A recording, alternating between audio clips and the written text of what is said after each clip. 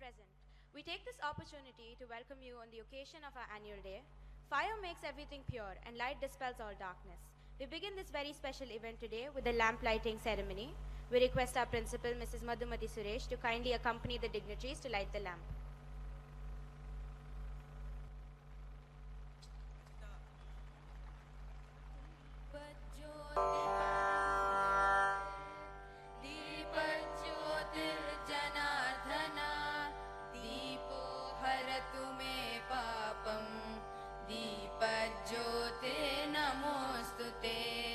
शुभं करोतु कल्याणं आरोग्यं सुखसम्पदः द्वेषबुद्धिर्विनाशाय दीपज्योते नमोऽस्तुते दीपज्योति परं ज्योति दीपज्योतिर्जनार्दन दीपो हरतु मे पापम् दीपज्योते नमोऽस्तुते शुभं करोतु कल्याणं आरोग्यं सुखसम्पदः द्वेषबुद्धिर्विनाशाय दीपज्योते नमोऽस्तुते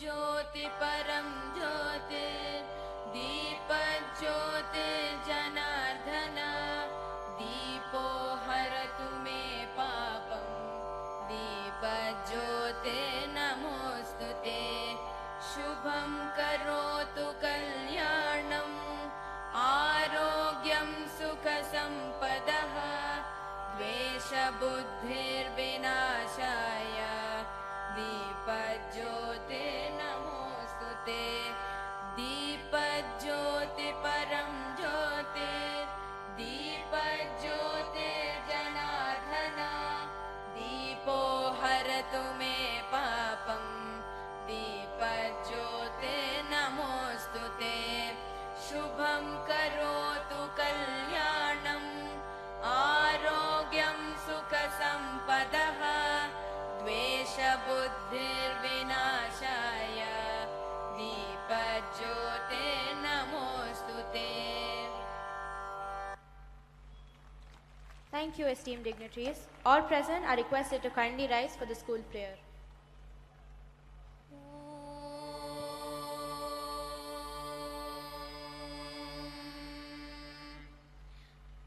असतो मा सद्गमय तमसो मा ज्योतिर्गमय मृत्योर्मा अमृतंगमय.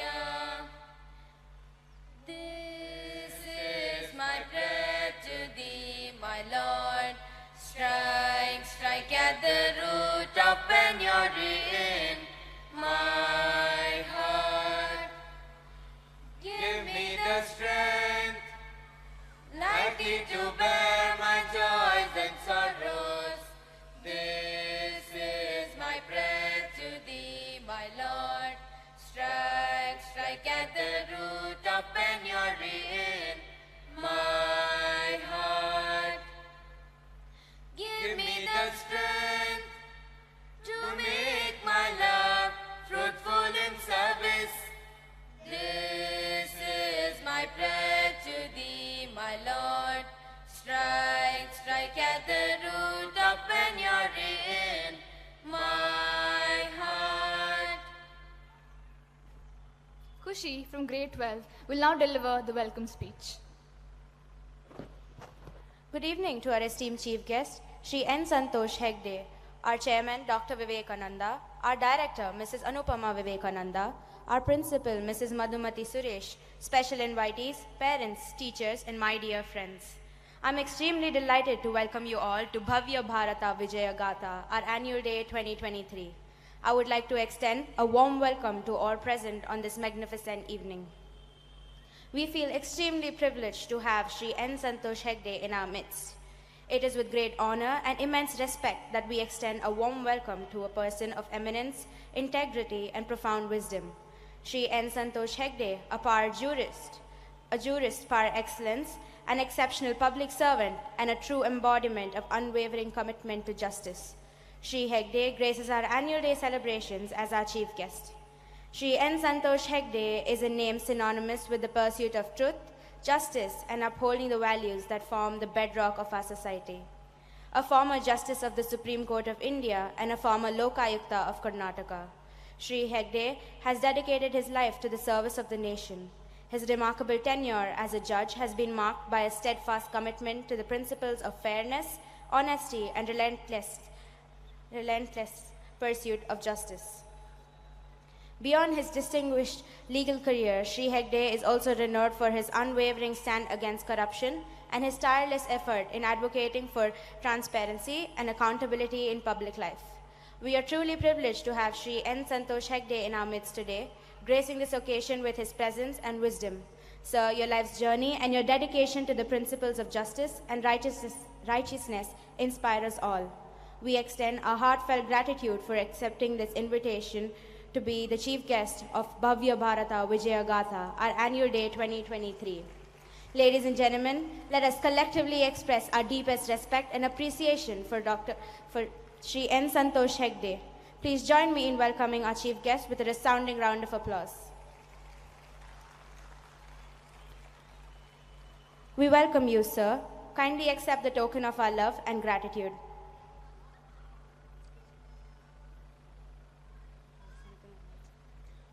Our principal, Mrs. Madhumati Suresh, will now present the annual report for 2023-24.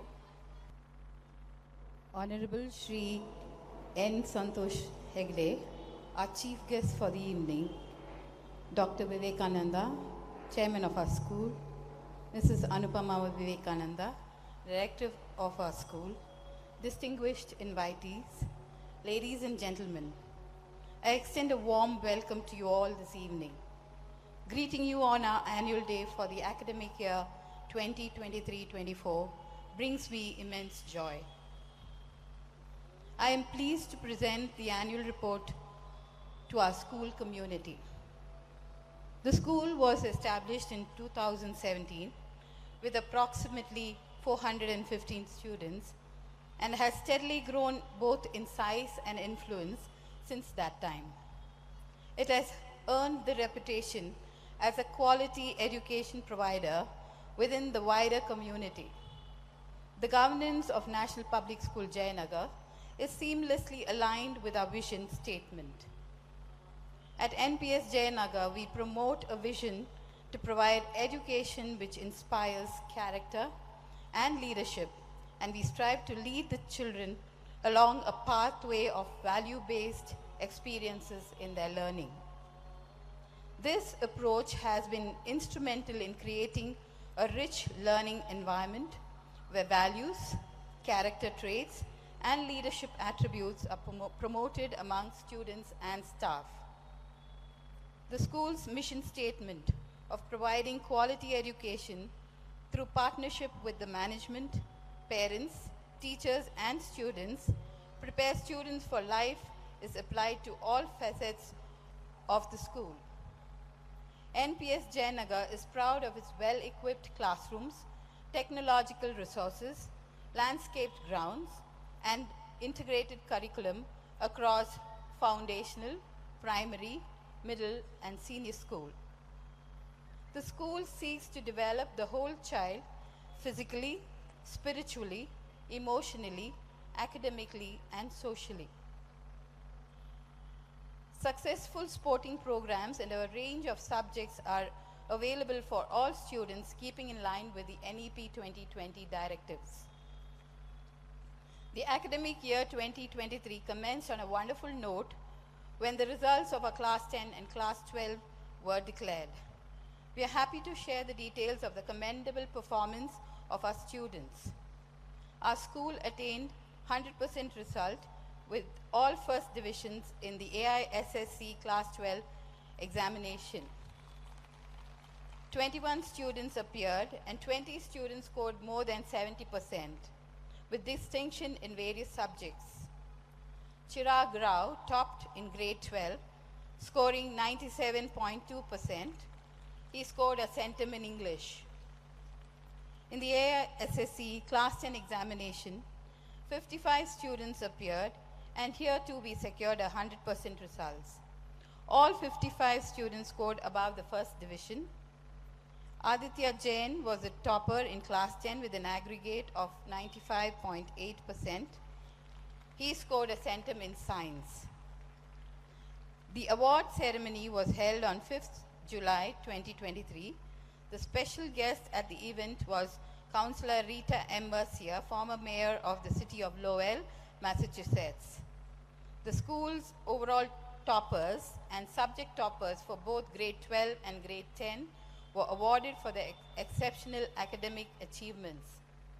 The dedication and hard work of the students, as well as the unwavering support of the teachers, parents, and management were highlighted during the event. Classes from 1 to 12 have been equipped with interactive panels to facilitate effective learning. Various laboratories in our school, like the Science Lab, Math Lab, Computer Lab, Humanities Lab, and Prayoga Lab, have provided students an opportunity to understand, internalize, discover, and verify the basic concepts through concrete objects and practical applications. Our students are encouraged to take part in various competitions at the regional, national, and international level to give them an opportunity to apply their theoretical knowledge to practical situations. Various skill development initiatives have been introduced at our school. These include weaving, carpentry, 3D printing, cookery, sewing, and pottery. We will be introducing robotics and film production in the next academic year. The overall objective is to provide our young learners a clutch of skills to enable them to sustain and lead a qualitatively better life in their adulthood. Special assemblies were conducted to celebrate Yoga Day, Sanskrit Day, Hindi Divas, Health and Wellness, Kannada Rajyotsava, Constitution Day, Child Labor Day, and Environment Day, among others. A special assembly was also conducted to highlight the initiative of the Government of India, Ek Bharat Shrestha Bharat, to foster a meaningful partnership between the various states in our country. The state of Karnataka is twinned with the Union Territory. Students showcase the culture and traditions of both the states. Abhivyakti, the annual inter-house competition, was held from 20th June to 23rd June 2023. The 4-day event completely transformed the schoolscape into a thrilling avenue of creativity. The event has grown in scope and participation over the years, affirming its relevance and importance in the school's calendar. The run-up to Abhivyakti witnessed a synergy of creativity and talent among the students during the preliminary rounds. Abhivyakti 2023 perfectly displayed 21st century skills such as critical thinking, communication, creativity, problem solving, perseverance, collaboration, information literacy, technology, exciting, fun-filled, and a learning experience for all students and staff. Hosted by National Public School Jayanagar on 23rd and 24th of August. It was a dazzling event featuring 19 schools.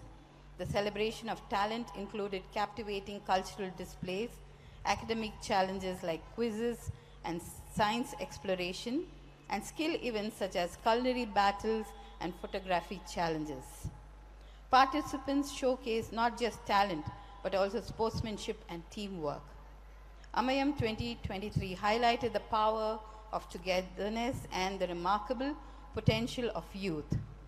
I must mention here that the event was curated by the student community of the school. This gave them an opportunity to display their leadership traits and organizational skill.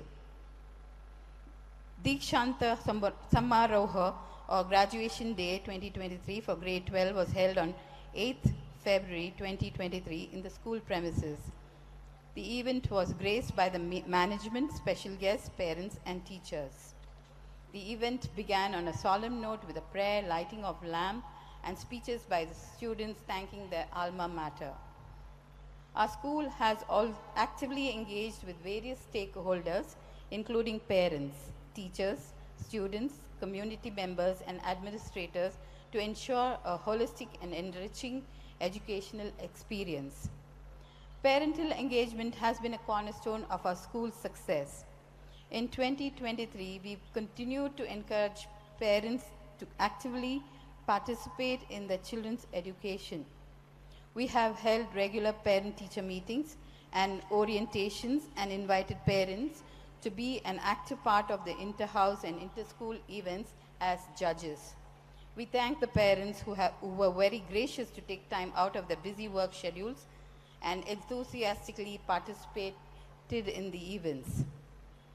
Our faculty enrichment program encompasses a range of initiatives to empower teachers. Regular workshops and seminars were organized, focusing on modern teaching methods, technology integration, and the principles of NCF 2023. Renowned educators and experts had been invited to provide insights and training. To foster a well-rounded development of our students, we have established various clubs and extracurricular activities. These clubs, like the Literary Club, Math Club, Heritage Club, Science and Cyber Club, Quiz Club, and Eco Club, provide students with opportunities to explore their interests, develop new skills, and engage with like-minded peers. We have conducted the International Benchmarking Test, IBT, a world-class skill-based diagnostic assessment designed by a global expert, ASA, Australian Council for Education and Research, to help improve learning in our school. IBT is a skill-based test and does not follow any single national curriculum, allowing students from all countries to be compared fairly. IBT reports allow teachers to compare the academic performances of students with other students in their school, their country, and in schools around the globe.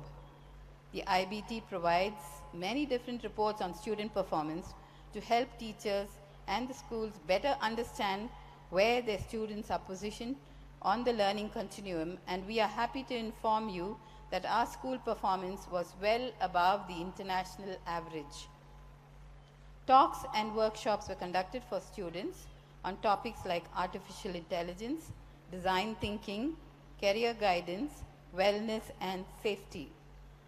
The Science Olympiad Foundation holds Olympiads in math, science, English, computer science, and general knowledge. Students from grade 1 to grade 11 took part in these examinations. 149 students secured gold medals in the various subjects. Our students participated in several activities pertaining to art, culture, literature, science, technology, social sciences, and environment. To be a great champion, you must believe you are the best. If you are not, keep trying. Participation in sporting events is a major component of the school's ethos. We convey with tremendous pride that the remarkable achievements of some of our outstanding athletes, these students have exemplified that dedication, perseverance, and sportsmanship, and their accomplishments truly deserve our applause. In the CBSE National Swimming Competition Under 17 category, Ritika BM of Class 1 won the gold medal in the 200-meter freestyle, 50 meters butterfly stroke, 100 meters butterfly stroke, and she won the silver medal in the 200 meters butterfly stroke. She won the gold medal in the National Open Water Championship at Chitradurga for 5 kilometers swimming. She also participated in the World Open Water Championship held in Fukuoka, Japan. In the CBSE South Zone Swimming Competition Under 19 category, Anjana Shivakumar won the bronze in 100 meters breaststroke and 50 meters breaststroke. Naina Mahesh Malangi of Class 12 reached the finals in the ITF Junior World Ranking Tennis Championship 2023 held in Kathmandu, Nepal. She also played the first round of the main draw at the DETEC ITF International Junior Championship 2023 at Yogyakarta, Indonesia. Adit and Suryansh Pallamreddy, twins, of class 6, won the gold in the district level skating championship. Vihang Girish, Tarun Avyukt Reddy, Indra Dutt and Vishnu Gupt of class 4 won the silver in the CBSE South Zone swimming competition in the under 12 category and stood 5th at the national level.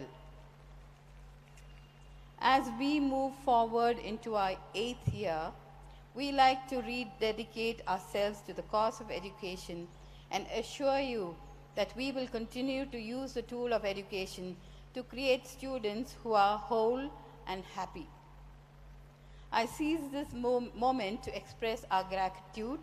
We offer thanks to the Divine for His blessings, our dedicated management of the school headed by our Chairman Dr. Vivekananda and Director Mrs. Anupama Vivekananda for the magnanimous and unwavering support, our exceptional teachers, our amazing students, supportive parents, and our well-wishers who have consistently stood by our side.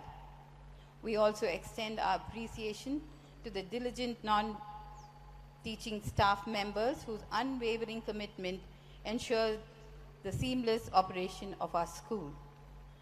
Remember, in the vast infinity of life, everything is perfect, whole, and complete, and so are you. I would like to leave you with this quote by Louis Hay, and the assurance that we will march ahead in our pursuit of excellence in whatever we do. My team of teachers and I will strive not only to quench the intellectual thirst of our students, but also to equip them with the necessary life skills to become resilient individuals who can face realities of the future. We are sure that with the continued support of our management and parents, we will be able to translate this dream into a reality. I assure all parents that your child is being nurtured in safe and secure environment. Thank you.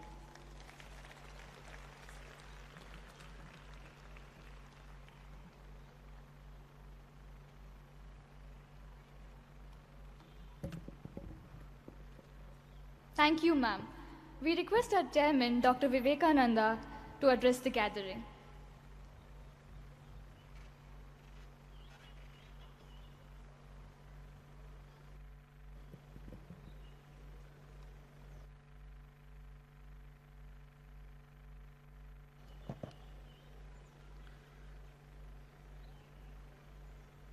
Vidya dadati vinayam, vinayat yati patratam, patratvat dhanamapnoti, dhanat dharmam tatasukam. Education gives you humility and grace. With humility you earn respect. Wealth follows due to the respect earned, and with that wealth, righteous path has to be followed, which gives you eternal happiness. Respected Chief Guest of today, Justice Sri Santosh Hegde Sir, dignitaries and managing committee members of Sarvodaya Education Society, well-wishers of our institutions, my dear parents, teachers, staff, my dear children, ladies and gentlemen. It is with utmost pride I welcome you all to our school day celebrations, which is showcasing our nation's rich history played out by students of NPS JNR. NPS JNR was started in the year 2017, incorporating CBSE syllabus. And on this occasion, I wish to acknowledge our founder, Srimati Jayalakshmi Siddhaya, who started Sarvodaya Education Society in the year 1959, starting with a Shishu Vihar, and now has 4 schools: Sarvodaya Senior Kannada Primary School, Vivekananda Educational Center, Unikids and NPS JNR under its banner, catering to the needs of all backgrounds in the heart of JNR Extension in Bangalore City. My thanks and appreciation goes out to the chairman of NPS Group of Institutions, Dr. K.P. Gopal Krishna, whose vision and experience helped us establish this great institution, which has grown from strength to strength. I particularly thank our beloved principal, Srimati Madhumati Suresh, who has tirelessly guided the teachers and staff to make NPS Jayanagar an institution of repute. Today, on this day, December 15th, we had the good fortune of appointing her as principal of NPS Jayanagar. Please give her a big round of applause on her 8th anniversary of service to this institution. My sincere appreciation and thanks goes out to our able band of teaching staff, support staff, office staff, and all those who have worked tirelessly to make this school what it is today. Sarvodaya Education Society's ethos stands highlighted by its first name, Sarvodaya, or upliftment or rise of all. I would like to emphasize that we, the management of Sarvodaya Education Society, have stood by this principle all along without any discrimination of caste, creed, gender, social status as envisaged by our founding fathers.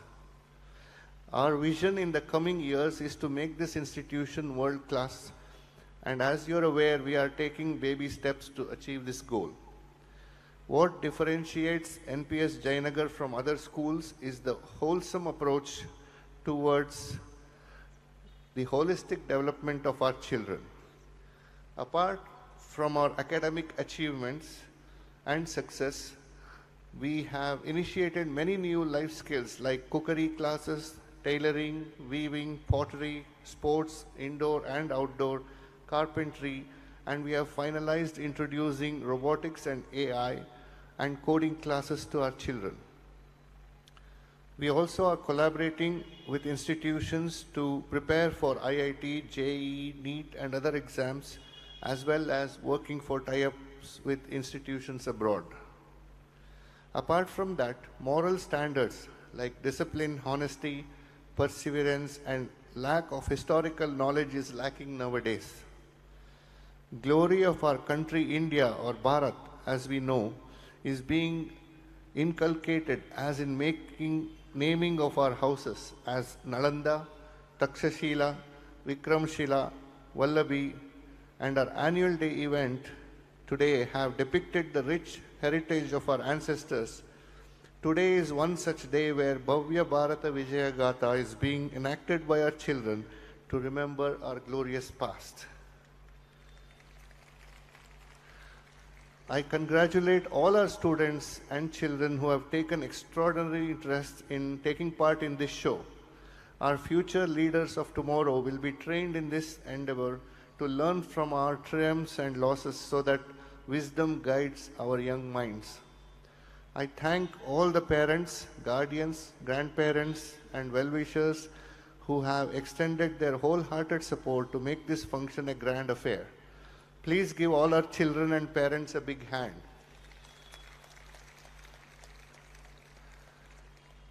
I am a doctor by profession and have specialized in cardiothoracic or heart surgery, and the lessons I have learned from my journey are invaluable. It has taught many facets of life like discipline, humility, dedication, perseverance, bravery, dealing with sad situations, and honesty to yourself.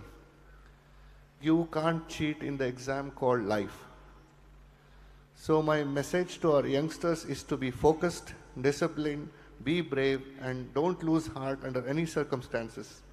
I wish our next generation will have the moral courage to face all the odds of life and have the strength to achieve their dreams. We are honored to have with us Justice Sri Santosh Hegde, who is an impeccable personality and will advise us of all the ills of society and how to tackle them. I welcome you, sir, and your blessings to us and our children is invaluable. I congratulate all our toppers in academics, sport, and extracurricular activities as highlighted by our principal. I thank all our management team and all our past and present members and our family members who have stood by these ethos to promote excellence and also be compassionate to all sections of society. We at NPS JNR will dedicate ourselves to make these institutions achieve further glory by incorporating all your guiding values to make this school the best in Bengaluru. We are working tirelessly to achieve this goal, and I thank you all from the bottom of my heart as you are the ones who have made this possible. In conclusion, I think education is the best way to give back to society. Vidyadanam sarvadana pradhanam. If we feed someone, it will satisfy his hunger for a day, but education can feed you for life. I quote Swami Vivekananda's words, education is the manifestation of the perfection already present in man. We from the management, principal and staff will rededicate ourselves to achieve this goal in all our youngsters and bring out the best in them. Thank you. Jai Karnataka, Jai Hind.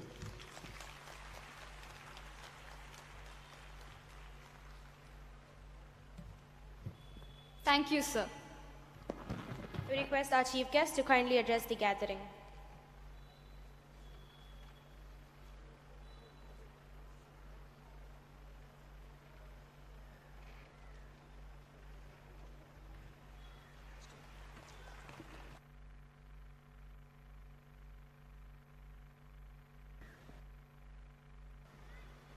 Very good evening to you all.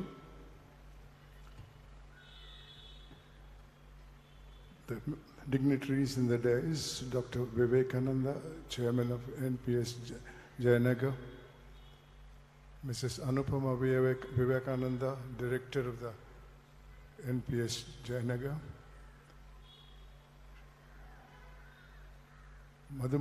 Ms. Madhumati Suresh, Principal of the institution, other teaching members and non-teaching members of the institution, parents present, invitees, most importantly, my dear students. I love to go to colleges and institutions. Ever since I came to the institution of Lokayukta, I've been to more than 1,800, today is the 1,803rd institution I have visited. Practically every day or every other day I get an invitation, especially this season. I like it because I owe an obligation to the society from what I've learned as a Lokayukta Karnataka. I worked in many positions in my career,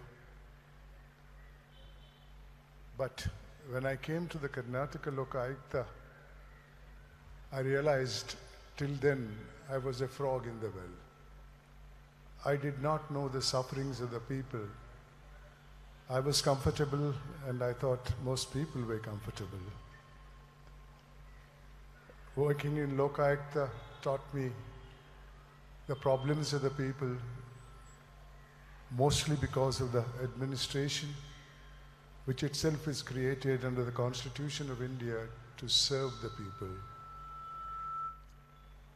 I was wondering why this type of problems arise at all. Then I realized the fault doesn't lie with the people, fault lies with the society in which we are. When I was young, the society respected people who served it, honored them, and people who committed crimes and other serious mistakes in the society were punished in the sense they were boycotted.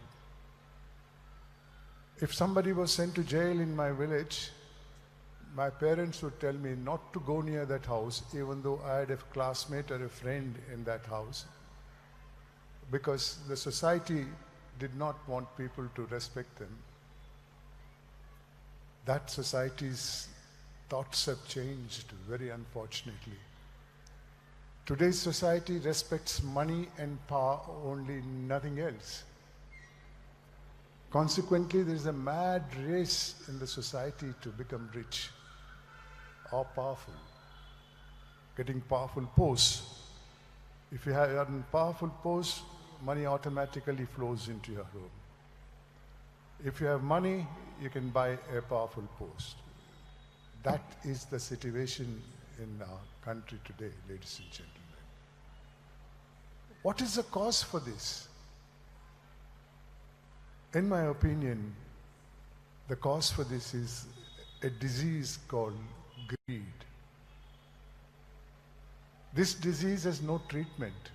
To give you an example, there's an organization called Transparency International which assesses the honesty level of almost all the nations in the world. In the 2016 report of that institution, it is reported China is more corrupt than India. And in China, sentence for corruption is death sentence. In India, it's 7 years only. And that 7 years comes after 50 years because the matters are pending in the court. Nobody is afraid of law.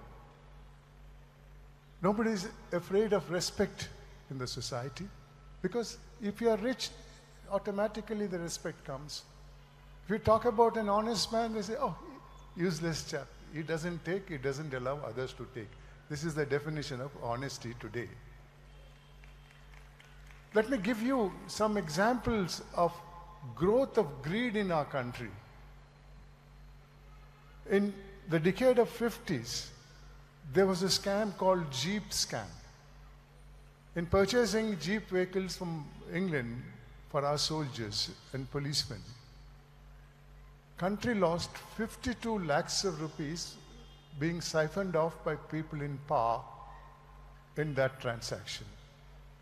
I'll be able to give you one instance in 1 decade or even 2 decades and all, because there's no time to speak about all of them. And in a decade, I think there are nearly 1,000 scams take place. Most of them are not reported, the things. Now, the next decade, there was a scam called Bofors in importing weapons for our soldiers. Country lost 64 crores of rupees. From 52 lakhs, it became 64 crores. Then came a scam called Commonwealth Games. Country lost 70,000 crores of rupees. One scam. I'm not making stories. Please go to Google. You'll find Jeep scam. You'll find Bofors. You'll find Commonwealth Games and the other scams I'm referring to. It's in Google. You can go and find out. Then came a scam called 2G. Country lost 1,76,000 crores. Then came Colgate, coal scam. Country lost 1,82,000 crores. Then there are many, Rafael, this and that and all that. I don't have the time. Just imagine how much money would have gone if you add all the scams that have taken place in this country. For example, the late Prime Minister Rajiv Gandhi made a public statement in 1985 that out of 1 rupee, his government gave as for development or for compensation for people who deserved it. Only 15 paise reached the target. This is also in Google. Please go and find out. If in 1985, out of 1 rupee, only 15 paise reached the target, if you include all the scams which I mentioned and which I have not mentioned, how much money is being siphoned off from this country? Ladies and gentlemen, especially my dear students, what is the effect of this? The immediate effect is inflation. Look into the two neighboring countries of us, Sri Lanka on one side, Pakistan on the other side. What is their position? I went to Google and saw in Pakistan, 1 liter of milk costs 205 rupees. What will be our fate if we don't control it? But how do we control it? You have a disease for which there is no cure. We have a system prevailing which wants money anyway. Whether you can use that money or not use that money, your greed doesn't allow you to stop at a level. Just a couple of days back, you would have read about a member of parliament from Chhattisgarh, I think, whose house, there were bundles and bundles of notes kept in the cupboard. And it was assessed at 300 crores. Now it's come down to 250 for whatever reason. I would say it could be 600 crores most probably. What can you do with that money? The normal practice is you buy something which is in the market for 100 rupees, you pay cash, but you pay 200 rupees for that. Then the very thing in the regular market will become 200 rupees and people with black money will pay 400 rupees for that. This is how inflation affects the finances of a country. Imagine, especially my dear students, it's your future I'm reminding you of, not my future. I'm 84 years old. My days are numbered, but I want to use those days, what are left, for bringing it to your notice and to other students like you all, what exactly is happening in this country and what is the reason behind it. Because I dealt with it very, very closely. I gave one mining report apart from hundreds of other reports and all, where I mentioned 3 chief ministers of 3 parties in Karnataka. I'm not a politician, never was one and never will be one. But what is happening? We adopted democracy as the political system of this country, and today the people who are administering us are the real masters. They are not public servants anymore. Politics is absolutely necessary in a democratic country, provided the people in those posts, be he a legislator, be he the executive, be he a member of the judiciary, they should understand they are public servants and not public masters. I've seen the days when corruption was at the level of the lowest. Maybe 10 rupees was the corruption, was a big corruption by a police constable. Today that post of a police sub-inspector costs 45 lakhs, I'm told. Where are we heading? If you pay 45 lakhs to the rank of an assistant sub-inspector, how much you must be making? Just try and understand the future if we don't control this. I have tried to understand, is there a way we could change this attitude of the society? And I think if we can control greed, which was there, maybe till 40s, 50s, it was there. We can. For that, there is only one way out. That is inculcating a value which our elders have established in the society called contentment, or what we use in vernacular as tripti. If you have contentment, it withholds your greed. If you have greed and you acquire contentment, it will prevent the greed from reacting. There is no other way out. You don't have to buy greed in a chemist shop. You have to understand how to acquire or inculcate contentment. But the question is, who will teach us? When I was young, my parents told me the do's and don'ts of life. And if I made a mistake, I was corporally punished. Today, even a parent can't corporally punish the child. When I went to school, I had a subject called moral science, Niti Pata, which reiterated what my parents told me. I was always told, be happy with what you legitimately have.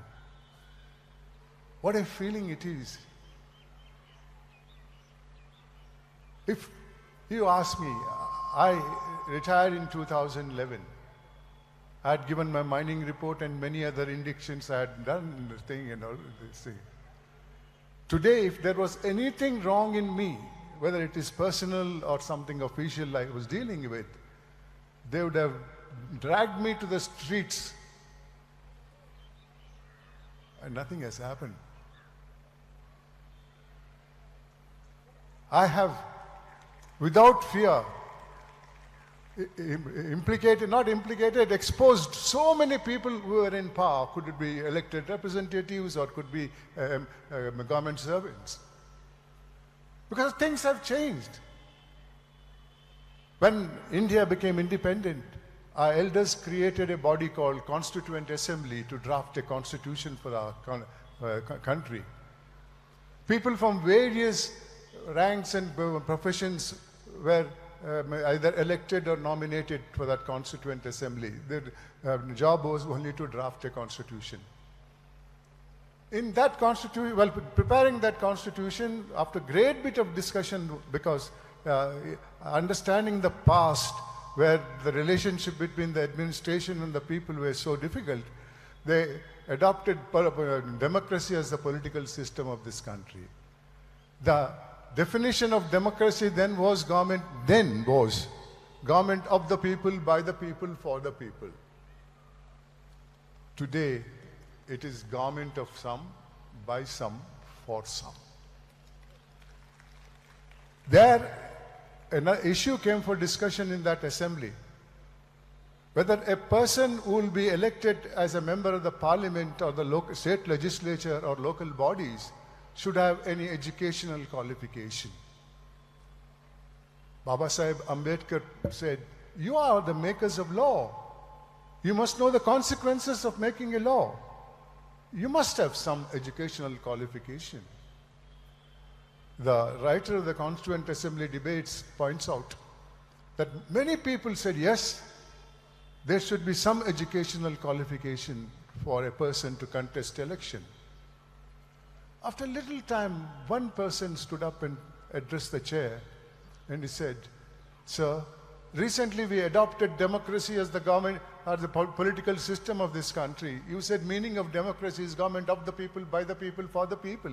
Today, sir, that's somewhere in 1946, the population of India was 40 crores. And he said 80% of the first 40 crores are illiterates. Do you want to reserve this democracy for 20% of the literates? He asked a question. The entire assembly, I'm told, became silent.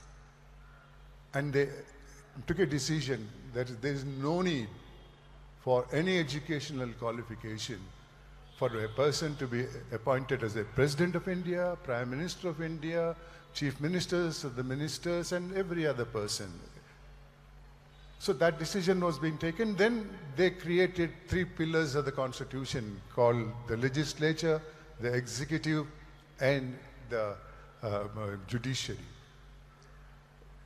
After the decision to make the legislature without education, when they discussed about the executives being appointed, they said they are the future administrators. Therefore, there should be high educational qualification for them and reviews time and over and again. So they appointed, or rather appointed the executive with high educational qualification because they are the future administrators. Then of course came judiciary. I'll speak about judiciary also a little later. Now what has happened? The executive are not the decision-making people. Those who are in the legislature, they take the decisions, even in executive level. If some money has to be spent in a particular constituency, the local MP and local MLA will decide how this money is spent. And what should be the star? And what is the use of giving them education qualification? They also could be like them only. This is the change which has, in my opinion, is totally brought in misrule to rule. My dear students, you have to change it. Mere education doesn't help. All the people who are in today, at least 90% of the members, elected members, are educated people. Then how is there so much corruption? Because there is no value. Today's education teaches how to make money. It is 10 times better than my time education. They teach how to make atom bombs. But do they teach how to use it?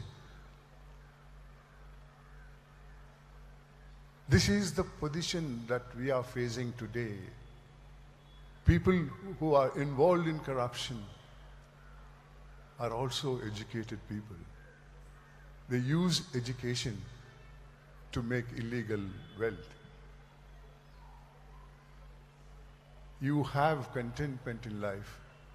I assure you, your life will be very, very happy. As I said, you must have an ambition. Merely getting a job, merely getting a degree doesn't make you a good citizen. It's not that Mr. Hegde said that I must become, I must have values and I must have contentment, so I got a job, I'm happy. No, my dear students. All of you must have ambition, what we call in Kannada as akanksha, to work hard. Get a big posting, there's nothing wrong. Become a millionaire, billionaire. But not by stealing from somebody's pocket or from somebody's plate. That will never ever make you happy. You'll be worried when enforcement department will raid your house, when an income tax department will raid your house, when a robber may come and take all those money packed up in stacks and all. Being happy with what you legitimately have brings you the best of happiness, my dear students. You have to understand.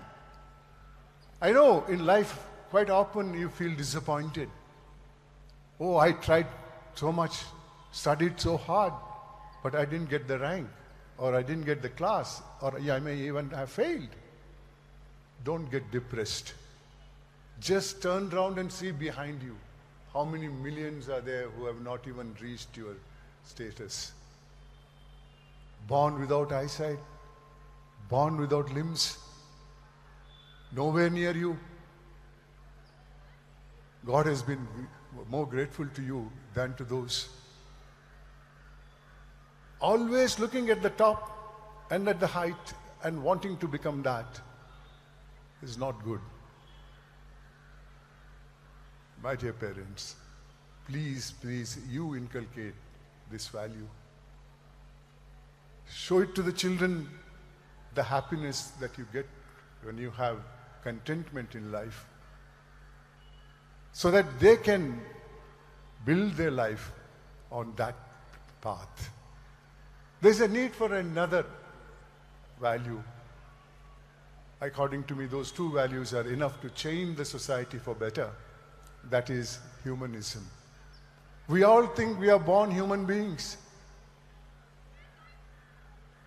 No, there is no species called human beings.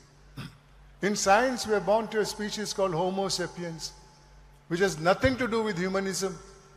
Humanism is a value which our elders have created or established for peace and solidarity in the society. If you have humanism, you become a human being. Our poets in Karnataka have written decades back. I'll say it in Kannada, I'll translate it to English. ಏನೇ ಆಗು ನನಗೆ ಬೇಕಾದವನಾಗು ಆದರೆ ಮೊದಲು ಮಾನವನಾಗು ಅಂತಾರೆ. Become what you want to become in life, but become a human being first. What a message. During my visit to educational institutions, I have a message for the students which is slightly different from what the poets have written.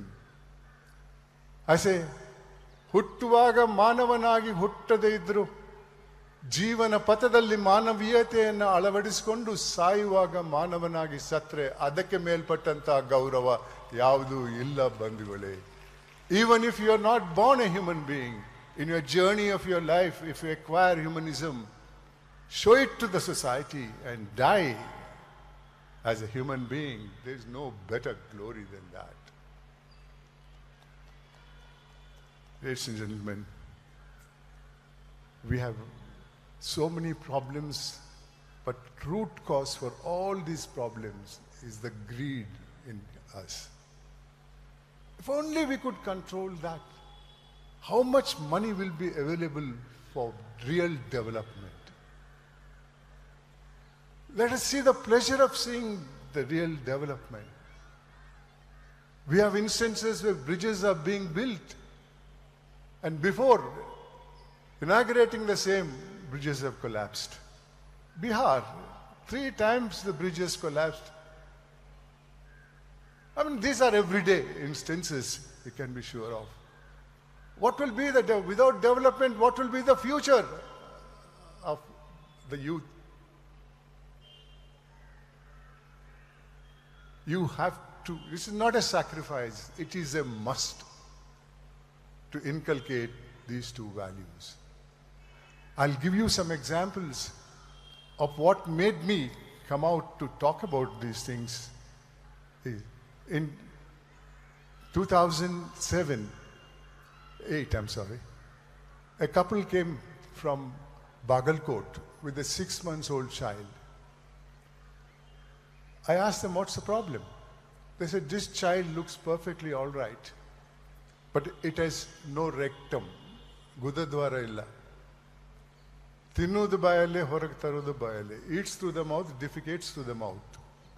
The local doctor said, don't worry, this has got a treatment available, so take it to a specialty hospital where a pediatric surgeon will rectify it.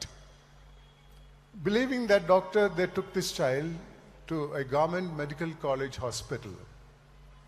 The pediatric surgeon there examines the child and says, oh, I'll do everything all right, but it will cost you some money. Money is not expenses, money is bribe. Parents knew what was happening and they had taken little money, which they kept it in the table. The doctor counts that money and says, for this money, I'll make a hole near the rib cage. The fecal matters will go out of that, and the child has to wear a bag throughout the life for collecting the fecal matters. For some reason or other, the parents didn't agree. They took the money back, they went round to some of the private hospitals. They couldn't afford the surgery. So they came to Karnataka Lokayukta. We took the child to Manipal Hospital in the old airport road, where my treatment was getting done, and begged of the doctors to give a future to that child. And the doctors did it. That child is today a 16-year-old girl studying in SSLC with no defect whatsoever. Every year since the date of operation, I got it in my phone, I can't show it to you all, I'll show it to these people here. Every year for our birthday, they FaceTime with me and request me to bless the child. And the 16th year, this year, that was 2 months back, they brought the child to my house to take blessings from us. Imagine that child wearing a bag and going around. What sort of a child?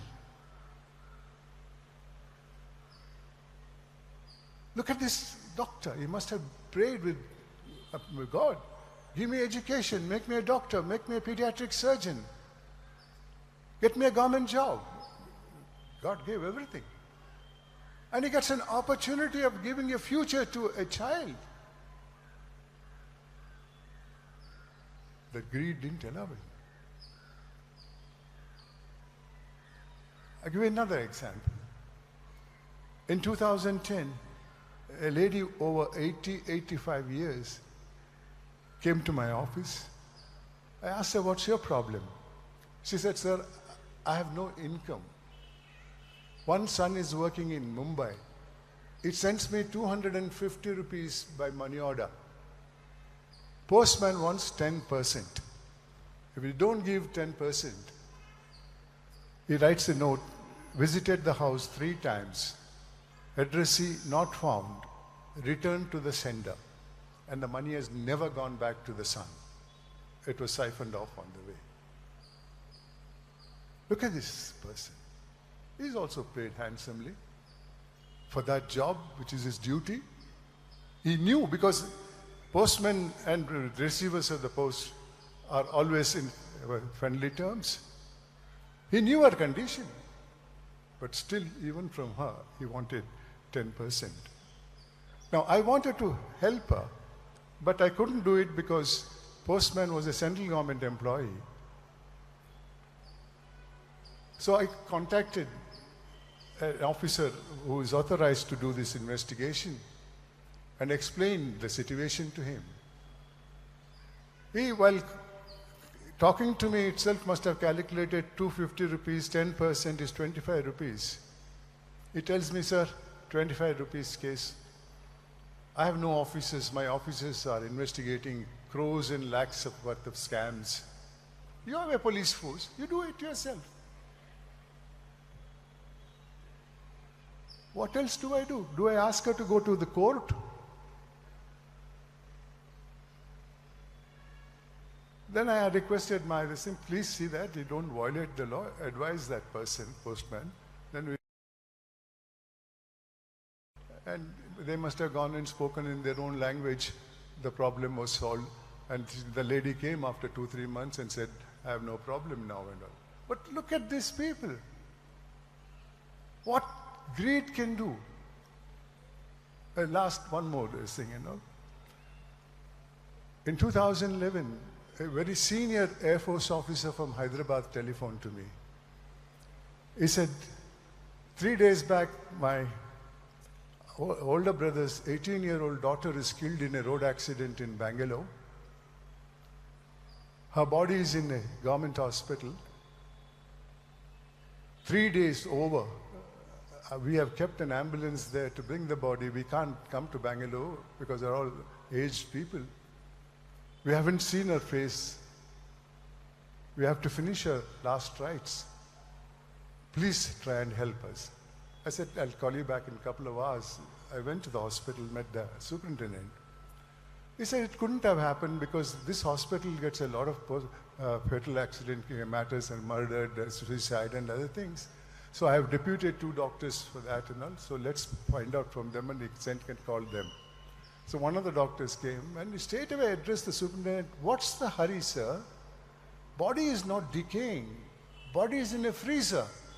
Am I to treat the living patients first or examine a dead body? The superintendent said, who authorized you to treat a living patient? Your duty is to do the postmortem. He said, no, one person came to our postmortem ward and told us that his relative is not getting the proper treatment and he wanted me to go and treat him. So out of humanism, I went there. So I asked him, doctor, did you know that patient or his relative earlier? No? First time. I said, then I understand now. The main building has 30, 35, 40, 50 doctors. If he's not satisfied with one doctor, could have gone there itself to search of another doctor. But instead of that, they walk 100 meters away to the postmortem ward to contact an unknown doctor. I said, I know what's happening. I'll sit here until the postmortem is done and the body is put in the ambulance and I'll stand here. Then I'll go. Postmortem was done. Police were not giving the body because they're under law. if a accident or fatal death is there, there should be a post-mortem. So post-mortem was done and the body was sent. My dear students, what do you think of this happening in the society? It's there everywhere. I'm not confining it to doctors or postmen. It's there in the judiciary. It is there in judiciary today. One case which gets finally disposed of from the Supreme Court takes 50 to 55 years. I have it in my phone, which has come in the newspaper. I'll show that. I'm not making any story at all. Trial court, first appeal court, district court, high court, Supreme Court. Each court today takes not less than 10 years for a case because the cases have increased so much. There is what is called a speculative litigation which is crawling around. You get a stay order. I'm just giving you one example of a tenant. The landlord says, my son wants to stay separately, so you please vacate the house. He says, no, I'm not vacating it. So landlord goes to the court. It takes 10 to 15 years in that court. Then tenant loses the case, tenant files an appeal. First court, another 15 years. Second court, another 15 years. High court, another 15 years. Supreme Court, another 15 years. What is justice? I gave an example in the High Court itself. They called me to inaugurate one of the Lok Adalats. There I said, please give an exit from judicial system. There is a way out there also. In United States, there are only two courts. First court and the second court. American Federal Court, American Supreme Court do not deal in any cases other than constitutional matters. America has got only 9 Supreme Court judges. They work for 6 months in a year because there is no work. Here, this speculative litigation fills up. And now, I have heard in commercial cities like Mumbai, Calcutta, Delhi, underground is taking over the judicial delivery system. The gundas will go to one of the parties and ask, you want the other man to withdraw his case? Or you want to settle with him? Give me so much money. They will go to that person, litigant, and tell him, you better settle with him on terms he wants and all. Otherwise, we'll kidnap your daughter, murder your son, and this and that. So they have to agree. So you settle the dispute outside. But what cost?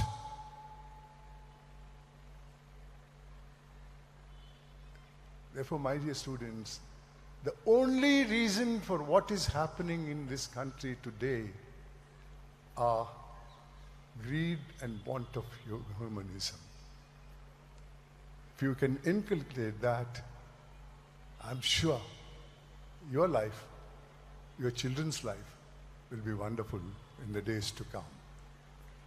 I have many, many more things to say, but then I don't want to spend everything here. And this is what I've told you today. I must have repeated 1,000 times and all from other institutions, because I don't want to speak about anything else now, because this is my target, and I know I will not be able to fulfill that ambition of mine, but I believe it's my duty to try and not to wait for result. That's why I'm before you. Thank you very much for listening to me, ladies and gentlemen.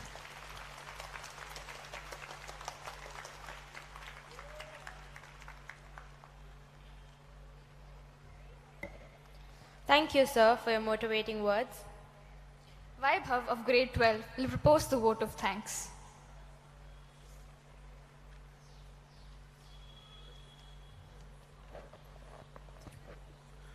Good evening to all present.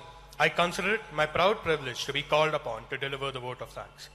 First and foremost, a profound thank you to our esteemed chief guest, Shri Santosh Hegde. Your presence has added immense value to our annual day, and your inspiring words have left an indelible mark on all of us. We are truly honored to have you in our midst today. To our visionary chairman, Dr. Vivekananda, we express our sincere gratitude for your unwavering support and guidance. Your vision has been the driving force behind the success of our school, and we are grateful for your continued leadership. A special thank you to Mrs. Anupama Vivekananda, our director, for your tireless efforts and commitment to excellence. We thank you for steering our school towards excellence. We thank our principal, Mrs. Madhumati Suresh, for her leadership and vision that has been instrumental in bringing the event to life. Your dedication has been pivotal in shaping the unique narrative of Bhavya Bharata Vijaya Gatha. To our special invitees, your presence has enriched our celebration, and we are thankful for the encouragement your presence has provided. A heartfelt thank you to our diligent teachers who have worked tirelessly behind the scenes to nurture the talents of our students. Your commitment to excellence has helped hone the skills of the students. To the parents, your unwavering support and encouragement have been pillars of strength for our students. Thank you for being an integral part of our school community and for taking time out and being here today. A big shout out to our dedicated administrative staff and support staff for ensuring the smooth execution of every detail, making Bhavya Bharata Vijaya Gatha a seamless and memorable experience. We thank Mr. Jayakumar and MRK Enterprises for the stage, sound, and lighting system. Last but certainly not least, a round of applause for our incredible students. Your hard work, creativity, and enthusiasm have brought this grand narrative to life, and we are immensely proud of each and every one of you. In conclusion, I extend my sincere gratitude to everyone who has contributed to bringing this event to fruition. Thank you and have a wonderful evening. Let's invoke the blessings of the Almighty with the invocation song.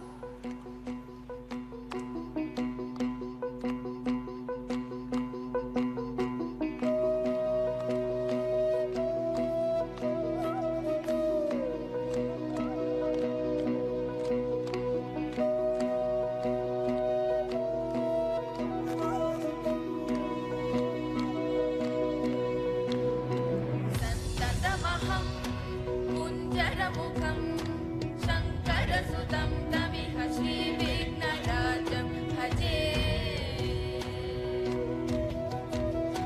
सन्ततमहं दन्तिसुन्दरमुखम् अन्तकान्तकसुतं तमिह श्रीविघ्नराजं भजे श्रीविघ्नराजं भजे श्रीविघ्नराजं भजे श्रीविघ्नराजं भजेऽहं भजेऽहं भजेऽहं भजे तमिह श्रीविघ्नराजं भजे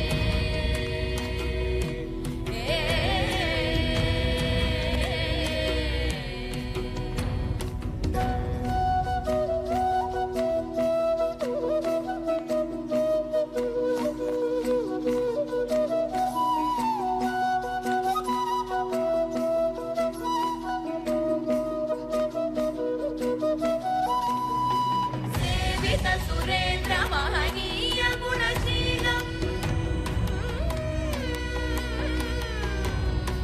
सेवित सुरेन्द्र महनीय गुणशीलम् जप तप समाधि सुख वरदानुकूलम् भावित सुरमणिगण भक्त परिपालम् भयङ्कर विशङ्कमातङ्ग गुणकालम् श्रीविघ्नराजं भजे श्रीविघ्नराजं भजे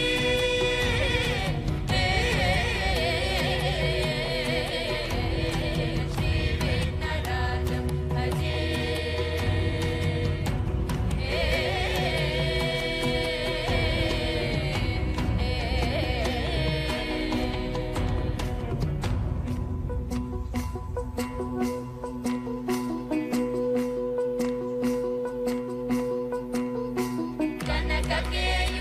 कनककेयूरहारावळी कलितगम्भीरगौरगिरिशोभं सुशोभं कनककेयूरहारावळी कलितगम्भीरगौरगिरिशोभं सुशोभं कामानि भयभरितमूढमद कलिकलुषखण्डितमखण्ड प्रतापम् कामानि भयभरितमूढमद कलिकलुषखण्डितमखण्ड प्रतापम् सनकचुकनारद पतञ्जलि पराशर मदङ्ग मुनिसङ्ग सलापम् सत्यपरं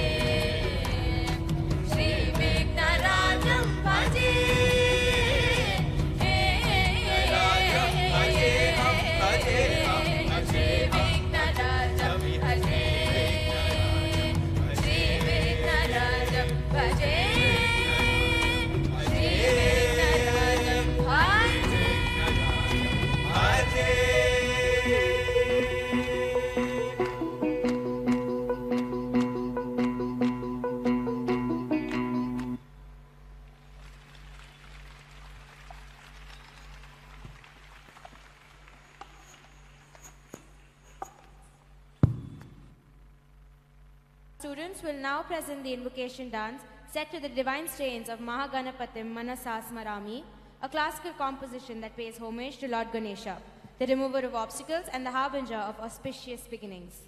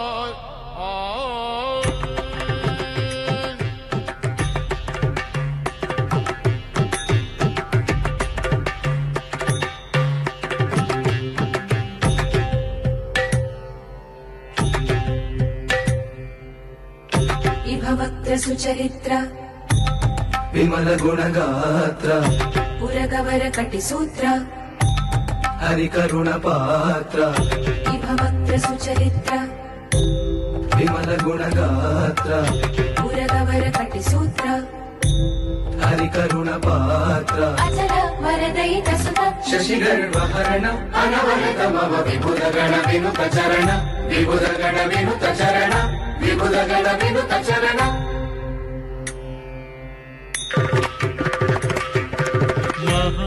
महागणपतिं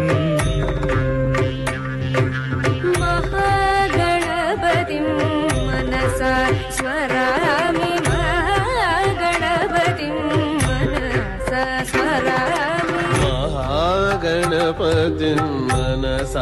स्मरामि महागणपतिं मनसा स्मरामि महागणपतिं मनसा स्मरामि महागणपतिं मनसा स्मरामि महागणपतिं मनसा स्मरामि महागणपतिं वसिष्ठवामदेवादिवन्दित महागणपतिं मनसा स्मरामि महागणपतिं वसिष्ठवामदेवादिवन्दित महागणपतिं मनसा स्मरामि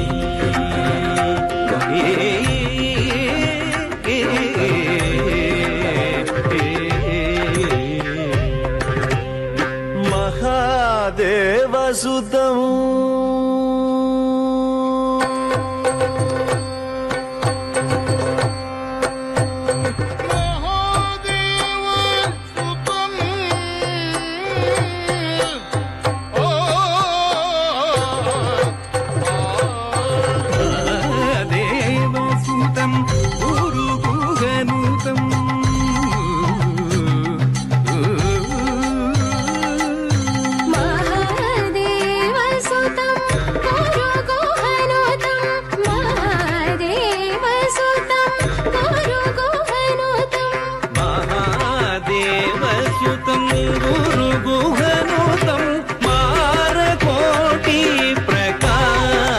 शान्तं महादेवसुतं गुरुगुहनुतं महादेवसुतं गुरुगुहनुतं महादेवसुतं गुरुगुहनुतं मारकोटि प्रकाशं शान्तम् महादेवसुतं गुरुगुहनुतं मारकोटि प्रकाशं शान्तम् महाकाव्यनाटकादिप्रियम् महाकाव्यनाटकादिप्रियम् महाकाव्यनाटकादिप्रियम् महाकाव्यनाटकादिप्रियम्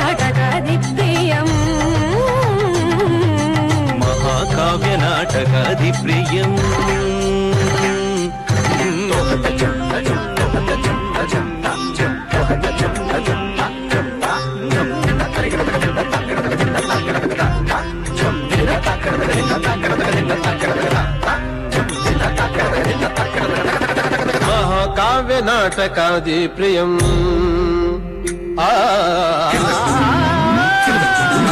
నాటకాది ప్రియం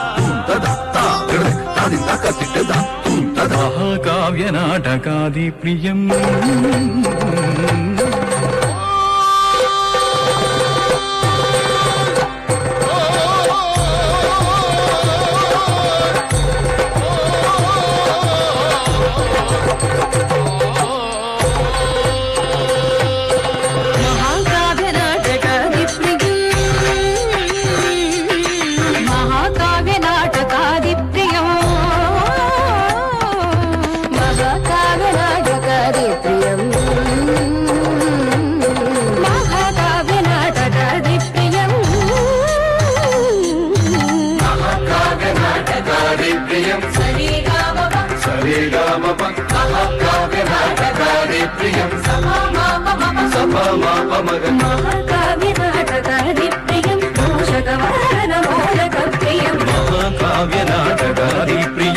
మూషకవాహన మోదక ప్రియం గణపతి మనస స్మరామి.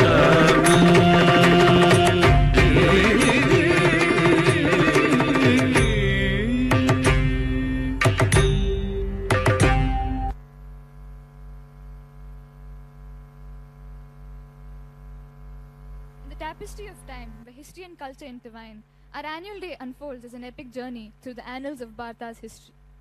Bhavya Bharata Vijaya Gatha is not just an event, it is a narrative that weaves together the threads of our resilience, heritage, and triumphs.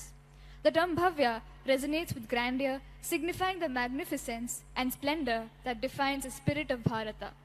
Vijaya Gatha, the victorious saga, encapsulates the triumphs, struggles, and undying spirit that have characterized our nation through the ages. So, as the stage comes alive, let Bhavya Bharata Vijaya Gatha take you on an awe-inspiring journey through time, celebrating country. Thank you for being part of this momentous occasion. Enjoy the journey. Good evening to all present. We welcome our esteemed audience to this year's annual day program, a spectacular journey titled Bhavya Bharata Vijaya Gatha.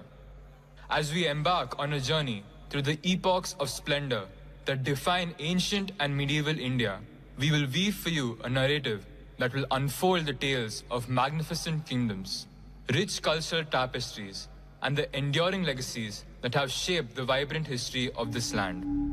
We start at the very beginning of creation. According to ancient texts like the Upanishads, the creation of the 5 elements, space, air, fire, water, and earth, emerges from the Hiranyagarbha. This is the golden or the cosmic egg that governs creation. The first element to evolve is space, Akasha.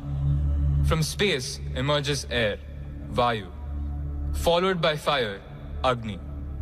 And when Vayu and Agni come together, it produces water. And within the harmonious interplay of these elements, earth, Prithvi, solidifies. It is from here that we begin our journey, and as we traverse through time, you will witness the dawn of human civilization during the pre-Indus period, the awe-inspiring grandeur of the Indus Valley civilization, and the philosophical revelations of the Vedic period. You will witness the pinnacle of the glory of our colorful cultural history that was enriched by various dynasties that ruled India from the 6th century BC to the 17th century CE. Our story today is one which reminds us that the Bharatavarsha was a trailblazer in every field, be it statecraft, education, innovation, trade, cultural achievements, and inclusivity. From the 17th century, we fast forward to the modern era and witness India's trajectory into the cosmos of space exploration and technological prowess. Today, we bring to you a synthesis of a country's resilience, progress, and unwavering spirit through the ages. Join us on this extraordinary voyage through the annals of time.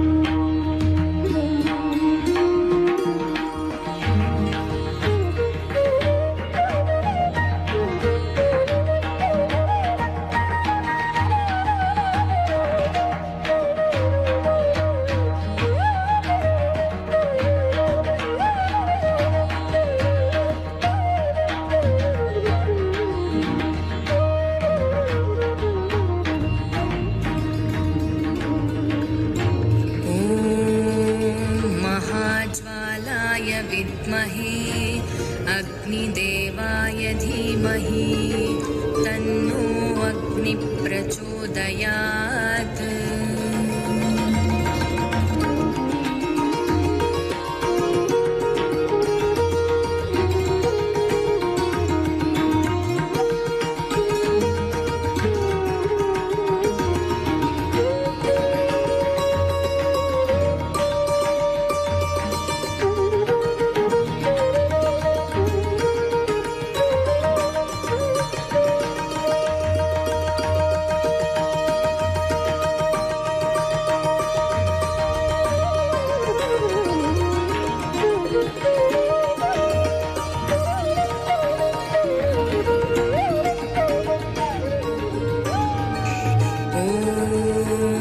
जलबिम्बाय विद्महे नीलपुरुषाय धीमहि तन्नो वरुण प्रचोदयात्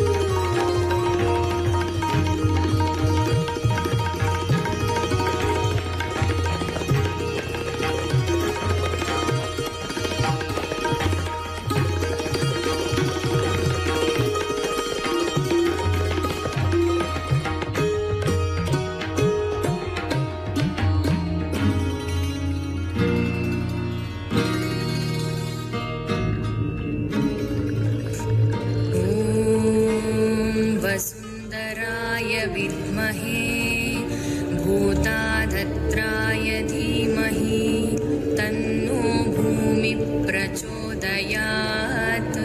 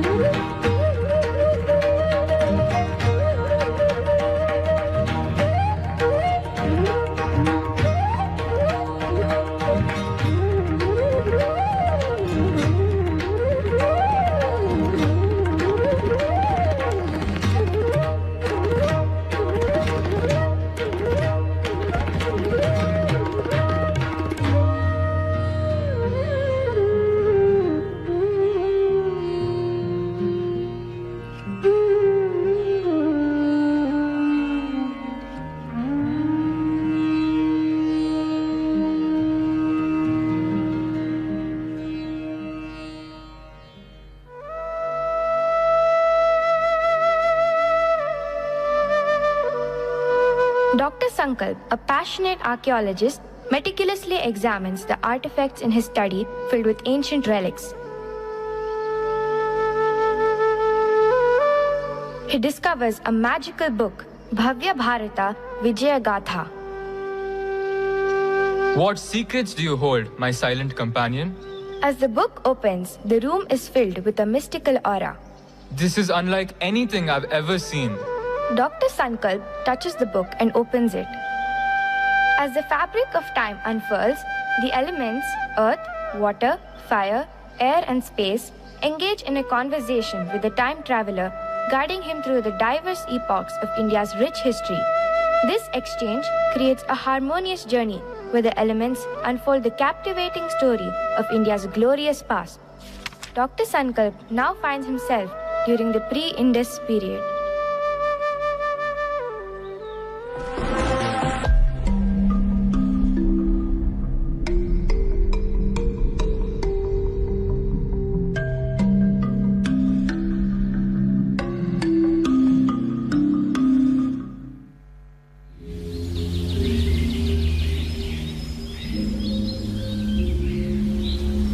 Early humans, also known as hominids, were the first group of primates to walk on 2 feet.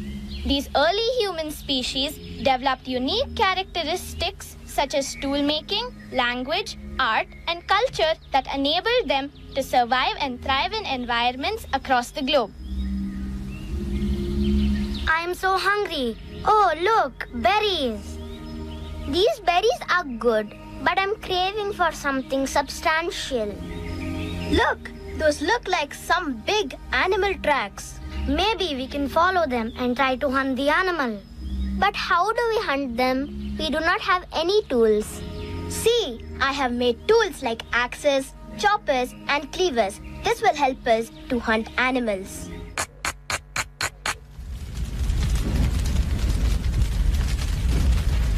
The fire has made the food tender, and the food has never tasted so good before. This is amazing! We have discovered a powerful tool. Fire, it will change the way we live. We need to learn to recreate fire. Hey, can you show us again? I did it again. Fire! It's like the sun at night. Now we can cook our food and keep the predators away. It also helps to light up the cave.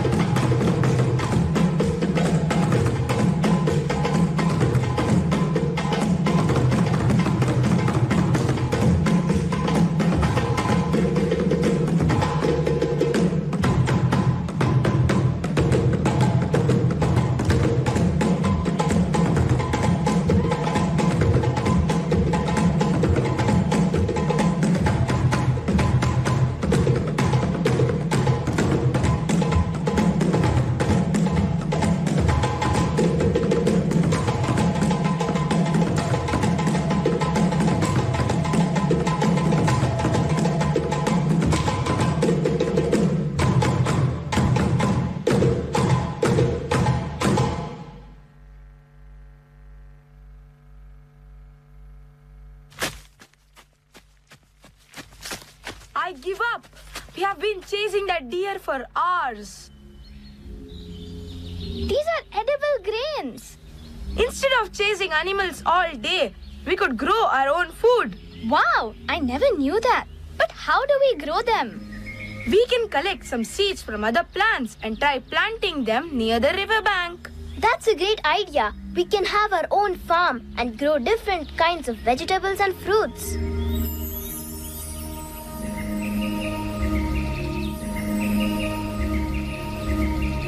We've done it. We've grown our first crop. Look, there's an animal eating our crops. We need to chase it away before it eats everything. But what if we try to tame it instead? Maybe we can make it a friend instead of just chasing it away. Why can't we domesticate animals? These animals can provide us with milk and food. Here, goat, have some hay. It's getting used to us.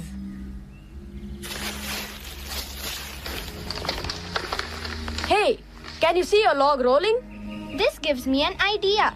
What if we could roll heavy things instead of carrying them? We could attach a platform on top of stakes and use it as a cart to carry heavy things.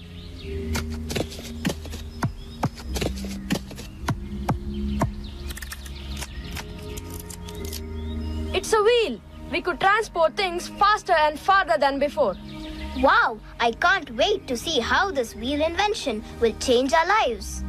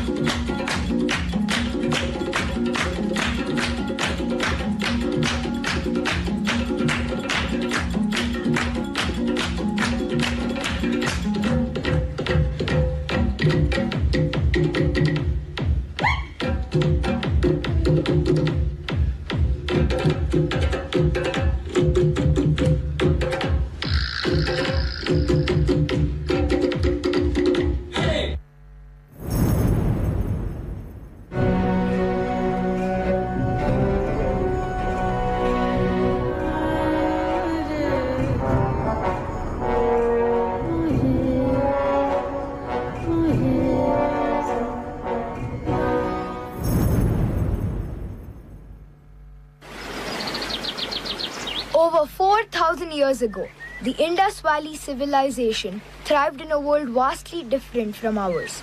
Despite the ancient setting, innovation, artistry, and a remarkable way of life defined this civilization. Today, its legacy continues to inspire and educate us. A group of nomads arrived at the banks of the mighty river Indus, seeking a new place to call home. This land holds promise for a new home. Let's settle here. But how do we begin? The river will be our teacher. It provides water, fertile soil, and life.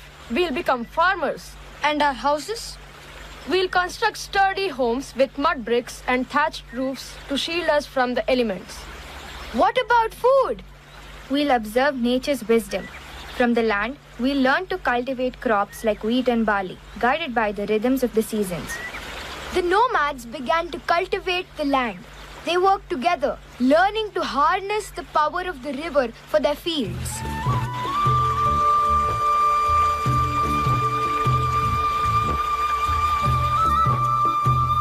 Gather, friends. Let's discuss building our homes in this valley to shield us from sun and rain. How do we make our houses strong? What materials do we use? Sun-dried mud bricks with straw make sturdy walls, keeping our homes cool in the sun. Wooden beams and clay ceilings for roofs keep our homes dry in the monsoons. And the tools? Simple tools like hammers and chisels shape bricks, while wooden mallets carve doors. Mud plaster smoothens walls, keeping our homes warm in winter. Let's unite and build strong homes together.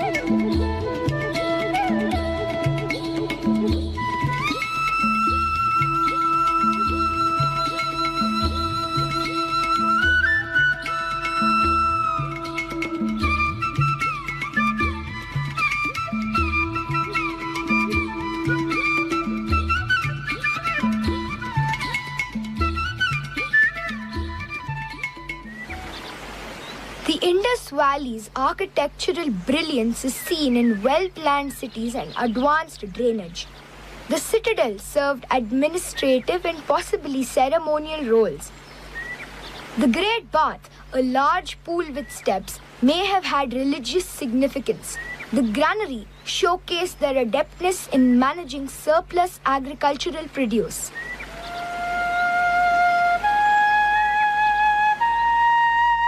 Welcome to the bustling market of the Indus Valley, where traders from Mesopotamia and Afghanistan have gathered to trade their goods. Greetings, kind folks of the Indus Valley. I have brought ceramics, glass, and fine grains all the way from Mesopotamia. Hello, I have precious stones and delicious dry fruits from Afghanistan. Take a look. I need some new pottery for my home. What do you have from Mesopotamia? We have the most exquisite ceramics. Trade some grains for these lovely pots. Those precious stones from Afghanistan are so colorful. May I have a few? Of course. How about some glass from Mesopotamia in exchange for these precious gems? I adore dry fruits. What can you offer me from Afghanistan? I have a delightful selection of dry fruits. Treat some of your grains for these tasty treats. The market, a vibrant hub of exchange and trade, united people from diverse lands, sharing unique products that enriched their lives.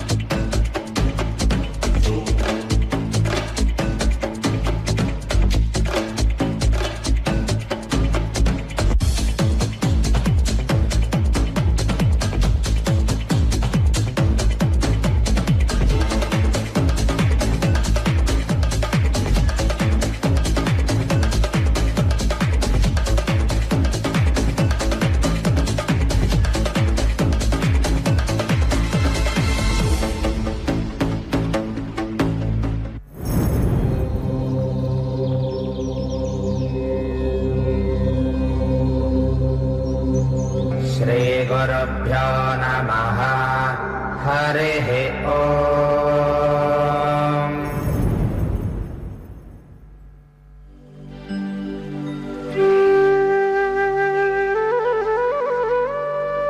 The Vedic age is the period between 1500 BCE and 600 BCE. It is the period in the late Bronze Age and early Iron Age.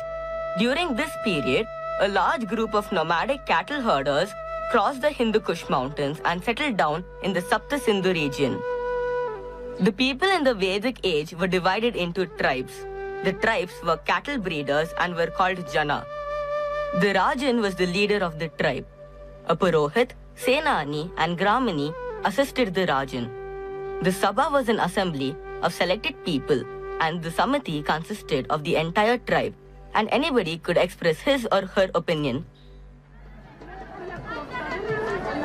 We praise you, Rajan, for your bravery and ability to lead our tribe. We believe that you are the best candidate to protect us and lead us to prosperity.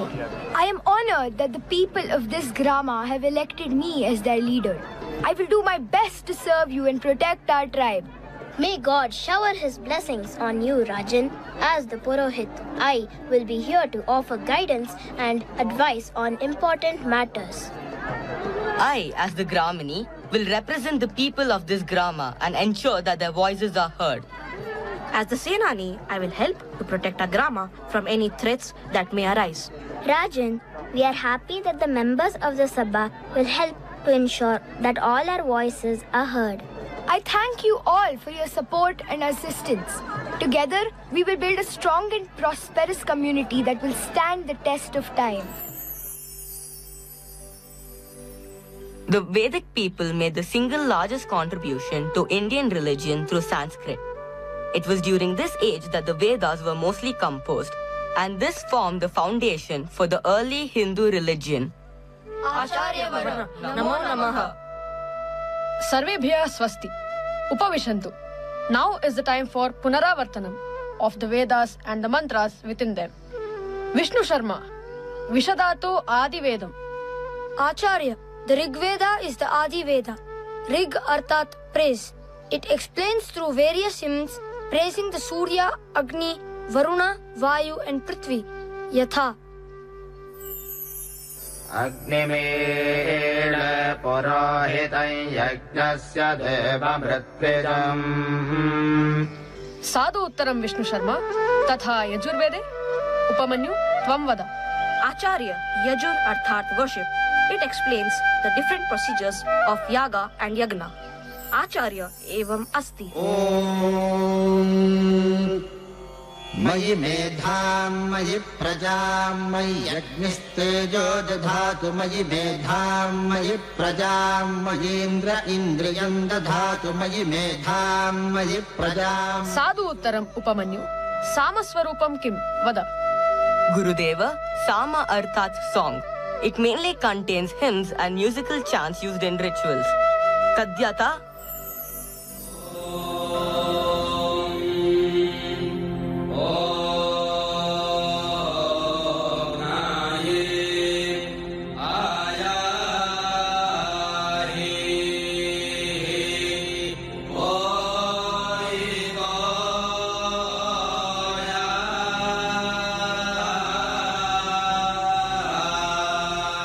Ati Uttamam Keshava.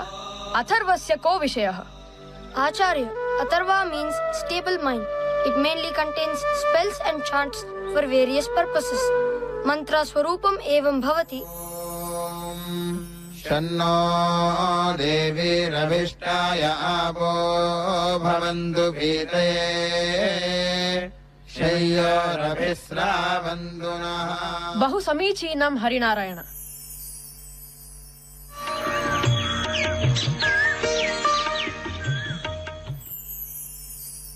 Pranamam Vandaniya Maharshi Yajnavalkya. Pranamam Mata Gargi. Bhavataha Agamanena Dhanyaha Vayam.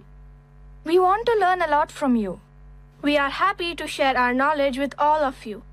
Adharniya Maharishi. I saw Rajkumari Sita along with her Sakhi.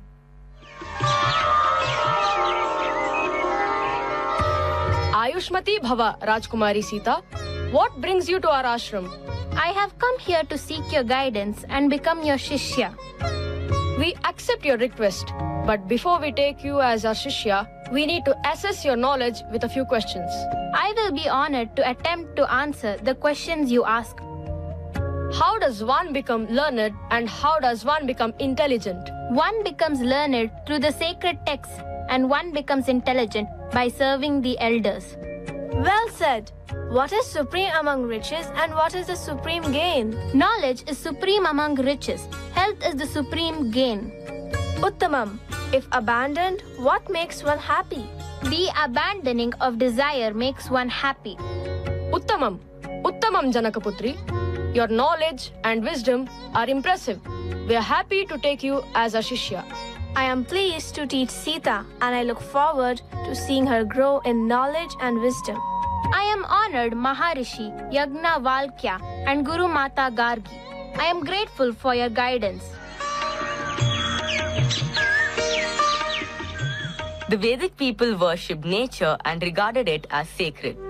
They worshipped the forces such as the sun, the fire, the wind, the water, the rain, and the earth.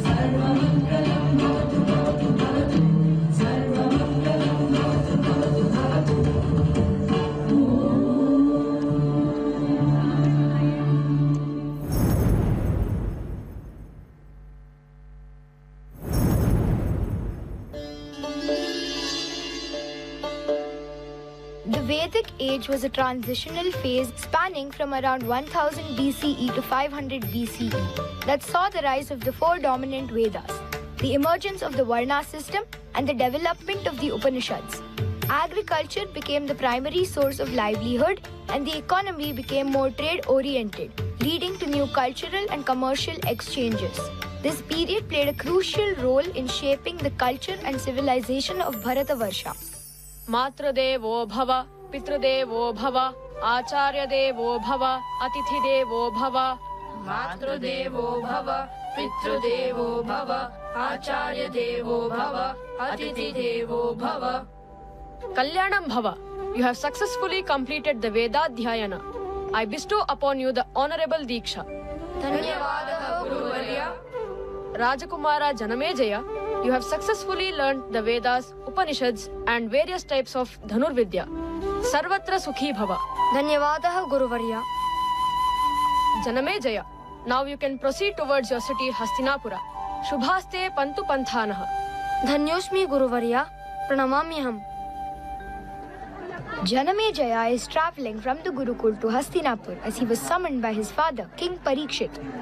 Janamejaya happens to witness various people performing their duties. Om Namo Hiranya Bahave, Hiranya Varnaya, Hiranya Rupaya, Hiranya Pataye, Ambika Pataye, Uma Pataye, Pashupatiye Namo Namaha.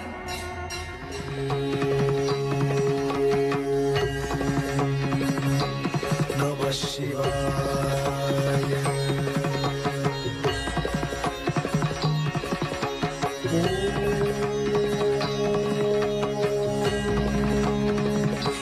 Namah Shivaya.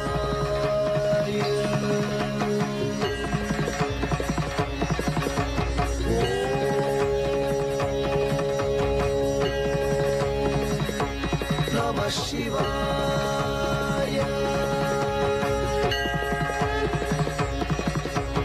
Sariga Magadisa Papari Sami Pagati Sari Vigarisa Sami Pagati Pagati Pagarisa Tatata.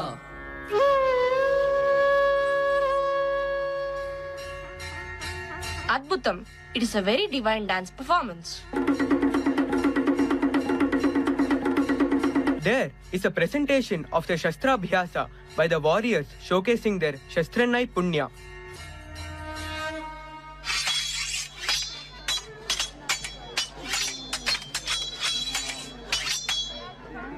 The warriors showcasing their skills in the Shastrabhyasa was amazing. Aho, these warriors are really skillful. Look at this beautiful marketplace. Welcome.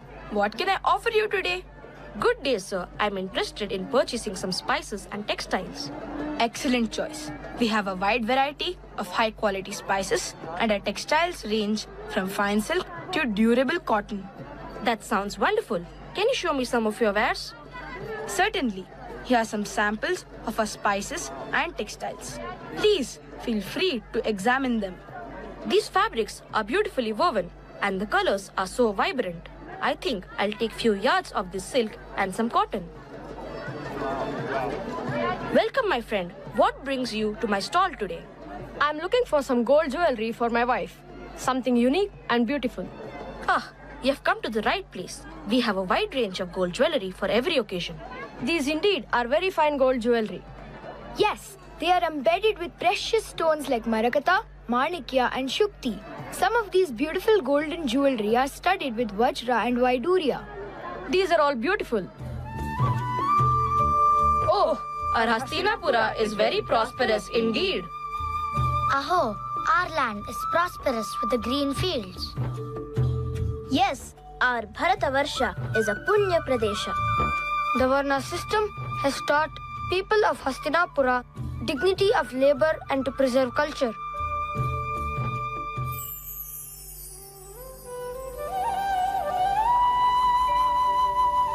Welcome, son. We are glad to know that you have concluded the study of Vedas under the guidance of Guru Kripacharya. Your coronation ceremony has been planned and it will be a momentous occasion. I feel contented to know that I will be handing over the reins of the kingdom to an able warrior and a leader like you. Ajna paripalanam karomi pitamaha. The people of our kingdom hold the prince in high esteem. Our prince is brave and wise. I am very proud of you, my son. I pray that he may lead our kingdom to prosperity and peace. Janamejaya's reign shall be marked by justice, righteousness, and compassion. Long live the king! May he rule with wisdom and grace. Janamejaya makes preparations to perform the Ashwamedha Yagna in Hastinapura to establish his authority as the rightful king and to expand his kingdom.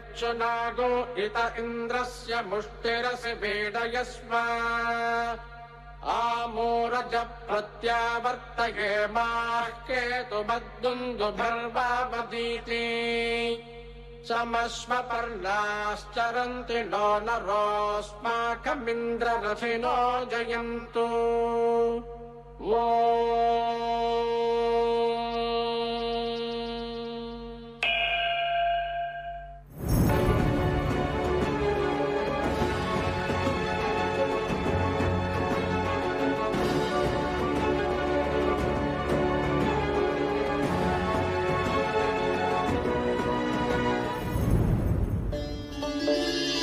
When several Janas settled in a particular area and their population increased, the entire area was known as Janapadas. In course of time, some Janapadas conquered neighboring territories and were transformed into powerful kingdoms and republics and were called Mahajanapadas. The four main Mahajanapadas were Kasi, Kosala, Magadha and the Republic of Vajjis, and they were battling it out to see who would emerge as the supreme power in the region. And finally, one of them emerged as the victor, and that was Magadha. It would be the center of power in northern India for centuries to come. Magadha is ruled by the Haryanka dynasty. Let us visit the court of Bimbisara. King Bimbisara's kingdom needed a strong ally to ensure its safety. He knew he had to make a strategic move and quickly. He called in his minister and trusted advisor, Rajavindya, to discuss his plans. Minister, I have been thinking about strengthening our alliance with the kingdom of Kosala.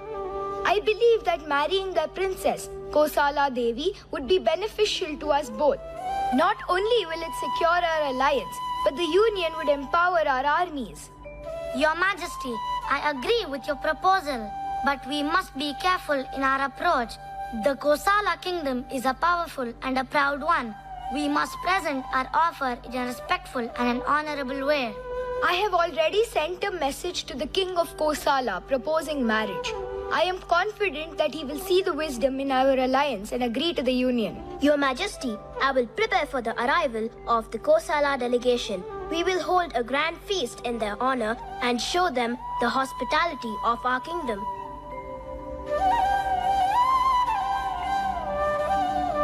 Your Majesty, you look breathtaking in this wedding attire. Thank you, dear.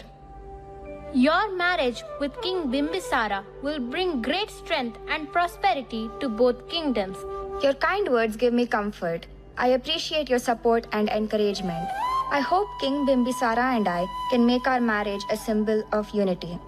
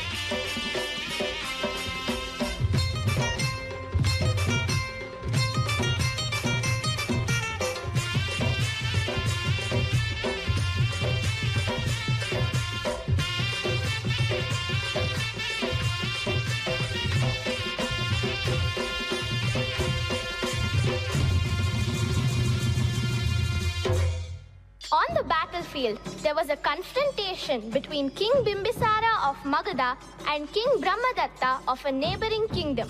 The air was thick with the clang of weapons and the cries of warriors as both monarchs led their troop with unwavering resolve. Amidst the relentless clash of swords and the thunder of hoofs, the tides of battle eventually favored King Bimbisara of Magadha. I accept my defeat this time, but we will definitely be victorious the next time. Today, our victory is a testament to our bravery. You should be a new general to protect Magadha. I am humbled by your trust, Father. I promise to defend our kingdom with my life.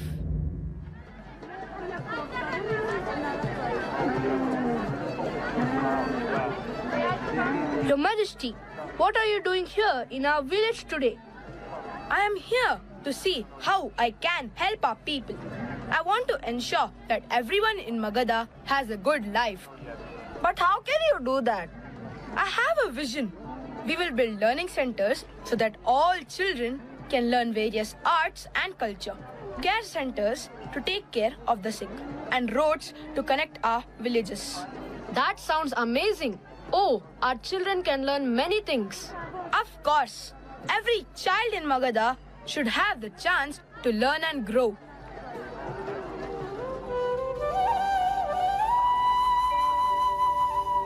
Your Majesty, look at the progress we have made. Our kingdom is thriving and our people are happy. This is just the beginning. Together, we will make Magadha even better. And so, Ajatashatru's contributions to Magadha continued, ensuring a brighter future for all.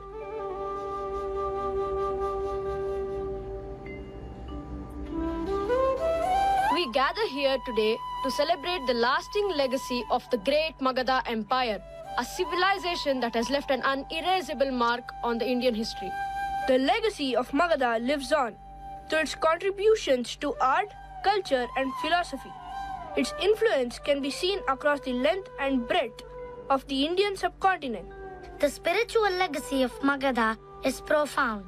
It was here that the teachings of Lord Buddha and Mahavira took root, inspiring millions to seek enlightenment and embrace non-violence. Let us celebrate the unity in diversity that defines our nation.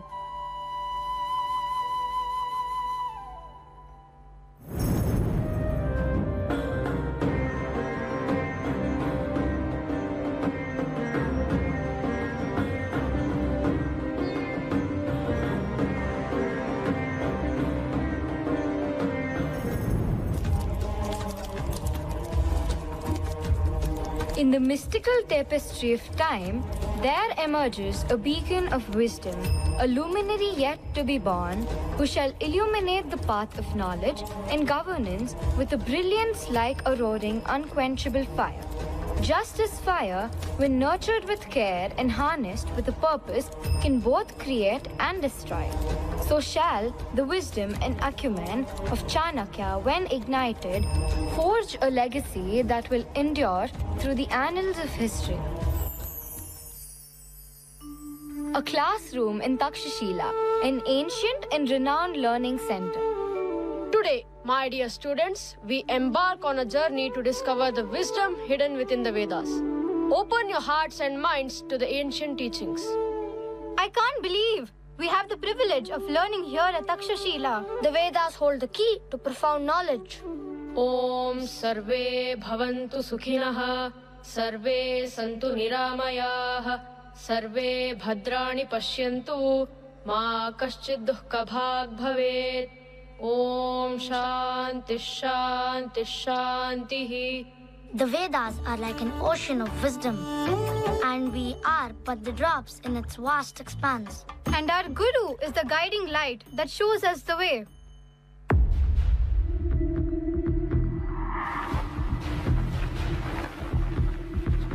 Have you heard? King Dhanananda's tax collectors have become more ruthless than ever.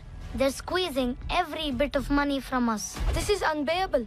Asahyam Eshaha. How are we supposed to survive? What seems to be the problem here, Bhairav?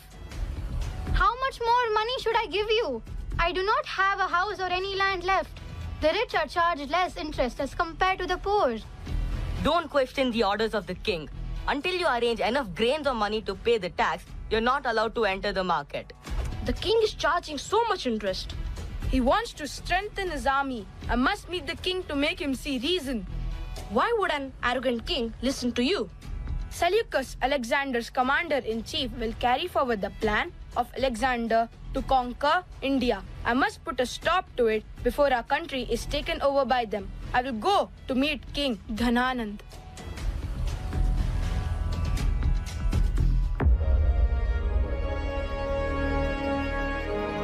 Oh, Acharya, Adbhut.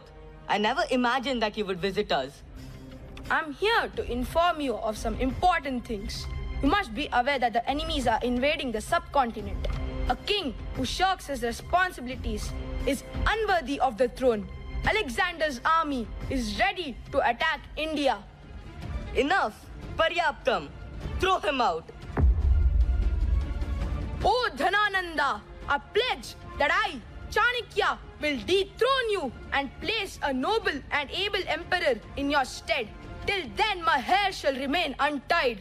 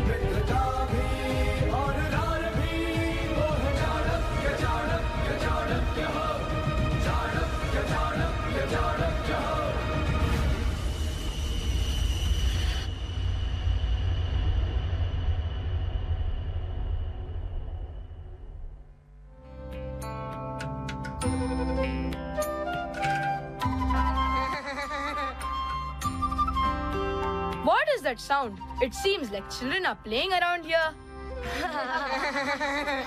Such innocence and energy. Aho Tatra! That boy! He seems different from the rest. Young boy, what is your name? Chandragupta, Acharya. Chandragupta, you show great focus and determination. Would you like to learn something extraordinary? Yes, Acharya. I want to learn and become great. Very well, Chandragupta. From this moment onward, you shall be my disciple. Remember, Chandragupta, power lies not only in physical strength but also in intelligence and planning. Learn to analyze situations, understand your enemies, and strategize accordingly. I will, Acharya. I will become a great warrior and leader just like you. You have likely heard the age-old advice of leading a simple life since your childhood. However, while simplicity is crucial, it's equally vital to exercise caution. Think about the trees that stand tall and firm. They're often the first to fall when faced with storms or human interference. Remember, this advice is mine to give, but the destiny it shapes will ultimately be in your hands.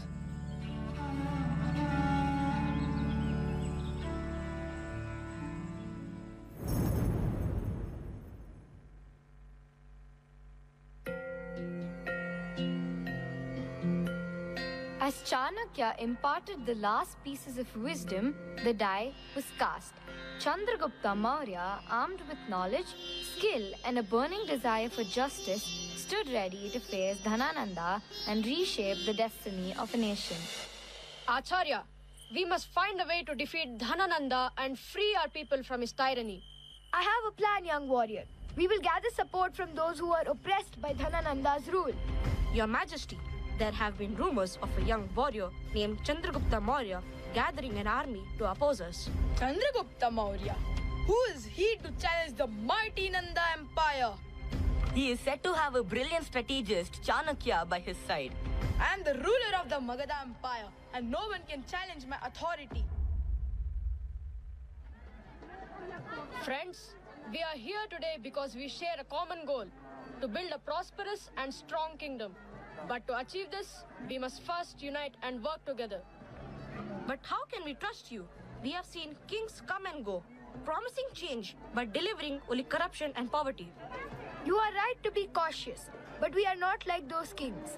We have a vision for a just and equitable society where hard work is rewarded and everyone has access to education and healthcare. But what about the enemies who threaten our borders? We cannot ignore them. We understand your struggles and we will work to ensure that our borders are well protected and farmers also receive fair prices for their goods. We need your support and dedication to this cause. Will you help us building a better kingdom? Yes, we will! Due to lack of strategy and untrained army, Chandragupta Maurya was defeated. Chandragupta Maurya, Chanakya, and Parvataka meeting for alliance. King Parvataka of Paurava, we come to you seeking an alliance to defeat the Nanda Empire. And why should I ally with you? What do you have to offer? The Nanda Empire is a threat to all of us. If we don't unite against them, they will conquer us one by one. Together, we can defeat them and carve out our own kingdoms. Very well. With Chanakya's brilliance and Chandragupta's leadership, we will create a new era in Indian history. To victory and a prosperous future for all of us.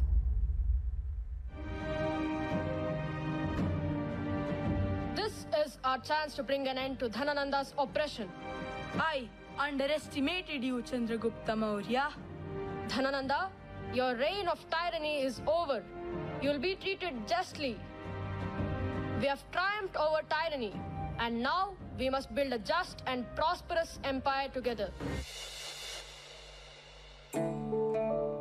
The coronation of Chandragupta Maurya, our new ruler, is about to commence.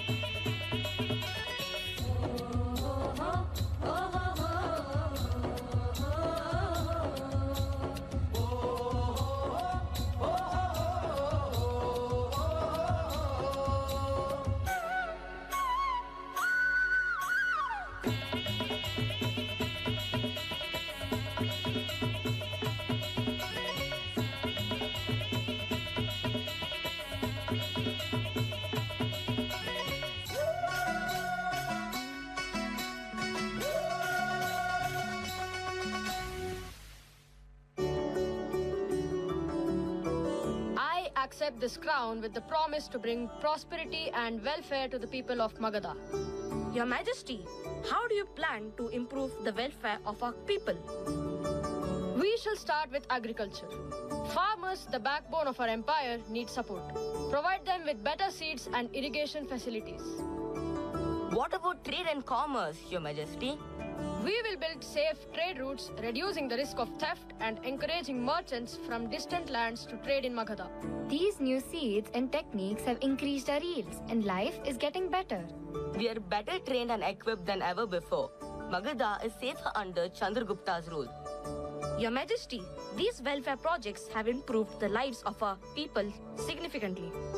With the combined efforts of our people, we have transformed Magadha into a land of prosperity and welfare. Chandragupta's vision and dedication have made this possible. Long live our benevolent ruler. The very concept of a king is brought forth from the land. When the soil comes together and takes form, we get a brick.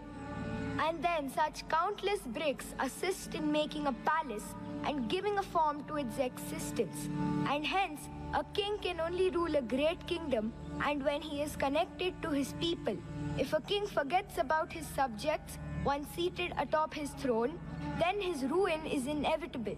And if the people do not support their king, then they are paving their path for their own doom. So a reign of peace and prosperity is possible when the king and his people work together for well-being of mankind.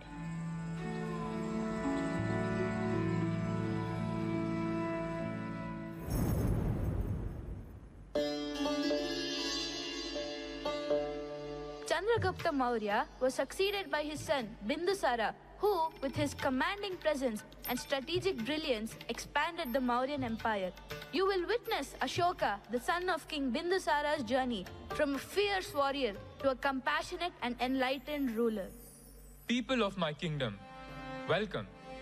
I stand before you as a humble servant of our great nation.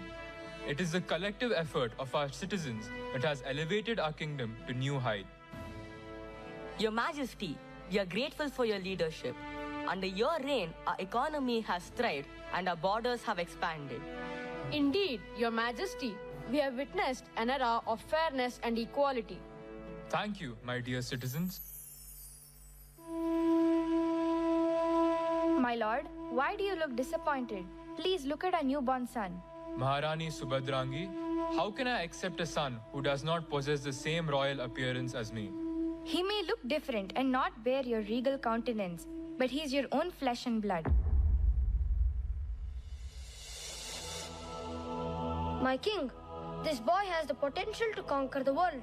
My precious Ashoka, do not let his rejection define you. You are destined for greatness. One day, he will see the light within you. Ashoka, now a teenager, studies diligently, seeking knowledge and solace.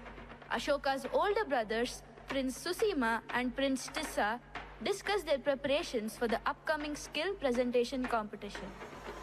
Ashoka will never be able to match our skills. It's nothing more than a mere distraction. Indeed, we must ensure that Ashoka's talents are overshadowed on the day of skill representation.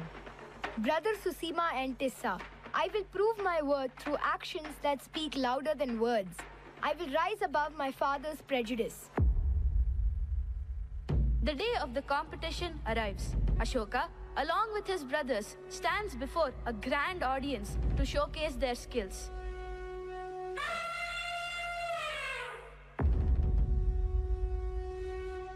Our dear noble guests, I welcome you to this grand occasion of a spectacular contest amongst our distinguished princes. Ashoka, prepare to be humiliated. Your talents cannot be compared to ours. Truly, you are no match for us. We will ensure your failure.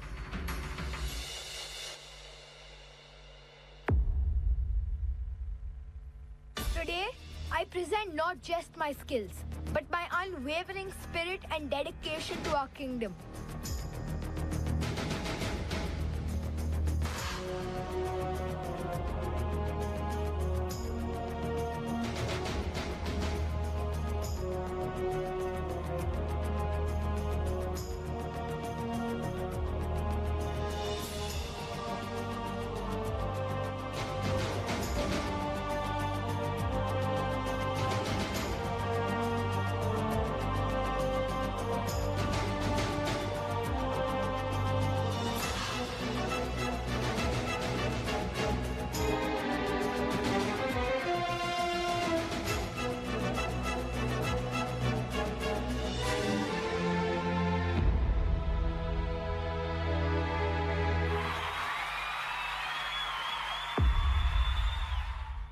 Pingala, my trusted advisor, I am troubled by my son Ashoka. Who do you think can become the next heir for the dynasty? O king, I will describe his qualities rather his name. He who has the best mount, is seated on the best seat, and has the best vessel to have his food would become the emperor. Ashoka is now a skilled warrior. He fearlessly leads his troops into battle, displaying his strength and strategic brilliance. In a matter of days, Bindusara's health deteriorated rapidly, bringing him close to death. Where is Susima?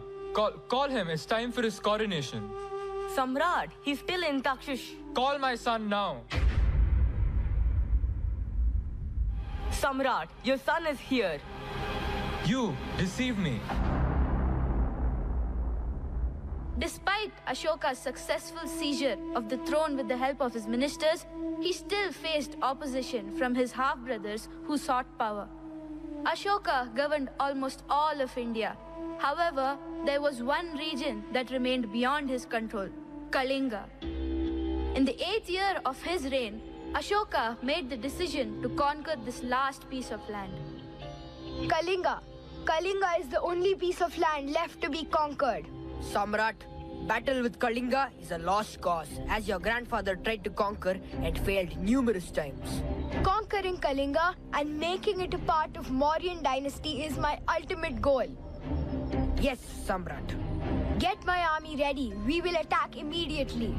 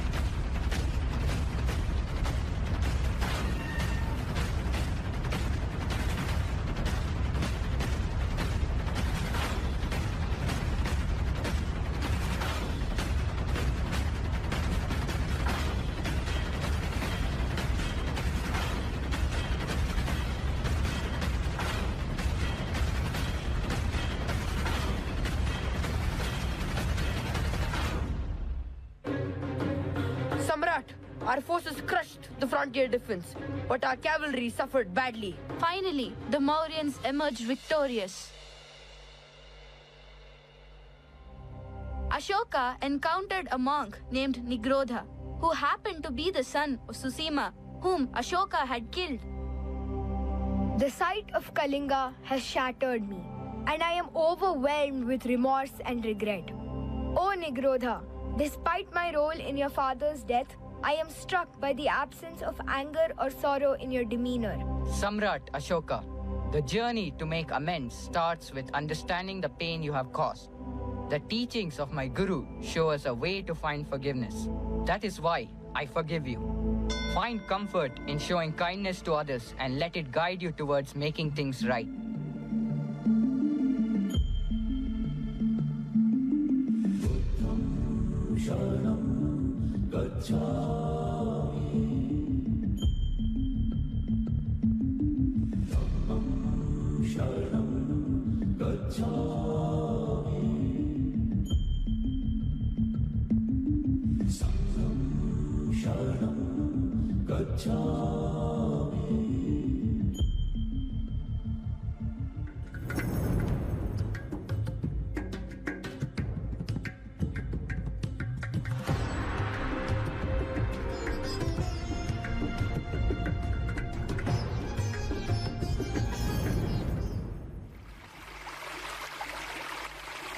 In 319 CE, the ambitious Chandragupta I ascended the throne of the Gupta Empire, succeeding his father, Ghatotkacha. It marked the beginning of a transformative era, one that would see the Gupta dynasty rise to unprecedented heights. Warriors of Gupta, today we stand against the Kushanas who seek to challenge our sovereignty. Remember, We fight not just for ourselves, but for the legacy of our great empire. Kushan warriors, the time has come to prove our might. The Gupta Empire thinks it can withstand us. Let them witness the power of the Kushanas. Kanishka, this land is ours by birthright. Why shed blood when we can unite against common enemies? Chandragupta, your words cannot change the course of destiny. The Kushanas will not bow to the Guptas.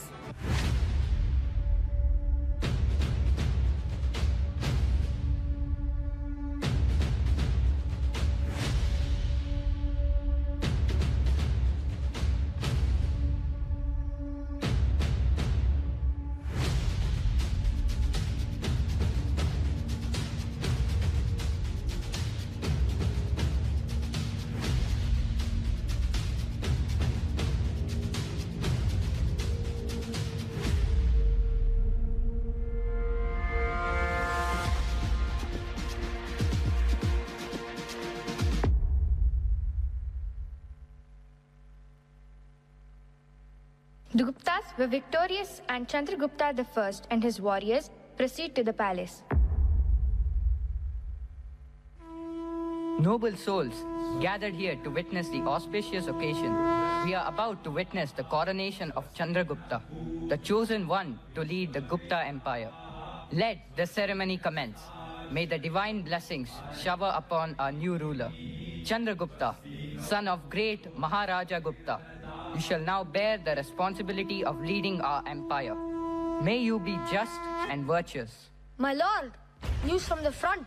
Our forces have secured a great victory against our adversaries. The gods will favor our rule.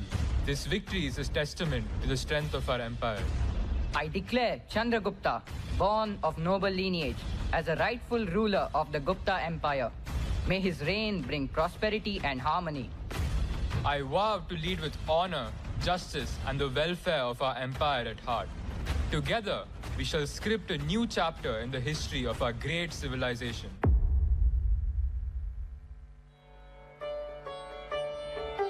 Great King, the esteemed Lichavi kingdom extends a proposal for the union of our kingdoms through the sacred bond of matrimony. The union of the Gupta and Lichavi kingdoms is a union of strength. I accept this proposal. Today, under the auspices of the divine, we witness the union of Chandragupta, noble ruler of the Gupta Empire, and Kumara Devi, princess of the Lichavi kingdom. May this union bring prosperity, happiness, and a legacy of strength to both kingdoms. This alliance is not just a marriage, Your Majesty. It's a pact that will forge a powerful legacy. Indeed, together we shall build an empire that stands the test of time. In the grand tapestry of the Gupta era, known for its flourishing arts, profound scholarship, and economic prosperity, we stand on the cusp of a momentous development, the introduction of a revolutionary concept that will redefine commerce and shape the future of our great civilization. Behold, the tangible embodiment of progress, the Gupta coinage, a symbol of our economic might and the foundation of a thriving economy that will elevate our empire to new heights. Our illustrious emperor, Chandragupta I, in his wisdom, has recognized a currency that transcends the barriers of trade, facilitates economic growth, and solidifies the Gupta Empire as a beacon of prosperity. Today, we have the honor of hosting the esteemed sage Bharatamuni. His wisdom has enlightened many, and we eagerly await his presence. Great King Chandragupta, today I bring a gift to your court, a gift that intertwines rhythm, expression, and devotion. I present you the art of a dance form that speaks the language of the soul. It is an expression of beauty, grace, and divine connection. These talented artists shall demonstrate the essence of a dance that transcends the boundaries of mere entertainment. It is a storytelling medium. Every movement, every gesture conveys a tale of love, devotion, and the eternal connection between the human and the divine.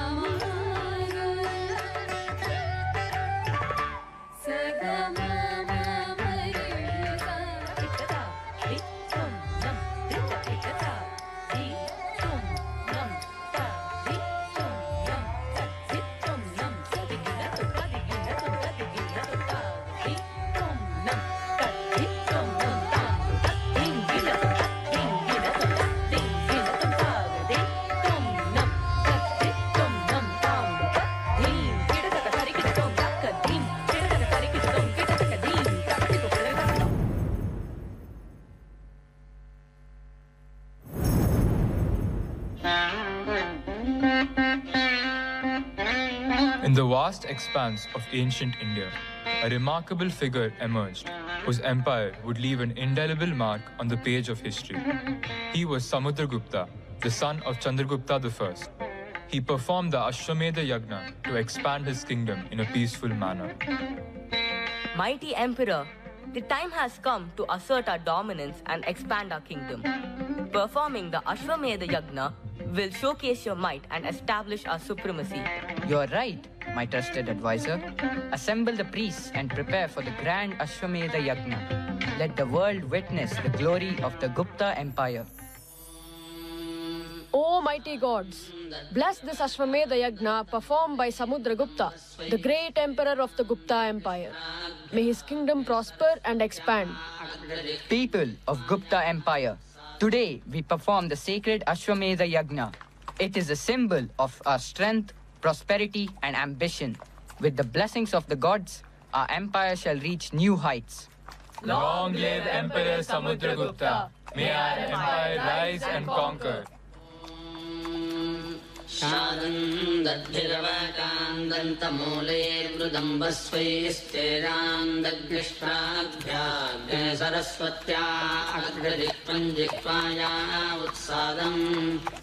The horse roams freely, representing the vastness of the Gupta Empire. Any kingdom that challenges its sovereignty shall face the might of Samudragupta. The Ashwamedha Yagna is complete. Let the world know that the Gupta Empire stands strong and invincible. Our kingdom shall grow and our glory shall shine brighter than ever before.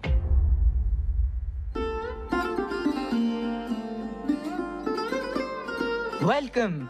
I'm eager to hear about your latest discoveries and contribution. Who would like to speak first? Mighty Emperor, I have written a beautiful poem about the blooming flowers and the shining sun. It fills my heart with joy. Ah, Kalidasa, your words always bring happiness to our kingdom. Your poems are like magic. Great Emperor, I have studied the stars and planets. I can predict when a lunar eclipse will happen. The sky is full of wonders. Varaha Mihira, your knowledge of the cosmos is truly remarkable. You bring the mysteries of the universe closer to us. Emperor, I have compiled a book that explains the meanings of words. It will help everyone understand and communicate better. Amarasimha, your work will enrich our language and foster better understanding among our people. Your efforts are commendable. Your Majesty, I have solved complex math problems and discovered new patterns. Mathematics is like a puzzle waiting to be solved. Shanku, your dedication to unraveling the secrets of numbers is impressive. You are expanding the horizons of knowledge. Emperor, I have developed new medicines and treatments to heal the sick and ease their suffering. Good health is our greatest wealth. Dhanavantri, your compassions and expertise in medicine are invaluable to our kingdom. Your healing touch brings hope to the afflicted. Mighty Emperor, I have pondered on life's mysteries and debated with great minds. Philosophy helps us understand the world and ourselves. Vetala Bhatta, your philosophical insights enlighten our minds. Your wisdom guides us on the path of enlightenment. Your Majesty, through melodies and rhythms, I have composed music that touches the heart and brings people together in harmony. Gatakarpara, your music uplifts our spirits and unites us in joy. Your melodies resonate deeply within our souls. Great Emperor, I have studied the rules of language and grammar, ensuring that our words are clear and meaningful. Vararuchi, your expertise in grammar refines our communication. You provide the foundation for effective expression. Your Majesty, I have honed my debating skills, presenting logical arguments and convincing others with reason. Shapanaka, your ability to persuade and engage in healthy debates strengthens our intellectual growth. Your words carry weight. Each one of you is a precious jewel in my court, illuminating our empire with your talents. Together, we shall lead our kingdom to greater heights.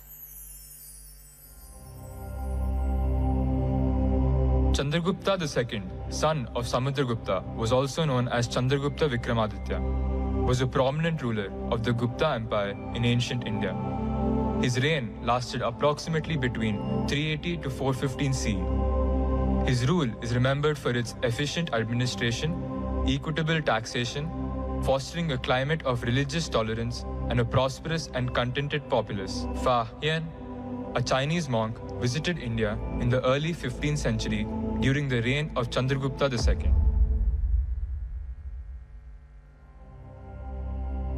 Greetings, King Chandragupta II and esteemed ministers. I am Fa Hien, a humble monk from China. I come to learn and share the wisdom of our lands and seek your kindness. Welcome, Fa Hien. We've heard of your travels and the quest for wisdom that brings you here. We are honored to receive you. Please share your experiences with us. Thank you, Your Majesty. My journey has been long, and the people of your land have made a deep impression on me. They seem prosperous and content, and your administration appears to be benevolent. What observations have you made, Fa Hien? It seems that the people enjoy economic prosperity and the burden of taxes is not heavy.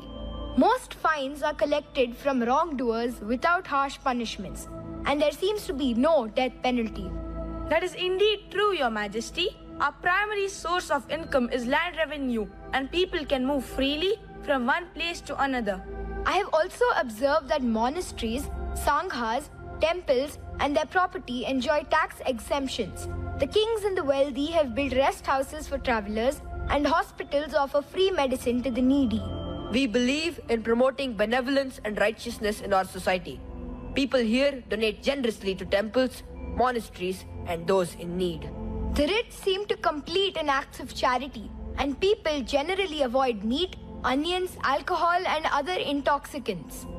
Public morality is high and people are content with their lives. Indeed, Your Majesty. It seems that the people of our land live in peace and prosperity, guided by simple morals. Fa Hien, your observations reflect our commitment to creating a benevolent and peaceful society. We are delighted to have you here, and we hope your stay is enlightening. Your Majesty, your kindness and the virtues of your people have left a profound impression on me. I look forward to the days ahead, exploring and sharing the wisdom of our lands.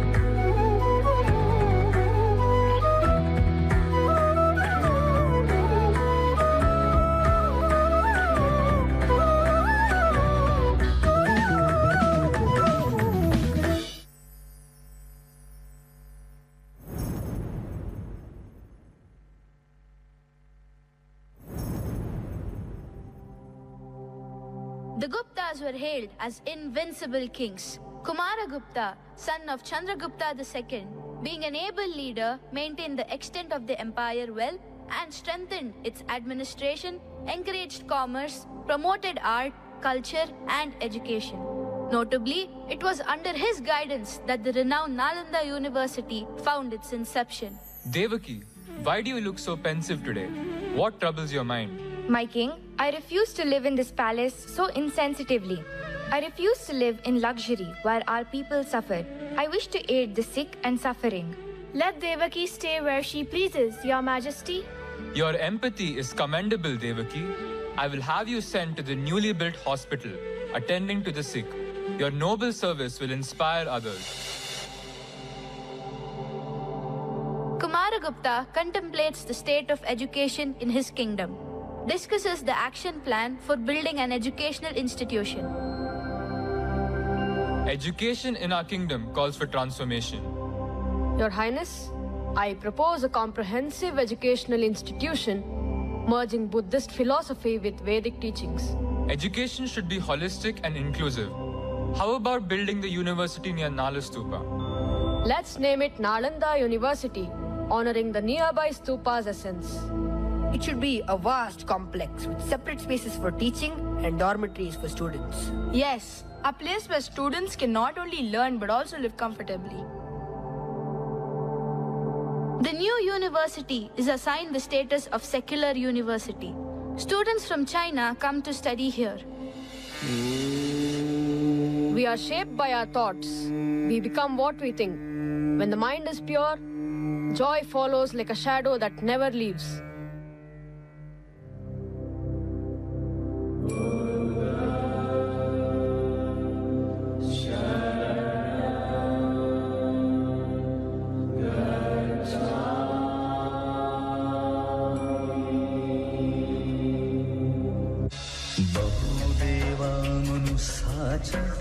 मंगलानि अचिन्तयम् अकङ्खमाना सोत्थानं ब्रूहि मङ्गलमुत्तमम् नमो तस्स भगवतो अरहतो सम्मा सम्बुद्धस्स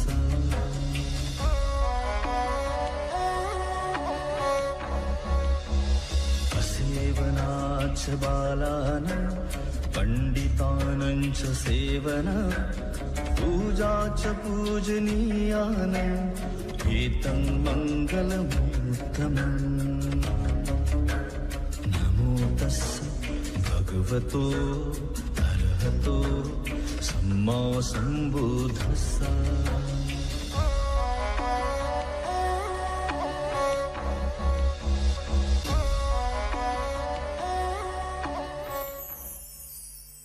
Kumaragupta has become old and sick.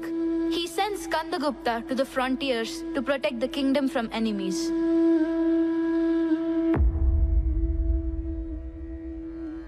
Your Majesty, unfortunate news has arrived. Your father, the Emperor, has passed away. What? My father is no more. Yes, and now is the time for you to take your rightful place on the throne. I am a warrior. My first priority is to protect my land. Our messenger is coming here. What news do you have, messenger? Your Majesty, there's a news of an attack by the Huns. The Malwa king is in trouble. They seek help. They need our strength. I must defend our land. I must go to Malwa. Until I defeat the Huns and drive them away from my country, I will not sleep on a bed. I will not eat on a plate. Skandagupta joins the Malwa king in the war against the Huns.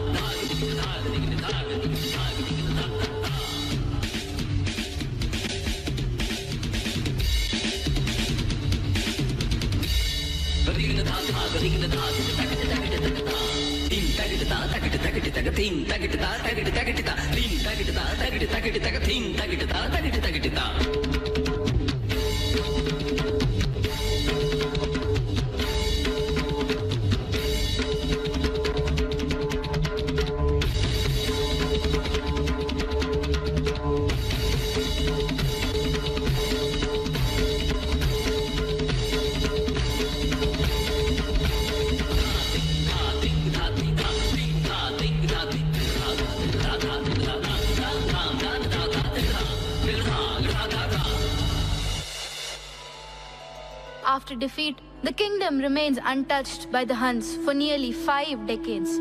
Successive rulers follow, with Vishnugupta as the last of the Gupta kings. The kingdom continues to thrive in the fields of science and arts. Nalanda University remains a beacon of brilliance, nurturing geniuses like Aryabhatta. Your Majesty, Acharya Aryabhatta wishes to present himself before you. Invite Acharya Aryabhatta into the court with full dignity. Your Majesty. Welcome, Acharya. What brings you to the court today? Your Majesty, I found out that the earth is round and rotates about its axis daily, and also revolves around the sun in the center of the Surya Mandalam. But my most important discovery is the concept of Shunya. Excellent job. Keep your good work going, Acharya. Thank you, Your Majesty.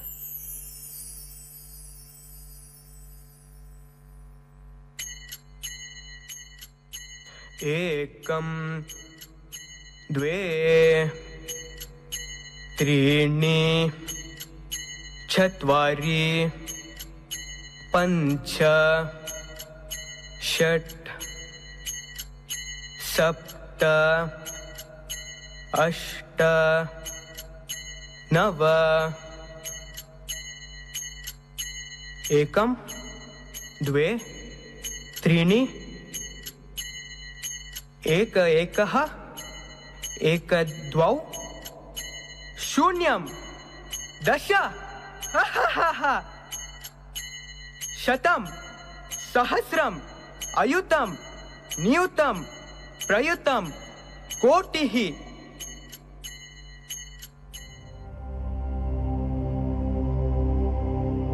Chandro जलमर्कोऽग्निः मृद्भूच्छाया पिया समस्ता छादयति शशिसूर्यं शशिनं महती भूच्छाया आवरणं महदिन्दोः कण्ठविषाणस्ततोऽथ सञ्छन्नः स्वल्पं रवेर्यतोत्तः तीक्ष्णविषाणो रविर्भवति।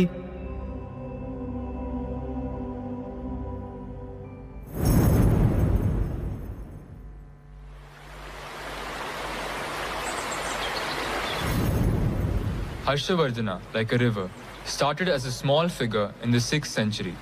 In 606 CE, he became a powerful ruler, bringing prosperity to his kingdom. He encountered challenges, much like a river's ups and downs.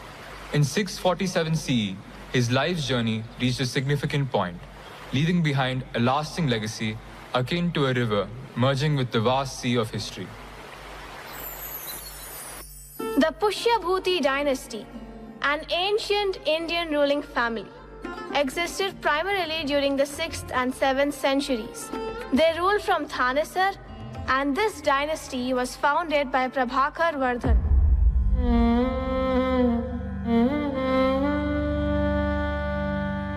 Harsha, my son, I fear my time has come. The kingdom is now in your hands. Father, do not worry. I will protect our land and our people. You have trained me well. You're just 16, my lord. You have much to learn. I know, but I am ready. That's all I ask. Listen, seek justice and protect our people. You'll make us proud. Hail King Harshavardhan! Long live the new king! My lord, we face many enemies. The road to victory is not easy. I may be young, but not fearful of our enemy. They will not underestimate us. King Harshvardhan, his general and his minister are preparing for a decisive battle against King of Malwa. The time has come to reclaim our lost territory. The King of Malwa must pay for his action. Your Majesty, we have a brave and well-prepared army. Victory is in our grasp. Our strategy is solid and soldiers are determined. Yes, but be ready for battle. Our goal is protection and justice. The battle rages on, and Harshvardhan and his army exhibit exceptional valor and determination. Our king is unstoppable. His courage is inspiring our soldiers to fight fiercely. We are winning. The enemy is retreating. Your Majesty, your leadership and bravery have led us to victory.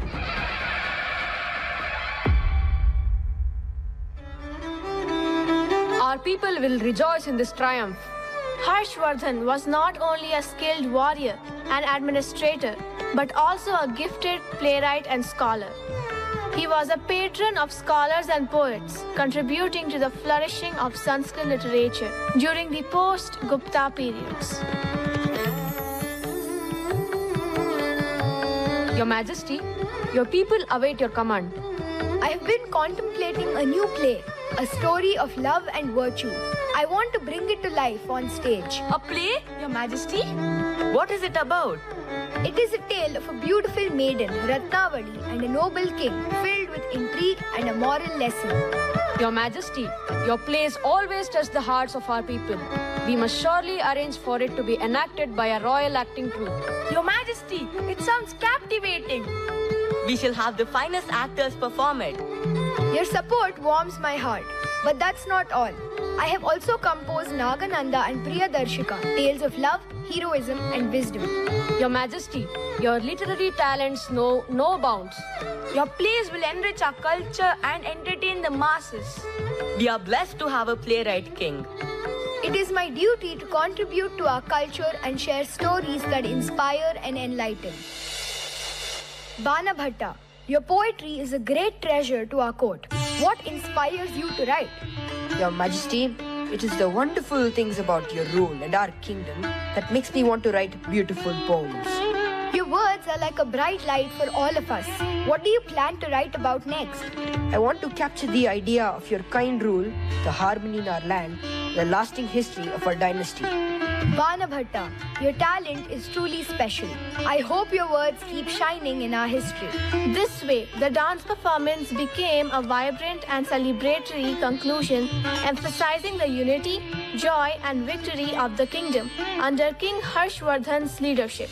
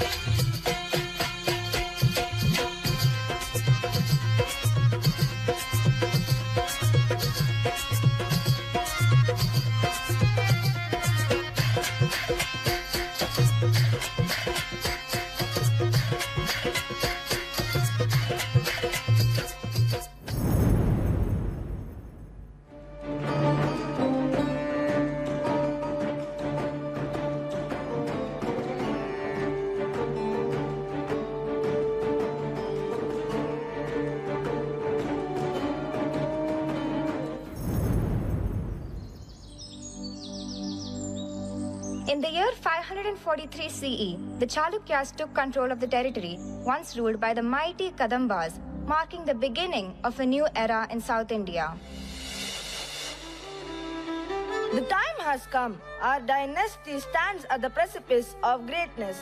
Rana Raga, my son, we must choose our successor wisely. The future lies in the hands of Pulakeshin.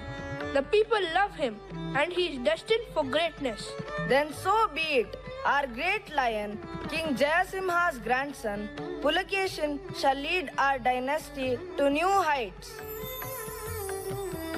The Chalukya dynasty is going to witness the coronation of great King Pulakeshin, celebrating the auspicious beginning and welcoming the promise of a reign that holds the key to a prosperous and enduring legacy.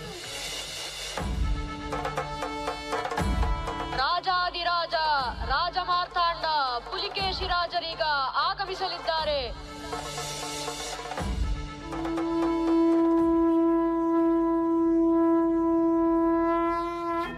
ಸ್ವಸ್ತಿ ನ ಇಂದ್ರೋ ವೃದ್ಧಶ್ರವಾಃ ಸ್ವಸ್ತಿ ನ ಪೂಷಾ ವಿಶ್ವವೇದಾಃ ಸ್ವಸ್ತಿ ನಸ್ತಾಕ್ಷರ್ಯೋ ಅರಿಷ್ಟನೇಮಿಃ ಸ್ವಸ್ತಿ no ಬೃಹಸ್ಪತಿರ್ದದಾತು. Hail King Pulakeshin! Long live King Pulakeshin! People of the great Chalukya dynasty, today I stand before you not just as Pulakeshin, but as your servant and protector. This era under my reign will be an epoch of prosperity and enlightenment. I vow to strengthen this foundation nation built by our great ancestors. Hail King Pulakeshin! Long live King Pulakeshin!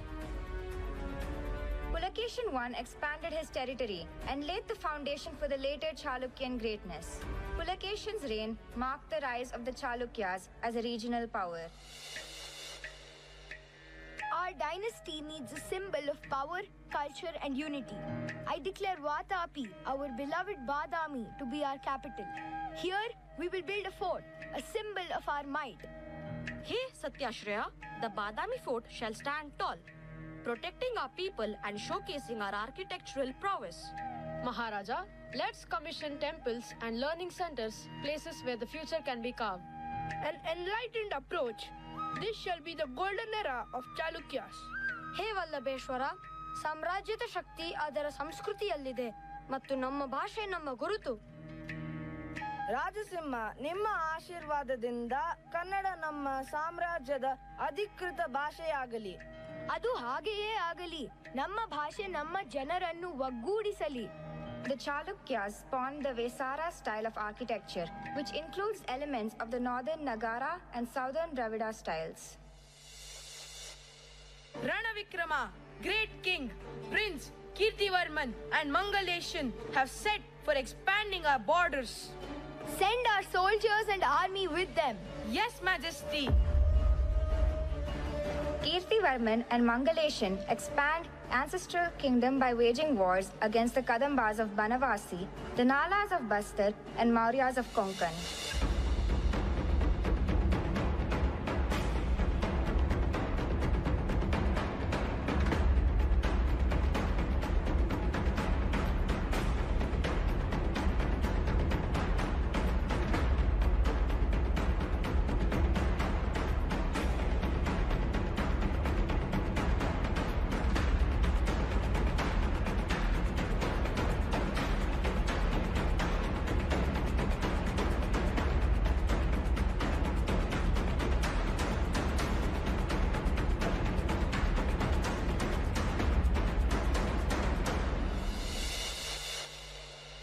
As a result of Kirtivarman I's conquests, a large part of Maharashtra came under the Chalukyas.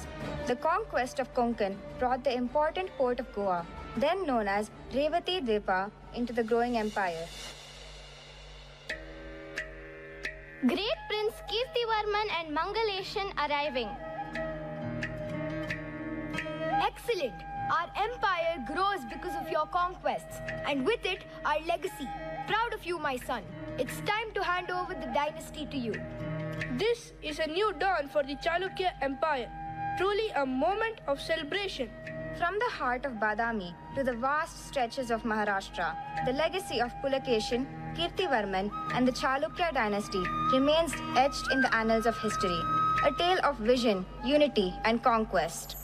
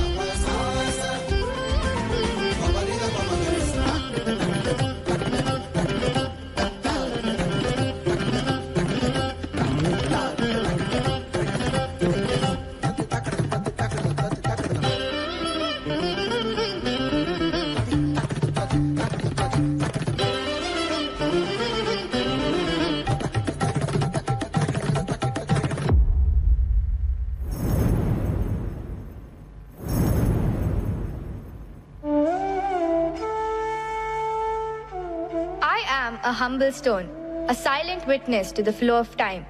I will take you all on a journey through the annals of history to a time when Earth itself saw the rise and fall of dynasties. Our story begins in the Chalukyas of Badami. In the heart of the Deccan Plateau, two mighty Chalukya kings, Mangalesha and Pulakeshin II, clashed for supremacy. I will not yield. This land is mine by birthright. You may have been born here, but I shall rule it. This is my kingdom. You will never take it from me. I'll conquer it and unite our people.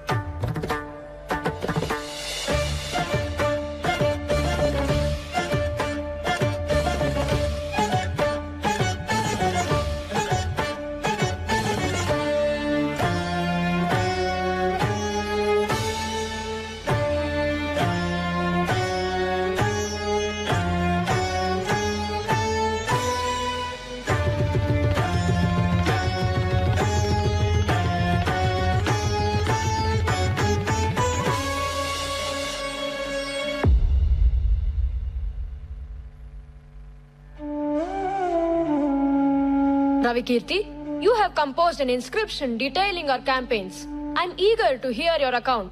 Your Majesty, I have documented our military achievements, the battles we have fought, and the territories we have conquered. Your Majesty, I shall read the inscription to the court. Under the rule of our great king Pulakeshin II, our valiant armies led campaigns far and wide. The accounts of our campaigns are truly remarkable.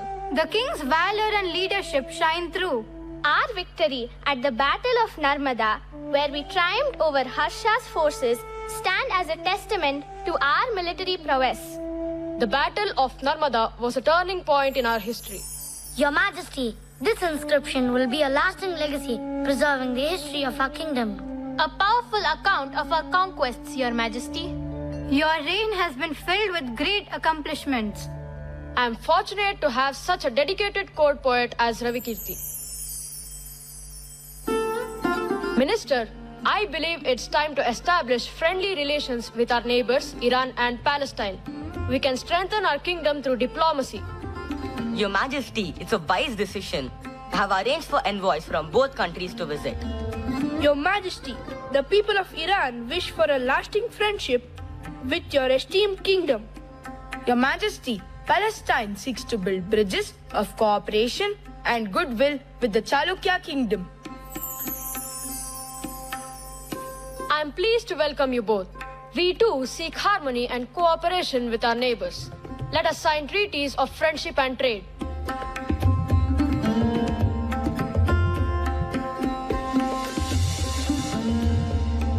Your Majesty, the treaties are signed and we have secured allies in Iran and Palestine.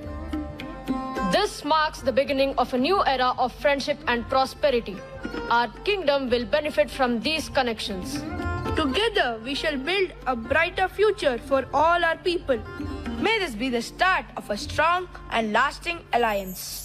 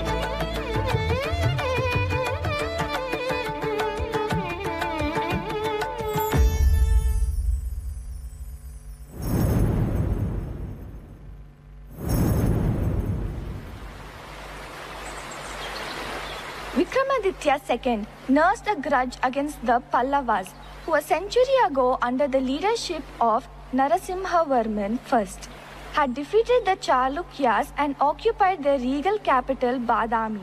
Immediately after coming to power, Vikramaditya II saw an opportunity in the ensuing civil war in Kanchipuram. My lord, news has arrived. The Pallavas have launched an attack on our southern borders. This is treachery. We shall defend our land at all costs. Prepare our armies for battle. My king, we must be cautious. The Pallavas are formidable opponents. Shri Purusha, together we shall make the Pallavas pay for their past actions. You have our support, Vikramaditya. Let's end this once and for all. Soldiers, we fight to restore our glory. Stand firm. Vikramaditya again invaded the Pallava kingdom after 734 CE, aided by the faithful ally, the Western Ganga king Shri Purusha, who joined the Chalukyas in this expedition. The Pallava dynasty has stood the test of time. We shall not yield to the Chalukyas' threats. O king, we stand united, ready to face any challenge to protect our sacred land. The Chalukyas may boast, but the strength of the Pallavas flows in our veins. Pallavas, defend our kingdom with all your might.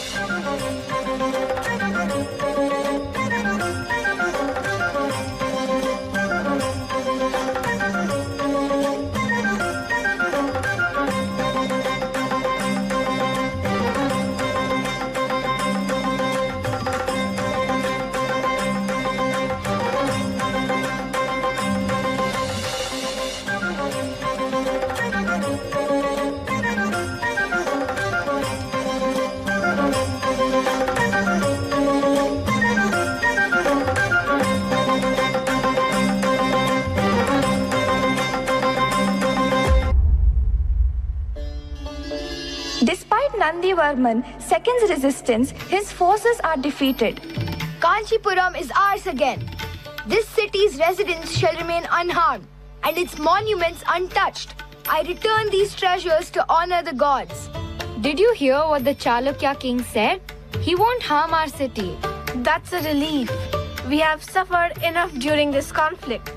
King Vikramaditya's gesture of returning the treasures to the temple is a noble act. Indeed, it's a step towards reconciliation. Our prayers have been answered. We find solace and security in the victory of our noble king. Vikramaditya's triumph means peace and prosperity for our homes. Long live the king! As we turn the pages of history, let us now journey to the eastern part of the Chalukya dynasty during the same era. Here, we find the legendary king Rajaraja Narendra of the Vengi kingdom. Narendra is respected as the hero of the region. Behold the grandeur of the eastern Chalukya kingdom. Your Majesty, how do you propose we achieve this unity through literature? I have a plan. We shall commission a great scholar to translate the epic Mahabharata into Telugu. Your wisdom shines, my lord, but whom shall we entrust with this noble task? I have just the person in mind. I shall summon him and discuss this endeavor. Your Majesty, may I suggest that we also establish a center of learning in our newly founded city of Rajamahendravaram? An excellent idea. Let it be so. Your Majesty, may I present Nannaya Bhattaraka, the esteemed scholar you summoned. Nannaya Bhattaraka, I have heard of your expertise in literature and your love for our Telugu language. I have a grand task for you. I wish for you to translate the Mahabharata into Telugu. Your Majesty, it is an honor to be in your presence. I shall devote myself to this noble endeavor. It will be my life's work. And so, Nannaya Bhattaraka took his seat and began the arduous yet rewarding journey of translating the epic Mahabharata into the melodious verses of Telugu. As the days turned into weeks and weeks into months, Nannaya's dedication remained unwavering. Your Majesty, I am pleased to report that the translation of the Mahabharata into Telugu is progressing steadily. We have completed 2.5 parvas so far. Excellent, Nannaya. Your Majesty, Nannaya's work will be invaluable. But we must also consider developing a comprehensive script and grammar for Telugu. You are right. Let us not stop here. We shall assist Nannaya in developing the first comprehensive script and grammar for Telugu, ensuring the growth of our language. Your Majesty, the city of Raja Mahendravaram has become a vibrant center of learning and culture. Our vision is becoming a reality. Our kingdom is not only strong but also enriched with the treasures of knowledge and literature. This is the legacy we shall leave for future generations. Let us celebrate the success.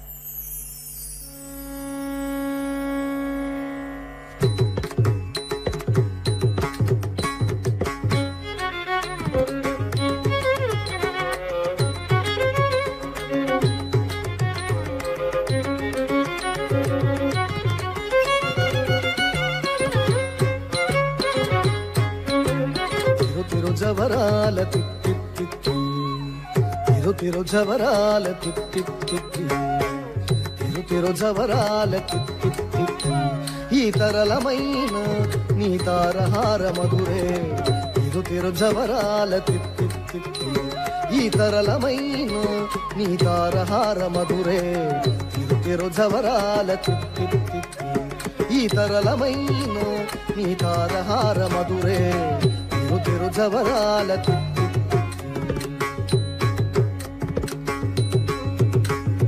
జగ జక్క ఝం ఝం ఝణకీణాన్ని ప్రకటపు మురువొప్పే భళా భళా జగ జక్క ఝం ఝం ఝణకీణాన్ని ప్రకటపు మురువొప్పే భళా భళా సకల పతికి సరసపు కొమ్మ ఈ మొగ సిరి మెరసే చెమ్ముల మురి పెముల సకల పతికి సరసపు కొమ్మ ఈ మొగ సిరి మెరసే చెమ్ముల మురి పెముల తిరు తిరు జవరాల తిత్తి తిత్తి ఈ తరళమైన నీ తారహార మధురే తిరు తిరు జవరాల తిత్తి తిత్తి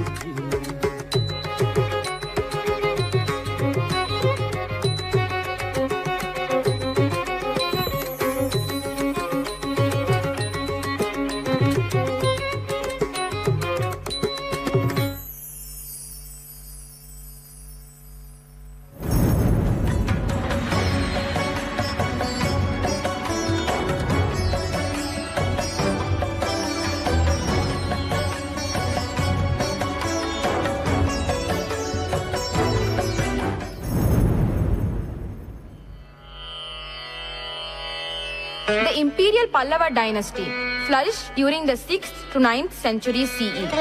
This dynasty was known for its significant contributions to art, architecture and literature and played a crucial role in the cultural and political history of South India.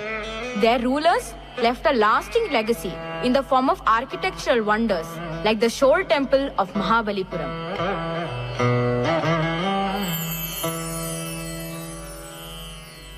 Your Majesty, after defeating the Kalabras, our kingdom is finally free from their oppression.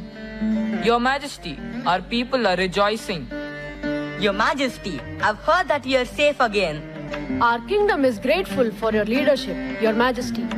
Your Majesty, word of your decision to seek peace and unity has spread far and wide. People are hopeful again. Your Majesty, your wisdom is renowned throughout the land. I and my son Mahendravarman will continue to strive to ensure that our people are prosperous and live in harmony with one another.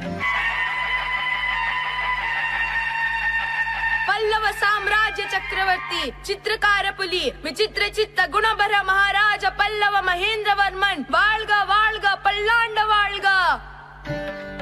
Your Majesty, I have served in your army. Your military strategies have brought peace to our kingdom. Your Majesty, your support for our poets has enriched our culture. I am Sambandar and I have composed hymns in praise of Lord Shiva. Your Majesty, your patronage of music has touched the hearts of our people. I am Upper and I have composed devotional songs. Your Majesty, your support for Tevaram and the teachings of Appar and Sambandhar has been a source of spiritual strength for our people. Truly, let me have the pleasure of listening to the divine rendition from you all.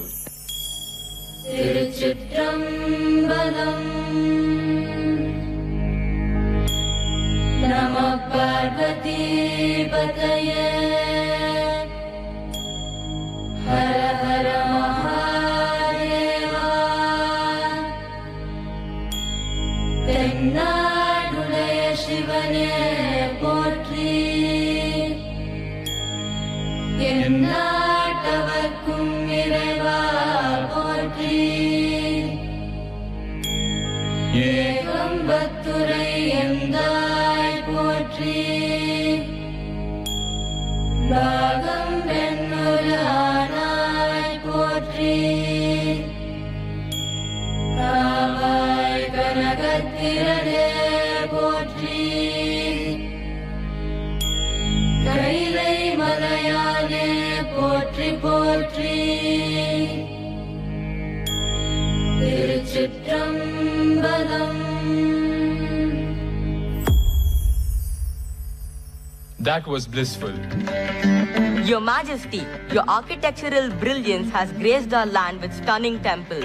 My dear advisors, soldiers, poets, architects, musicians, and scholars, I believe that a king must not only be a ruler, but also a guardian of our culture and spirituality. Let us continue to build a great and enlightened kingdom together. Long live the Pallava dynasty.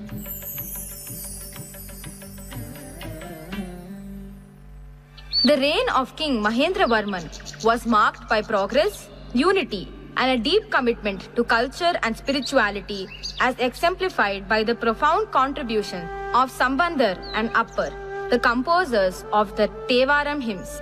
King Mahendra Varman was succeeded by his son, Narasimha Varman I.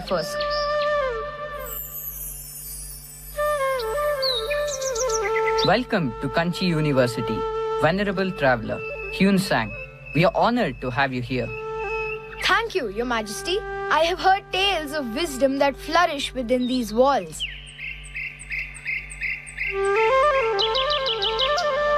Our university is a hub of learning. Here, we study the Vedas, Puranas, and music preserving ancient knowledge and culture. I am astounded by the depth of knowledge and the dedication of your scholars. The study of the Vedas is the heart of our academic pursuits. It shapes our understanding of the cosmos. We treasure our education and culture. And the Puranas teach us the moral and spiritual lessons passed down through generations. We are dedicated to preserving and sharing ancient knowledge. Your Eminence, it is our honor to have you witness the thriving knowledge and culture here at Kanchi University. I am deeply impressed and inspired by what I have seen. May your travels be safe and may you continue to be a beacon of knowledge and culture. Thank you, Your Majesty.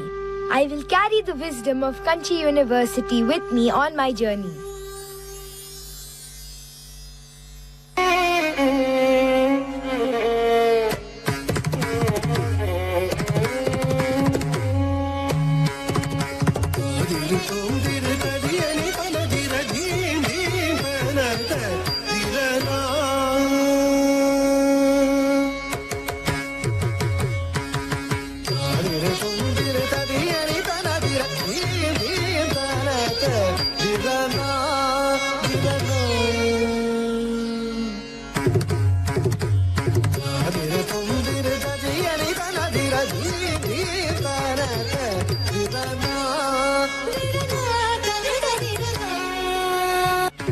धीम तरे तन तन धीम तरे तन Didna तधीयनी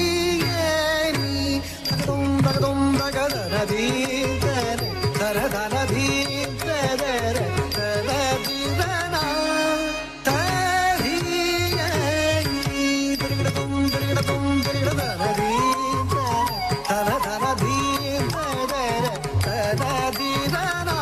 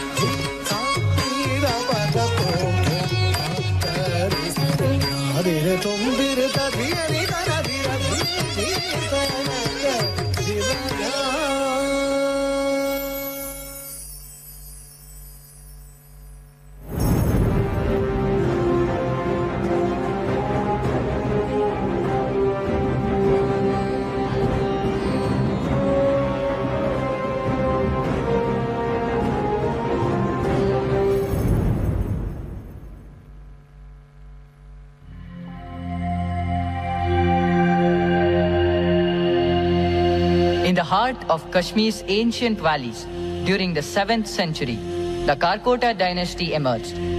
Like silent echoes in the Himalayan breeze, their leadership left a lasting imprint on the region's history, shaping the destiny of a land nestled amid majestic peaks.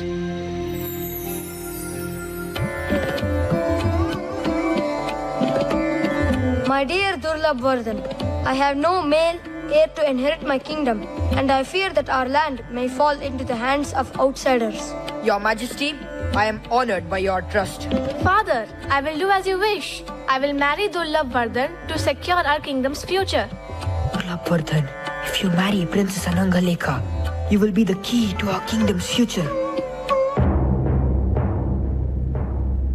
With the support of our people and the blessing of Anangalekha, I shall ascend to the throne to continue the legacy of our land. Your Majesty, I am with you in this endeavor. As the kingdom passes to you, it is only fitting that we give a name to this new era. The dynasty should have a name that signifies strength, wisdom, and a unique lineage. Let me tell you a story. My ancestors have a lineage tracing back to the great Naga Karkotaka. He was a symbol of power and knowledge, a guardian of ancient wisdom. Karkotaka was known for his wisdom and his connection to our land. It is said that he protected the knowledge and culture of our ancestors. Your Majesty, are you suggesting that we name our dynasty after this noble lineage as the Naga Karkota dynasty? I believe it is a name that embodies the strength and wisdom we wish to bring to our kingdom. Let our dynasty be known as the Naga Karkota dynasty, in honor of our lineage and the guardian of our knowledge, Naga Karkotaka. From this day forward, we are the Naga Karkota dynasty. There is peace in our kingdom. The extent of our kingdom stretches from Takshashila to Rajouri to Poonch in Kashmir. Our dynasty has brought prosperity to our kingdom like never before. Indeed, our libraries are filled with knowledge and our arts and culture have flourished. Our king has brought unity and strength to our land. We live in a time of peace and abundance. And our subjects are content, for they are ruled by a just and wise king. We are truly fortunate to be a part of the Naga Karkota dynasty's legacy. Our history is rich, and our lineage from the Naga Karkotaka is a source of pride for us all. Sage Kshemendra, I believe it is time to preserve the sacred knowledge and history of our kingdom for future generations. Your Majesty, it's a noble endeavor. What form do you propose for this preservation? I wish to commission the writing of a grand text, a Purana that will document the sacred places, legends, and the history of our land. A Purana, Your Majesty. A commendable choice. What shall we name this sacred text? We shall name it the Nilmata Purana, for it will be the essence of our land, a testament to our heritage. The Nilmata Purana, a name that will resonate through the ages. I am honored to undertake this task. Sage Kshemendra, your wisdom and scholarship are unmatched. You are the right person to bring this vision to life. Your Majesty, I shall dedicate myself to this sacred task, ensuring the Nilmata Purana becomes a beacon of knowledge for all.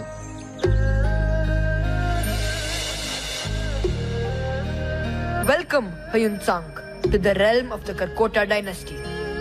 Your journey across distant lands brings a breath of fresh air to our mountainous kingdom. Thank you, King Durlabh Vardhan. The beauty of your Himalayan abode is truly awe-inspiring. I come with an open heart, seeking to understand the tales embedded in these lofty peaks. We are delighted to have you here. Our kingdom is as open as the vast skies above us.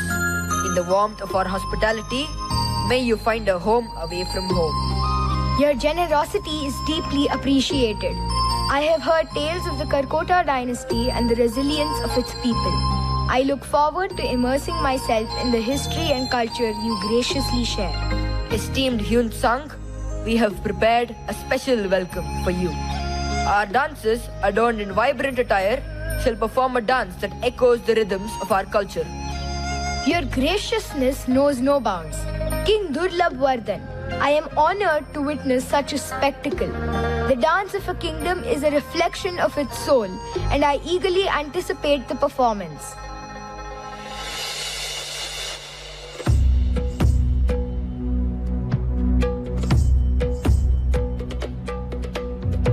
शिवाभरणं घोररूपं पञ्च इन्द्रियतारकम् शिवाभरणं घोररूपं पञ्च इन्द्रियतारकम् नित्यं जाग्रस्थिते निष्ठं नागनागम् आश्रयेऽहं नित्यं जाग्रस्थिते निष्ठं नागनागम् आश्रयेऽहं नागनागं नागनागं नागनागम् आश्रयेऽहं नागनागं नागनागं नागनागम् आश्रयेऽहं नागनागं नागनागं नागनागम् आश्रयेऽहं नागनागं नागनागं नागनागम् आश्रयेऽहम्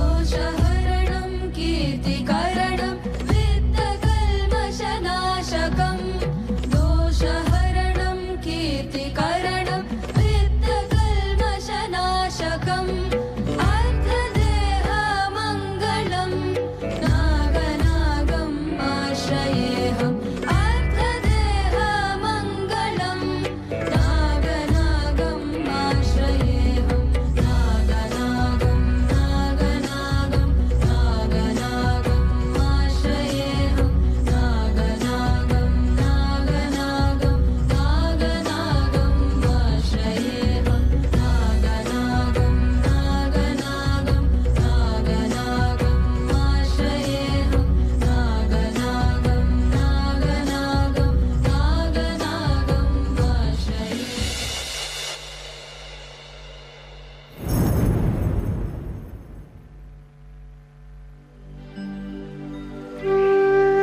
Look at this extraordinary lotus. My love, it's unlike any I've ever seen. It's as if it carries a divine radiance. The lotus of destiny blooms in your hands, O Queen.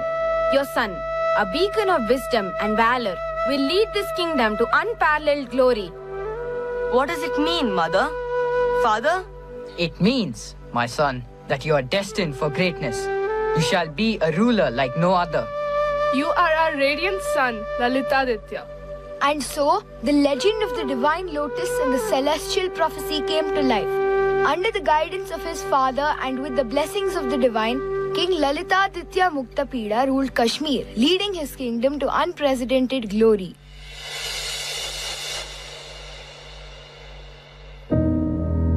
My trusted generals, the time has come to expand our kingdom further to the east. It is my dream to conquer the world. Your Majesty, the legacy of the Karkota dynasty shall continue with this conquest. My lord, your wisdom and valor will surely guide us to success, as they have done in the past. Send ambassadors to neighboring kingdoms to forge alliances.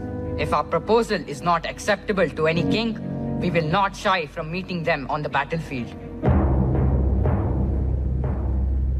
King Lalitaditya Muktapida begins his Digvijay campaign by subjugating the hill tribes of Kashmir, the Darats, the Kambhojas, and the Tukharas. He then moves towards the plains and defeats the king of Kanyakubja, Yashovarman.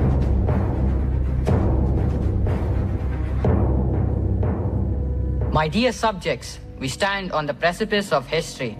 Darada Chief, I appreciate your willingness to meet. What brings you here today? Your Majesty, we have been at odds for generations. Our people have suffered. We seek an end to this conflict.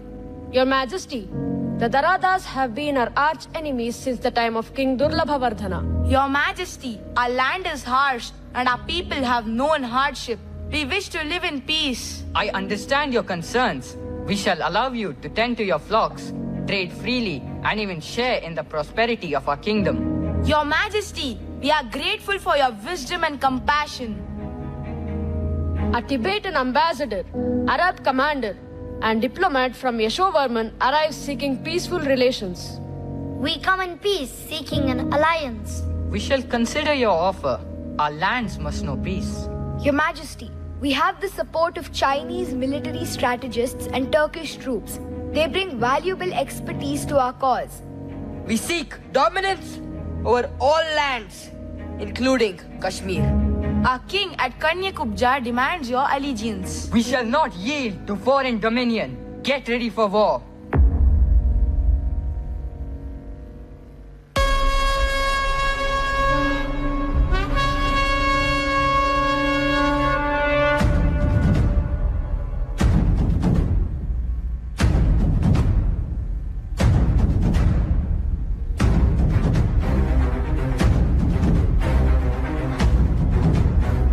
Moving south, he conquers Karnataka, Konkan, Dwarka, Rajasthan, Punjab, and then returns to Kashmir after a long and arduous campaign.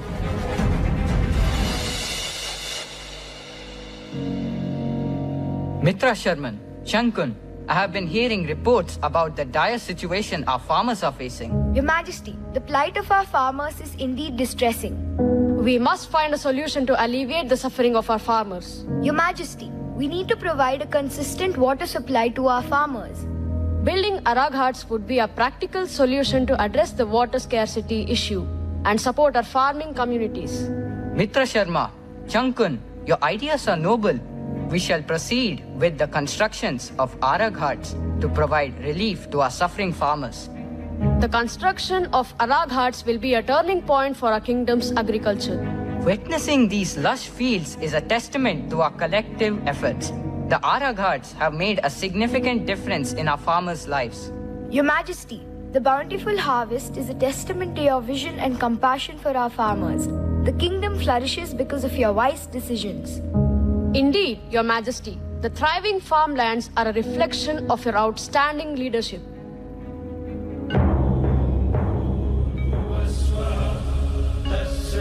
Shankun, beyond the battlefield, I seek to leave a legacy. I dream of a temple that will stand as a testament to our devotion, craftsmanship, and love for the divine. It shall be dedicated to the sun god, Marthand. Our land shall boast of a marvel that will be admired for ages. Your Majesty, your vision enriches our culture and strengthens our unity. The temple is a testament to your multifaceted leadership. Your Majesty, your vision shall become a magnificent reality. I am ready to create wonders in stone, my lord. What grand structure is rising in our valley? Such a beautiful place of worship, so divine. This, my friend, is the Marthand temple, a testament to our king's vision and our people's devotion.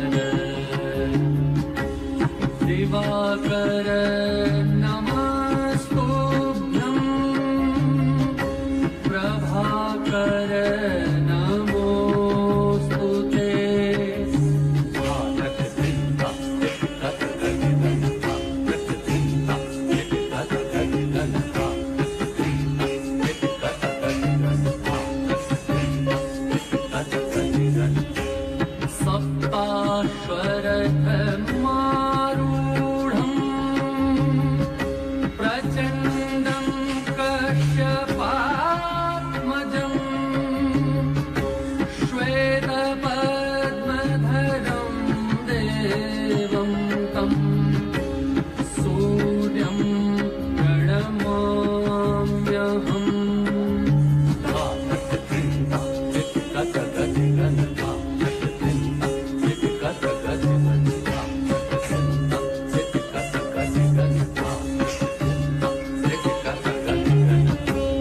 लोहितं रथमारूढम्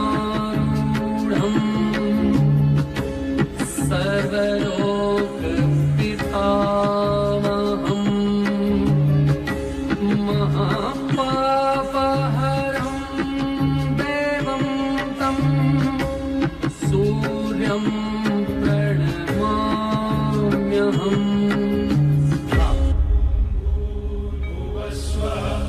Today, we have realized a dream. The Marthan temple is a symbol of our devotion, unity, and the heights we can achieve when we work together.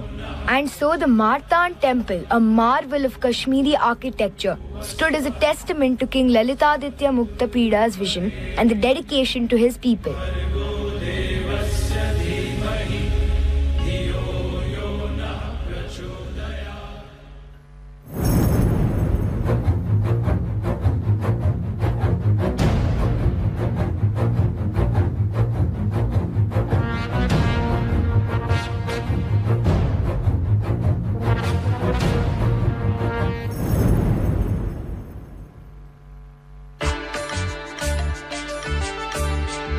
In the land of Berar, the Rashtrakutas, headed by Indra I, were once feudatories of the powerful Chalukyas of Latap. Indra I married the Chalukya princess Bhavanaga. This union marked the beginning of the rise of the Rashtrakutas. Let us prove our loyalty to the Chalukyas. I shall accompany Vikramaditya II of the Chalukyas in his campaign. Rajan, this decision will still make you a feudatory and not the ruler. I will bid my time. King Vikramaditya is very powerful and we will not be able to defeat him. I need time to build up the Rashtrakuta strength. When the time is right, I will assert my power. Now, let's build our strength through successful campaigns and secure our position in the Deccan. Danti Durga saw his chance and expanded Rashtrakuta influence in central India, and the Rashtrakuta empire grows. On the other hand, Kirtivarman II of Chalukyas prepares for the battle. We must confront the Rashtrakutas. Our dominion must be reasserted. Your Majesty, the Rashtrakutas have grown powerful. Perhaps we should seek a diplomatic solution. I have faith in our warriors, Your Majesty. With your leadership, we can face this challenge head on. Your loyalty is invaluable, General. We shall prepare for battle and show the Rashtrakutas the might of the Chalukyas. Battle erupts and Danti Durga's forces clash with Kirtivarman's army. The battle was fierce, but Danti Durga's military prowess triumphs. We have won, my lord. The Chalukyas have been defeated and our empire stands stronger than ever. Danti Durga's leadership and ambition had laid the foundation for the imperial Rashtrakuta dynasty of Malakhed. After Danti Durga, his son Krishna I became the king leading the dynasty. His story tells us about the Kailasa temple of Ellora, a masterpiece carved from a solid rock. Its construction is generally attributed to the king Krishna I, but the temple's legend begins with a royal vow taken by his queen. My dear king, your illness troubles me deeply. We must find a way to cure you. I have prayed to Lord Shiva to heal you. I have taken a vow to build a temple in the honor of Lord Shiva if you're healed. Oh dear, I will not let this ailment weaken our spirits. I think your prayers have been answered. Manikavati, I feel stronger than ever before. The temple's construction must begin immediately. I shall not eat until I lay eyes upon the temple's shikara. I understand, my queen, but how can anyone construct a temple in such a short time? Minister, find an architect who can build the temple as per the queen's wishes. My dear king, no architect is willing to commit to complete the temple so early as you requested. But there is a person called Kokasa, a resident of Python, who is ready to take on the challenge. Your Majesty, The queen will witness the Shikara within a week. Kokasa, you better be true to your word. My queen is fasting and I do not want to see any harm come to her. Dear, your vow to build the temple will be brought to fruition in a week. We shall name the temple after your unwavering faith, my queen. The temple will be called Manikeshwar.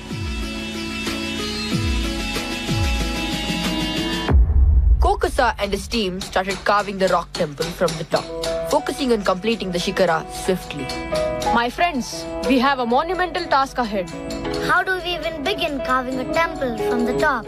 And how can we ensure the temple's Shikara is completed within a week? We will carve with precision and dedication. We'll divide the work amongst ourselves, focusing on the most intricate details first. Kokasa, isn't it astonishing how this temple blends seamlessly with the natural rock formations? Indeed, this temple respects and harmonizes with its surroundings. That's an essential aspect of its design. The Kailasa temple is a remarkable monolithic structure representing Mount Kailash, dedicated to Lord Shiva. After Krishna I came up the legacy of young King Amogavarsha, barely 16 years old, ascending to the throne. Seeing this, some rebels attempt to attack King Amogavarsha, and his uncle Karka comes to rescue and kill them. I hope I can live up to my ancestors' legacy. No one shall harm our young emperor. We must restore him to the throne. Amogavarsha believed in maintaining friendly relations with his neighbors and feudatories, opting for diplomacy over aggression. He is discussing his plans with scholars Jinasena, Mahavir Acharya and Sakatayana in the gathering at his court, where an Arab visitor, Suleiman, is also present. We are fortunate to be patronized by Emperor Amogavarsha. His support is invaluable to our work. Indeed, his reign has been a boon to scholars like us. My lord, your patronage has enriched our literature. You are a scholar yourself and you have written Prashnottara Ratnamala in Sanskrit.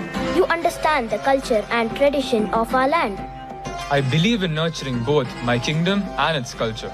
Emperor Amogavarsha, your kingdom's trade and diplomacy with the Arab world are exceptional. We value the friendship of all nations. Balhara, you are the most eminent prince of India. You are the king of kings. You are counted as one of the 4 greatest kings of the world. Thank you. I'm happy that the glory of the Rashtrakutas has spread far and wide. It is all because of the blessings of Goddess Mahalakshmi. Let us celebrate the peace and harmony in the kingdom.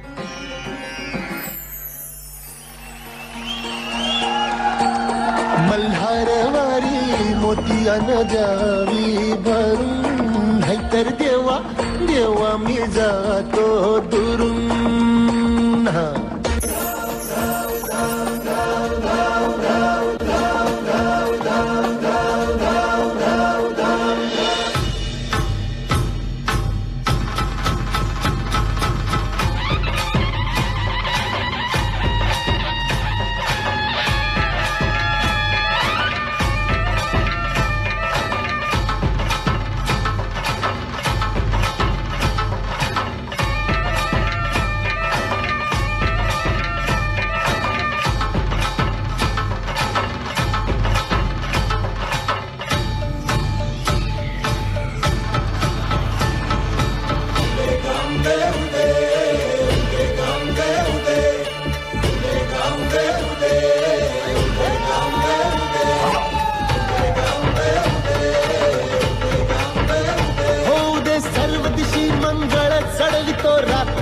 संबळ फुलवितो दिवटी दीपकळी आम्ही आंब्याचे गोंधळी आम्ही आंब्याचे गोंधळी आम्ही आंब्याचे गोंधळी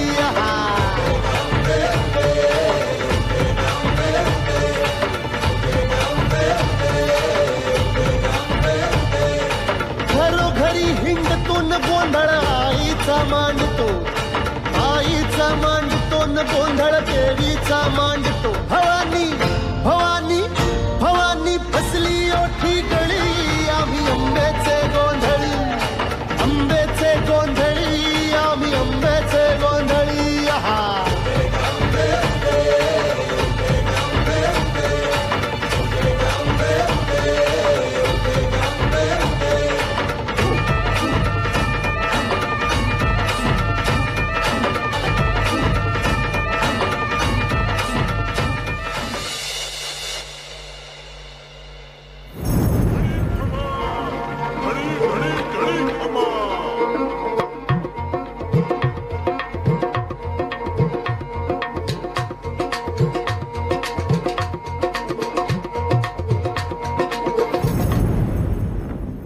The Gurjara Pratiharas, a Rajput clan, were a prominent Indian dynasty that ruled during the medieval period, primarily between the 6th and 11th centuries.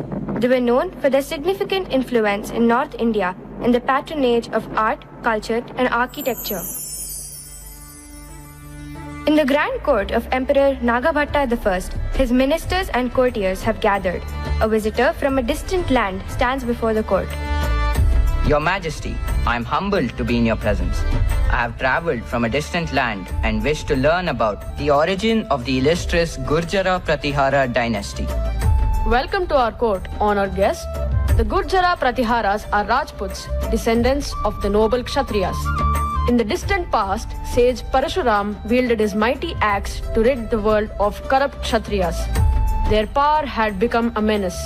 To safeguard the Vedic religion, sage Vasishta performed a monumental yajna atop the Mount Abu. From this sacred yajna, 4 heroic figures were born, one of them being the Pratiharas, marking the beginning of our esteemed clan. Our Pratihara dynasty is a part of the Agnivanshi Rajputs, claiming to be the descendants of Lakshmana, the brother of Lord Rama. Thank you, Your Majesty, for sharing this ancient and sacred history. A messenger rushes into the court with urgent news, interrupting the ongoing court proceedings. Your Majesty, I bring dire tidings. The Arabian hordes led by the powerful governor of Sindh have already captured Saurashtra and Billamala and are now marching towards our lands. My trusted advisors, I propose a strategic military arrangement known as the Shayana Vyuha that can turn the tide of battle in our favor. Shayana Vyuha, Your Majesty, please tell us more. It is a formation that takes the shape of a bird in flight with wings spread wide for enhanced defense. The head of the bird will symbolize our center, guarded by our strongest forces, while the wings will provide protection and reinforcement for the flanks. Your Majesty, such a formation can indeed provide us with a formidable advantage on the battlefield. It's a brilliant strategy, Your Majesty, and it allows us to maximize our defensive capabilities while maintaining flexibility. Your Majesty, I have been working tirelessly and have formed an alliance with King Bappa Rawal of Mewar to drive the Arabs away. Welcome, Bappa Rawal. Bappa Rawal of Mewar, stand with me. We shall form an alliance to protect our beloved land and people. Your Majesty, we stand united to drive the Arabs away.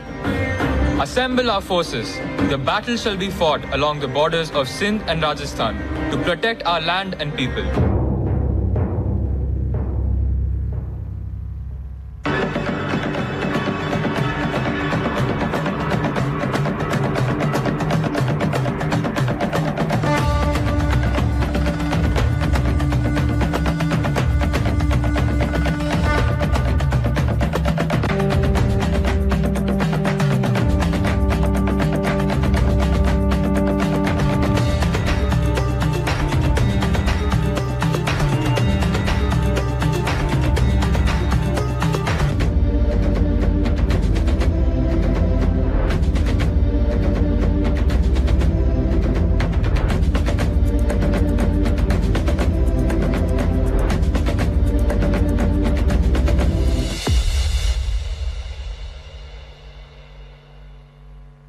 Nagabhatta I defeated the Arab invaders and extended his empire, which included Gujarat, Malwa, and parts of Rajputana. King Ramabhadra's brief reign ended in 3 years as his health faltered and he passed away. His son, Mihir Bhoja, ascended the throne. I humbly accept the responsibility that fate has bestowed upon me. I promise to lead our kingdom with wisdom and dedication. My lord, we gather here today to celebrate your extraordinary military feats.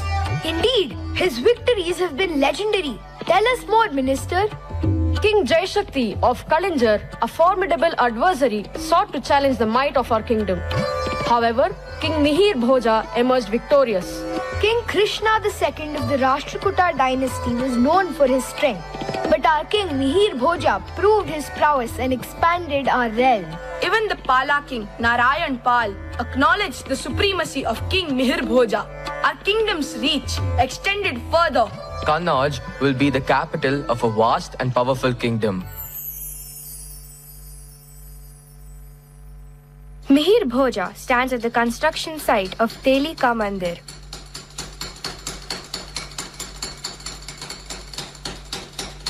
My dream is to build a temple that will be a symbol of our rich culture, where Nagara and Dravidian architecture meet in harmony. Your Majesty, the oil merchants have pledged our resources to bring your vision to life. The foundation must be strong and precise to support the temple's grand design. These carvings are inspired by the fusion of Nagara and Dravidian styles, showing signs of Buddhist influence.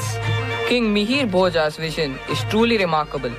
These Dwarpalas represent the temple's connection with the goddess Shakti, guarding both inner and outer sanctuaries. Our temple will be a testament to our devotion to Lord Vishnu.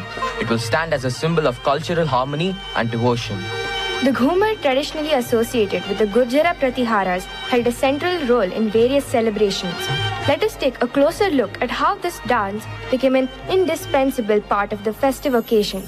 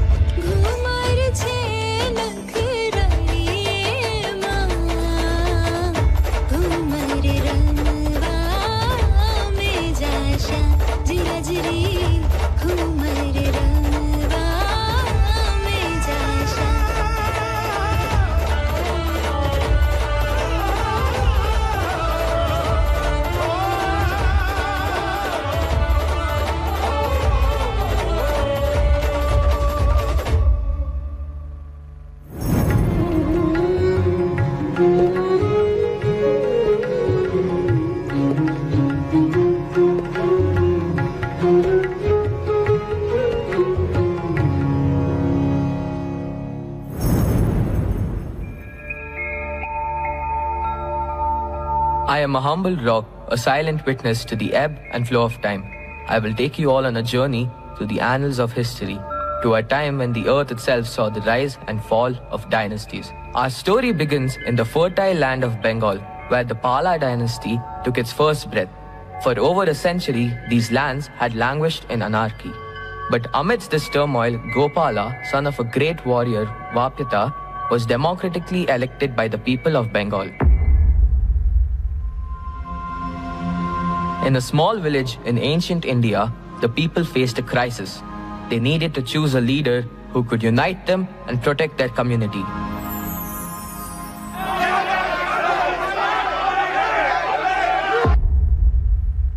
Dear villagers, we must select a leader who will lead us through these challenging times. We need someone wise, brave, and compassionate.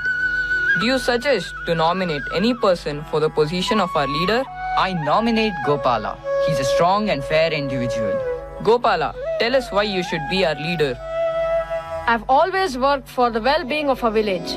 I promise to protect and guide us through these tough times. Asmakam gramasya hitaya aham sarvada karyam kritavan. Eteshu katina samayeshu asmakam rakshanam margadarshanam cha karishyami iti pratignam karomi. It is decided. Gopala will be our leader. Thank you for your trust. I now stand before you as your king, crowned during this bountiful harvest season, ready to lead our kingdom towards prosperity and abundance. Bhavataha vishwasaya dhanyavadaha. Aham adhuna bhavataha purataha bhavatam raja rupena tisthami. अस्मिन् समृद्ध श्यामलिमा समये अभिषिक्तः। अस्माकं राज्यं समृद्धि प्रचुरता दिशि नेतुं सिद्धः अस्मि। As the seasons turned, the kingdom flourished, and its bounty grew year by year. Under the watchful eye of their king, the harvest season had become a time of celebration, a testament to the flourishing agriculture that was now the jewel of the kingdom's crown.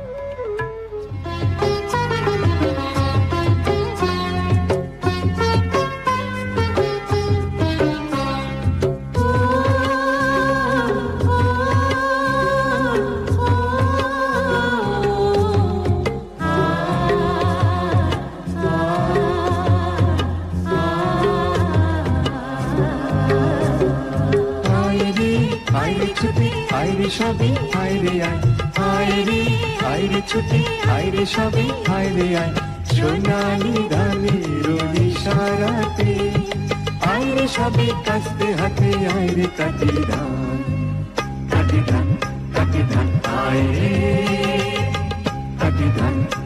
ধান আয়রে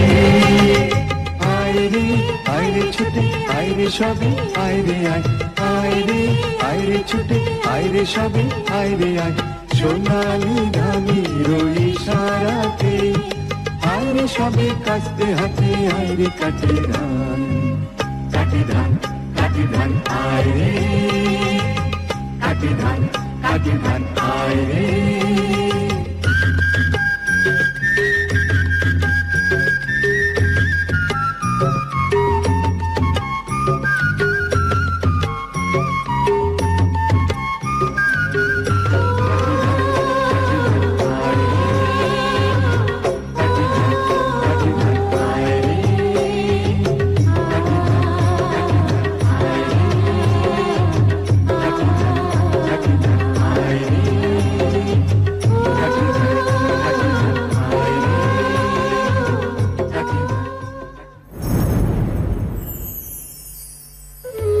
King Gopala is committed to education and spirituality, and he seeks Santarakshita's opinion, highlighting the importance of the scholar's guidance in the decision to establish Somapura and Udantapuri.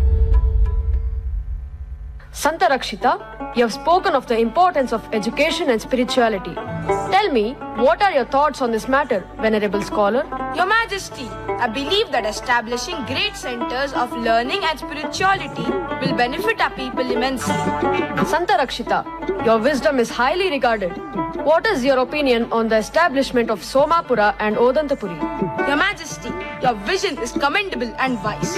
The creation of these monastic institutions will not only enrich the minds and souls of our people, but also shine as a beacon of knowledge and spirituality for generations to come. These institutions will not only enrich our culture, but also attract scholars and seekers from far and wide. Thank you, Santarakshita. Together, we shall lead our kingdom towards a bright future. This historic decision by King Gopala and the guidance of Santarakshita led to the creation of Somapura and Odantapuri, which played significant roles in the advancement of education and culture in ancient Bengal. My dear subjects and esteemed courtiers, as the years pass, I have come to realize the weight of time upon my shoulders. I have decided that the time has come for my son Dharmapala to ascend the throne. In his wisdom, courage, and love for our people, I see the future of our kingdom secure. May you lend him your support and guidance as he leads us into a new era. After King Gopala, his son Dharmapala took over the reins of the throne. He diligently followed the footsteps of his father and dedicated himself to the advancement of education, ensuring that knowledge blossomed. Our land was once known for its wisdom, and Nalanda was the jewel of our kingdom. We must revive this great institution. Your Majesty, I have a vision to revive Nalanda University. We must gather scholars, rebuild the infrastructure, and bring back its glory. Make it happen, Bhadrabahu. We will support your efforts. Scholars from various regions were invited to Nalanda, bringing knowledge from different corners of India. Architects and builders worked tirelessly to restore the magnificent structures of Nalanda. Once again, Nalanda is a place of learning and enlightenment. We are thankful to King Dharmapala for this revival. With determination, knowledge, and unity, the Nalanda University was reborn. Later, Vikramshila was established by King Dharmapala in response to a perceived decline in the quality of scholarship at Nalanda. The Pala dynasty, under the notable successors of Dharmapala, continued with their expansionist policies and able administration.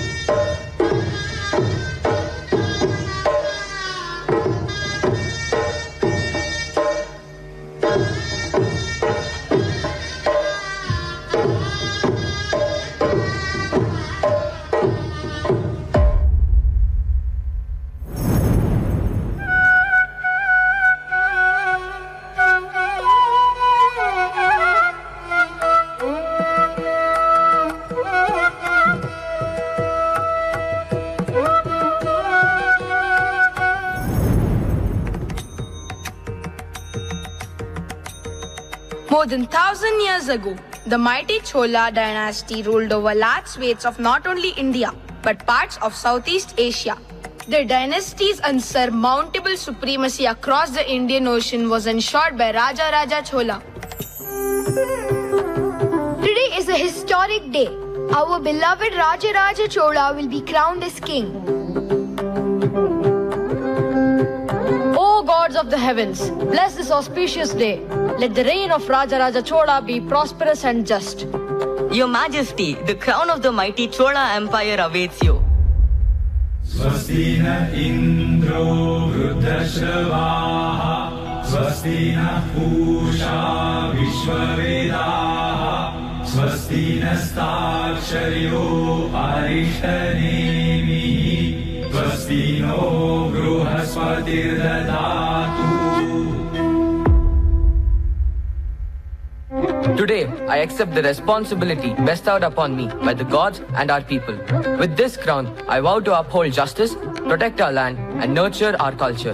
May our empire flourish under my rule. Long live King Raja Chola. May his reign be as enduring as the mountains and as prosperous as the flowing rivers. Sa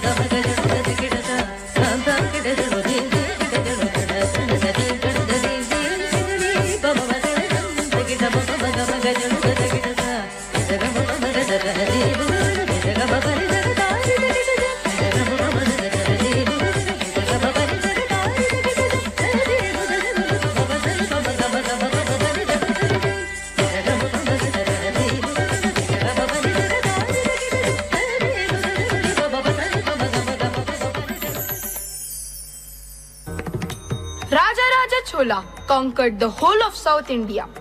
He adopted the title of Mummudi Chola. Your Majesty, it is with great joy and pride that we bestow upon you the title Mummudi Chola, as you hold control of three great kingdoms, the Cheras, the Pandyas and the Cholas.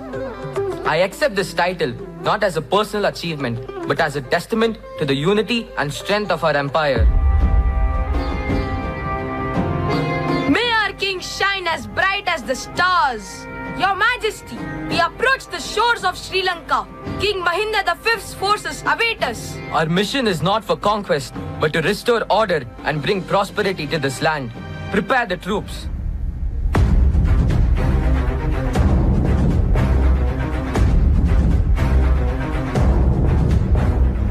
Your Majesty, King Mahinda V's forces have been defeated.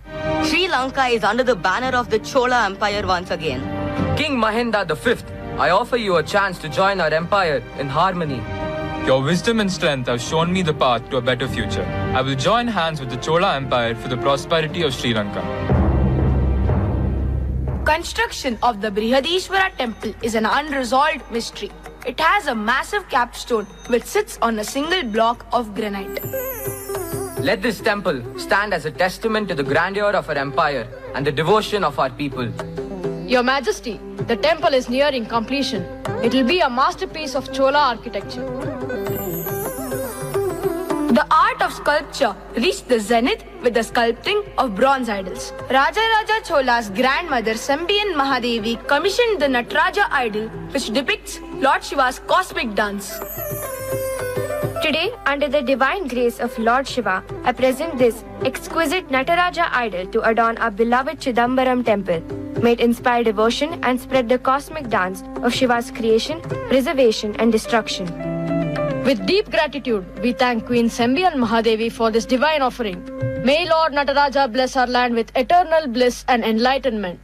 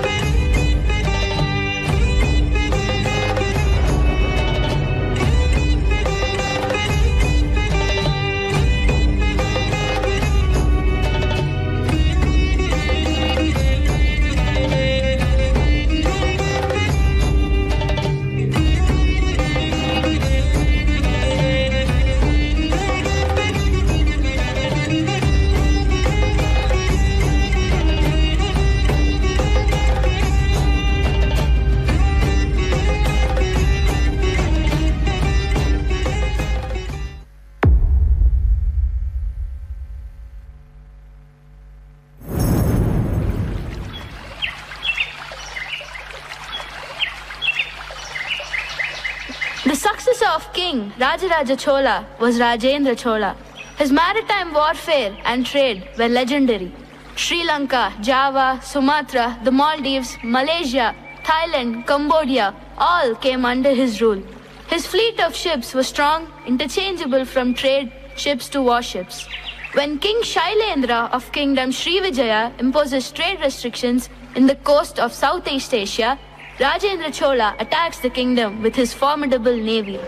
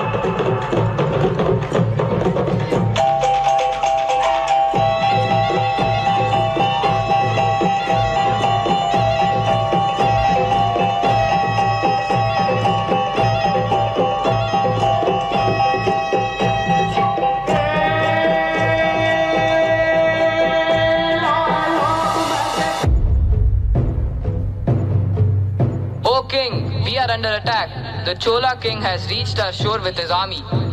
It is impossible to fight this formidable army.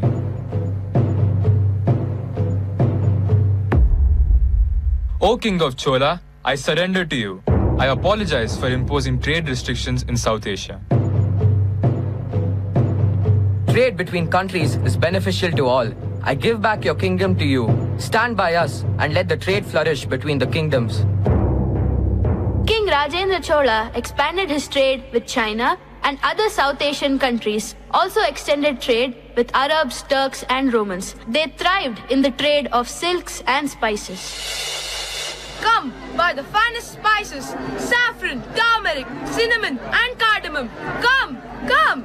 Finest silks woven by the artisans of the Chola kingdom. Unmatched designs and quality. Come, buy! Rubies, emeralds, sapphire and diamonds set in gold.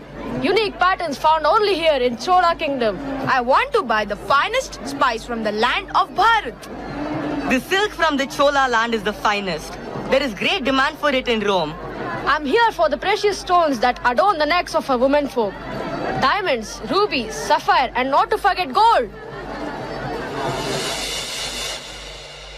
King Rajendra Chola extended his kingdom to Sri Lanka, Andaman and Nicobar Islands, Lakshadweep in south, to the Ganges in the north. He brought back great wealth and water of Ganges, which was added to one of the largest man-made lakes, Gangaikonda, in Gangaikonda, Cholapuram. His new capital, built to commemorate his conquest in the north. Lakshmi, Sita, look! The new capital of Gangaikonda, Cholapuram. See how grand it looks. Look, the Gangaikonda lake. It's vast. There comes our king. O king, pour the sacred water from Ganga into the lake. He is aptly called Gangaikonda Chola. He built the Choleshwaram temple, which is a replica of Brihadishwara temple of Tanjavur. Do you know the Shivalingam here is one of the largest? This place is a center for art and culture.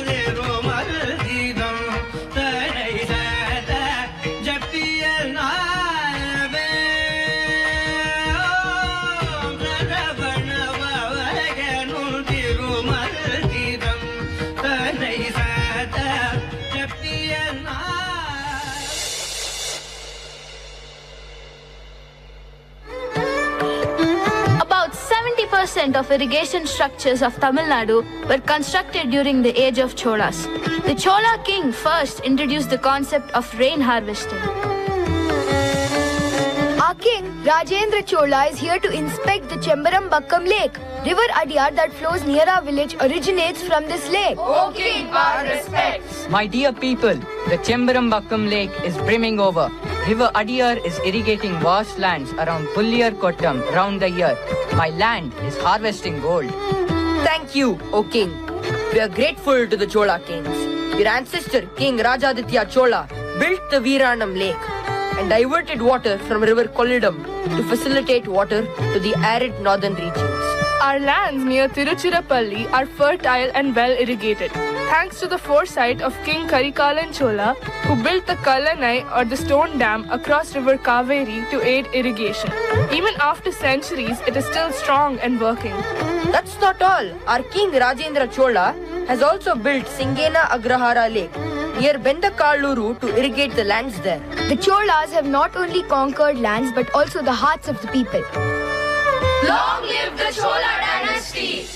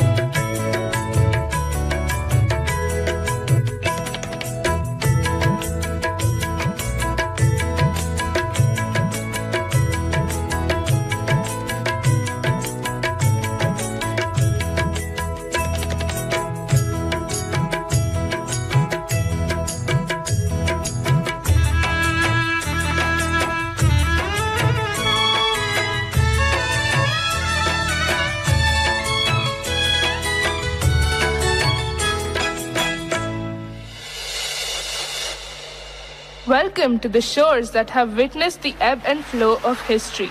I am the Arabian Sea, and I shall regale you with the tales of the Chera dynasty, an ancient kingdom that once thrived along my coastline. This ancient South Indian kingdom, which existed from the 3rd century BCE to the 12th century CE, was a land of remarkable culture, natural abundance, and maritime trade.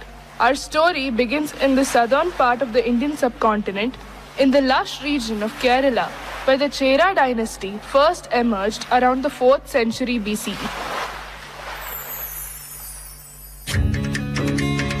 Your Majesty, our trade with distant lands thrives, bringing riches to our people. Excellent news.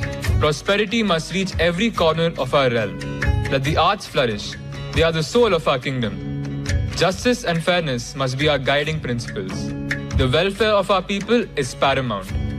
Tirumanase, the scholars have made great strides in arts and culture. Our land's beauty is celebrated far and wide. Minister, embark to Muchiri, forge prosperous trade alliances, and bring wealth to our kingdom. The finest black pepper from our Chera lands. Spices like this are what makes Muchiri famous. And here, exquisite pearls from the depths of the Arabian Sea, the envy of emperors and nobles. Ivory tusks as smooth as silk, a testament to the craftsmanship of our artisans. They'll fetch a handsome price. Greetings, traders of Muchiri. We have come from afar, bearing the wealth of our land. We seek your prized goods, your black pepper, pearls, and ivory. Welcome, friends. Our goods are the finest in all the known world. But gold, the universal treasure, is always a welcome sight. This black pepper will spice up the feasts of our kings, and the pearls and ivory will adorn their courts. Your goods are worth every coin. And your gold will find a worthy place in our kingdom, fueling our prosperity and trade.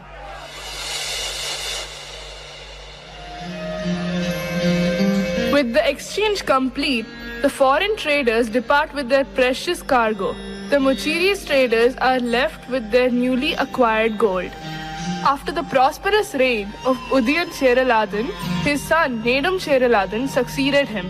Nedum Cheraladan ruled for 58 years, emerging as a successful ruler.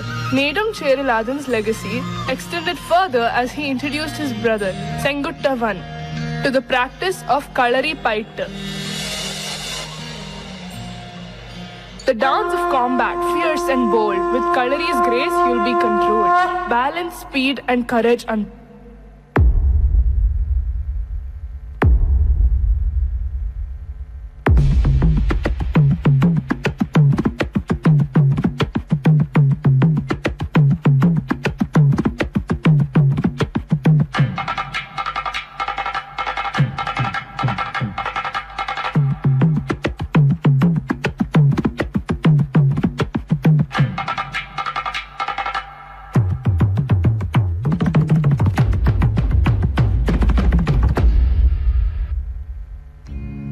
Now, my student, you have come so far.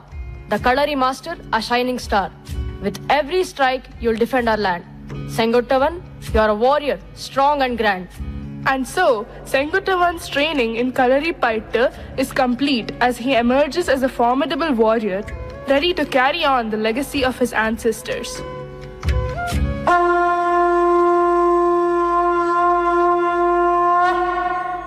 The stage is set for a battle of epic proportions. Senguttavan, the valiant Chera warrior, faces the formidable Kadamba army. Soldiers of the Chera kingdom, today we stand united against our adversaries. Our ancestors fought bravely to protect our land, and it is our duty to carry on that legacy. Remember, the honor of our people and the prosperity of our kingdom depend on your courage and resilience. Halt, Kadamba warrior. This land belongs to the mighty Chera dynasty and we shall not yield to any invader. Brave words, Chera, but the Kadamba dynasty does not fear the challenges of war. We march to claim what is rightfully ours.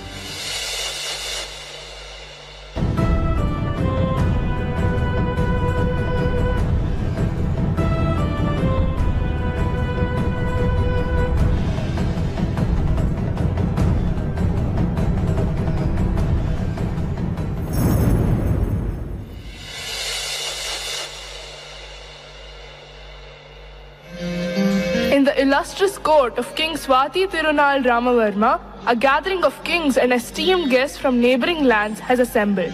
Advisor, in the graceful movements of Mohiniyattam, I see the poetry of our kingdom unfold. The dancers embody the very essence of our culture. Indeed, my lord. Mohiniyattam's subtle expressions mirror the nuances of diplomacy. Each step, a diplomatic move. Each gesture, a diplomatic language. Our rule must be like the dance, should be a harmonious blend of tradition and progress, capturing the hearts of our subjects just as Mohini captivates her audience. Let our reign be remembered not only for power, but for the artistry with which we shape the destiny of our realm. A kingdom that dances in harmony is a kingdom that will stand the test of time. May our rule be as enchanting as the most captivating Mohiniyattam performance.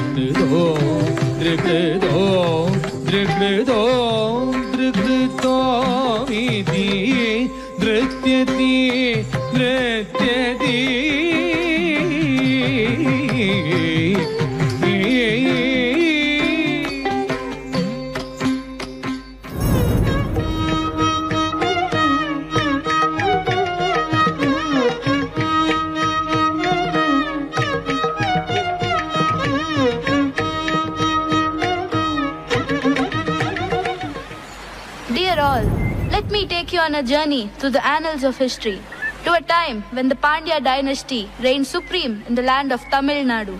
Our tale begins with a legendary king.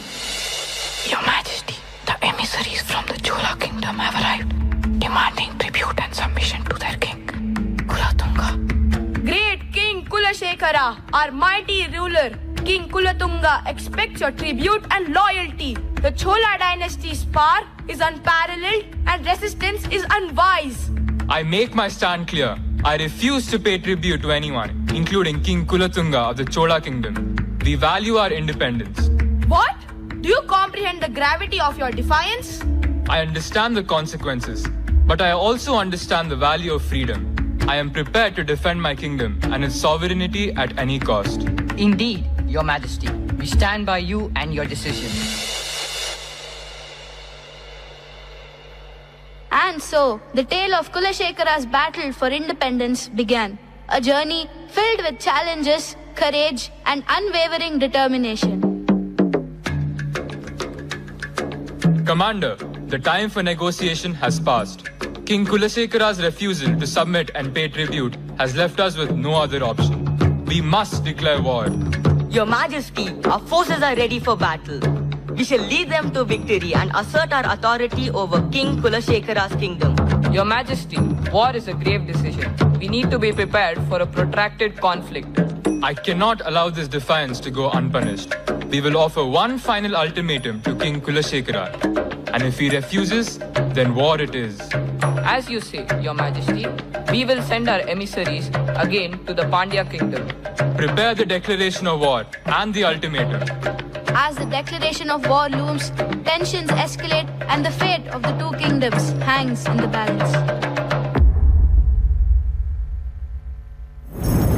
Sundar Pandya, my brother, I have been defeated. Our kingdom is in ruins, and my end is near. I name you as my successor. Lead our people with honor and protect our legacy. I swear upon you, my lord, that I will seek vengeance on King Kulatunga for what he has done to our land and our people. Sundar Pandya's journey began, a journey filled with challenges and the pursuit of justice. He trains himself and his army to fight Kulatunga. A fierce battle ensues and Sundar Pandya defeats Kulatunga.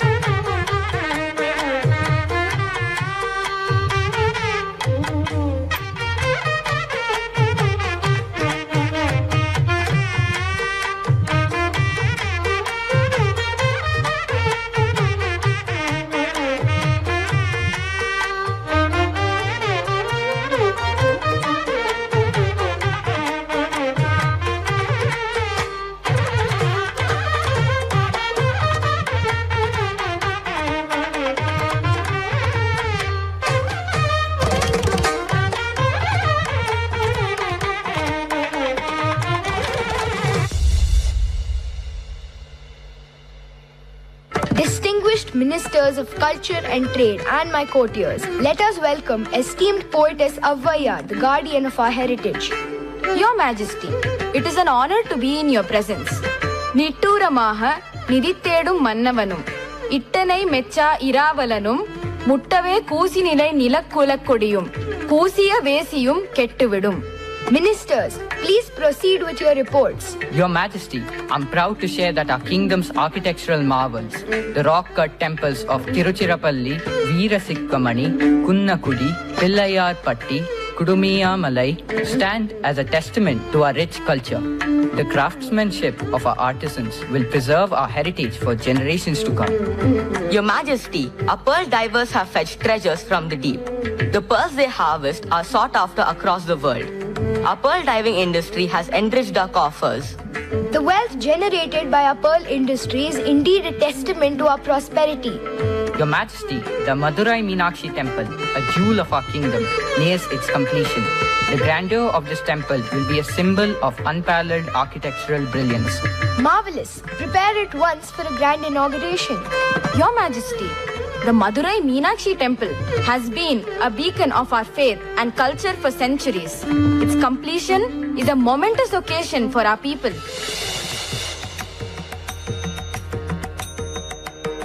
Kulashekara Pandya initiated the construction and Sundara Pandya completed the Grand Meenakshi temple in Madurai, a symbol of devotion, epitome of culture and unparalleled architecture.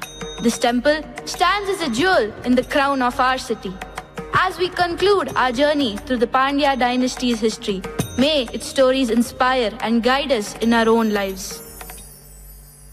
Madurai Arasalum Meenakshi, Madurai Arasalum Meenakshi, Managar Kanchile Kamakshi, Madurai Arasalum Meenakshi, Managar Kanchile Kamakshi, Madurai Arasalum Meenakshi.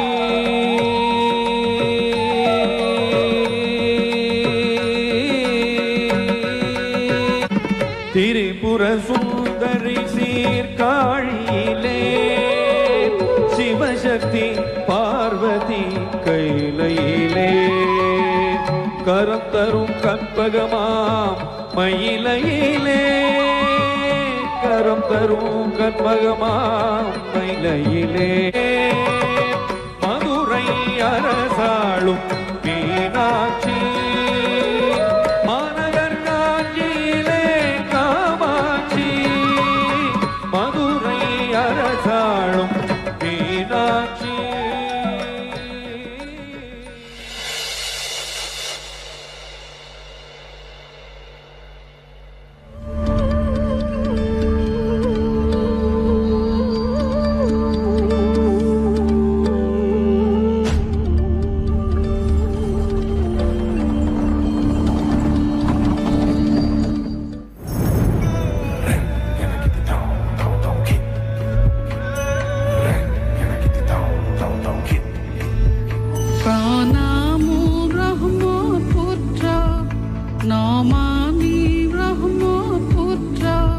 ক্ষণে শান্ত তুমি ক্ষণে রুদ্র, পলে পলে নব নব চিত্র, ও চিৰ প্ৰবাহিত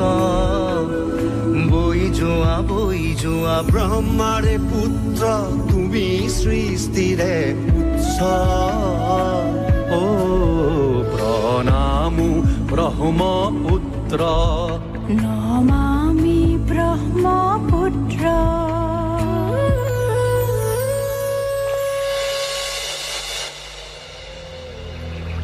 In the 13th century, Prince Sukafa, the founder of the Ahom kingdom, arrived in Charaideo after migrating from Mongma.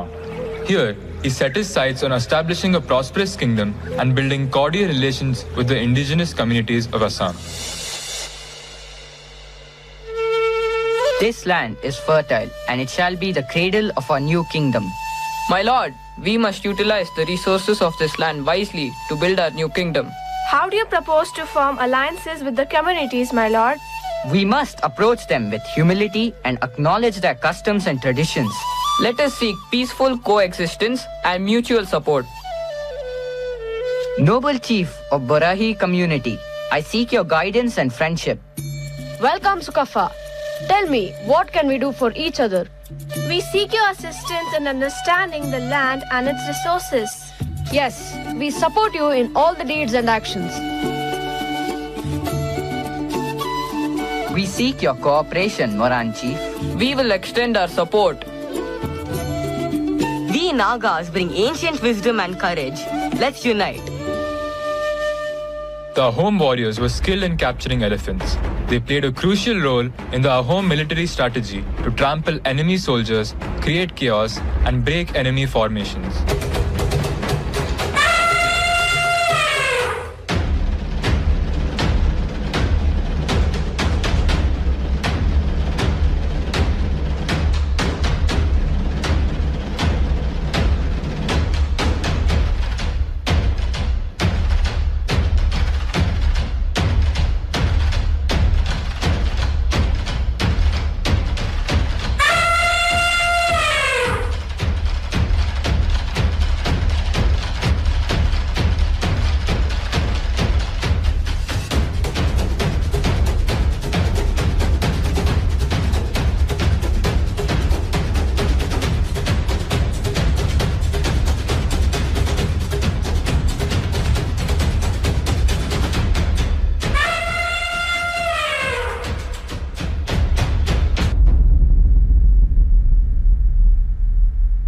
Mula Gabaru is a towering character of Ahom history, known for her bravery and courage. She was in an esteemed position in the Ahom dynasty as the commander-in-chief of the Ahom army.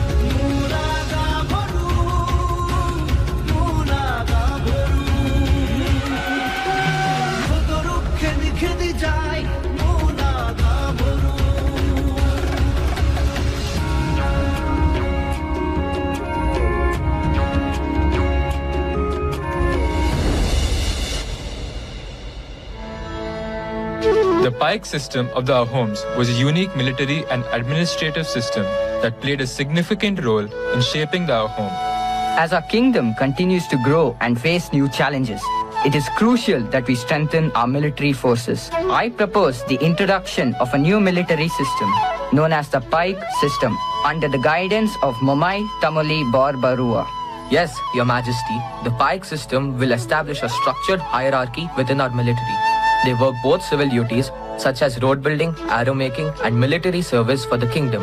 Each pike in return for his service get 2 puras of fertile land from the king. Pikes were divided into different groups based on work specialization and these groups were called khels. Bora, officer over a group of 20 pikes. Saikia, officer over a group of 100 pikes. Hazarika, officer over a group of 1,000 pikes. Fukan, officer over a group of 6,000 pikes. The Ahom dynasty of Assam had a strong focus on agriculture and they practiced terrace cultivation of rice, horticulture, cultivated a variety of fruits, vegetables and medicinal plants.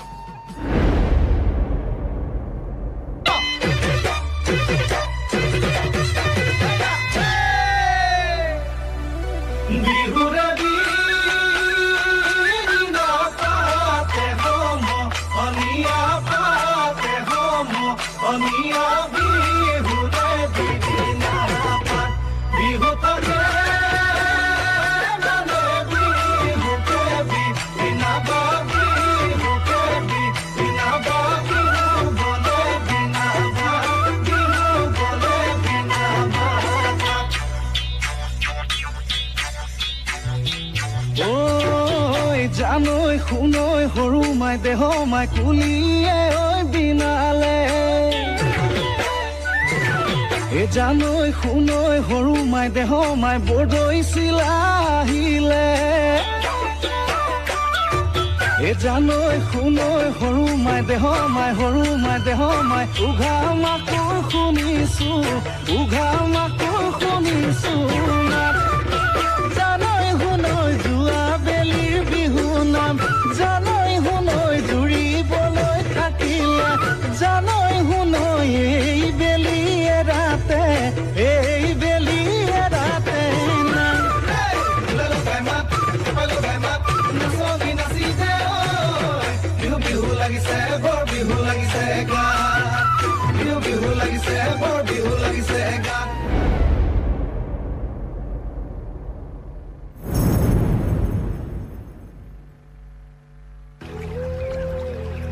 Ahom dynasty's bond with nature was deeply rooted in their ethos. The Ahom people were masters of wet rice cultivation, but their deep reverence for the land extended to sericulture, an art of rearing silkworms and crafting exquisite silk textile. Come, let me take you to the land of Ahoms.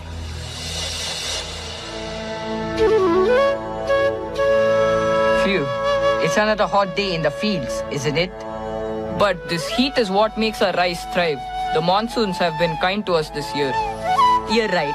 Our ancestors were wise to perfect the art of wet rice cultivation. True, the intricate network of ponds and canals they designed for irrigation ensures our crops never go thirsty. You're right. Our wet rice cultivation is not just farming, it's a legacy. We must preserve it for the future. It's fascinating how silk has become such an important part of our culture. We have mastered the rearing of silkworms, spun delicate threads, and created intricate designs. It's our heritage. Have you seen the silk from the latest batch of silkworms? It's finer than ever. Yes, the quality of silk has improved a lot. Our techniques have certainly come a long way since our ancestors' time. Our silk is renowned across the land. It's a symbol of our village's heritage and tradition. You know, there's a beautiful connection between what we do and what they do. You're right. Our toil in the fields and their craftsmanship with silk are like two sides of the same coin, supporting our village's prosperity. The Ahom people worship the elements of nature, defying rivers, mountains, and forests as sacred deities. They celebrated the harmony between humanity and the environment in their rituals and festivals. Have you heard? They're performing Bhortal Nritya today. Yes, I can't wait. It's been ages since I've seen it. Look at the turnout. The whole village seems to be here. Bhortal Nritya has always been close to our hearts.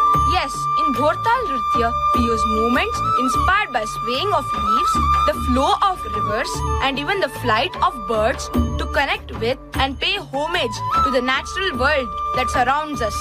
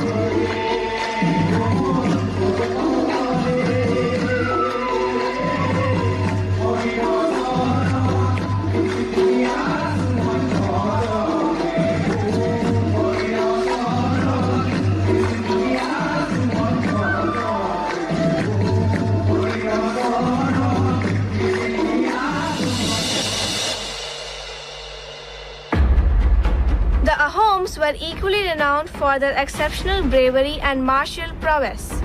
Lachit Borfukan, an exceptional commander, served under the rule of the Ahom king Chakradhwaj Singha, played a pivotal role during the Battle of Saraighat in 1671. My fellow warriors, the hour of reckoning is upon us.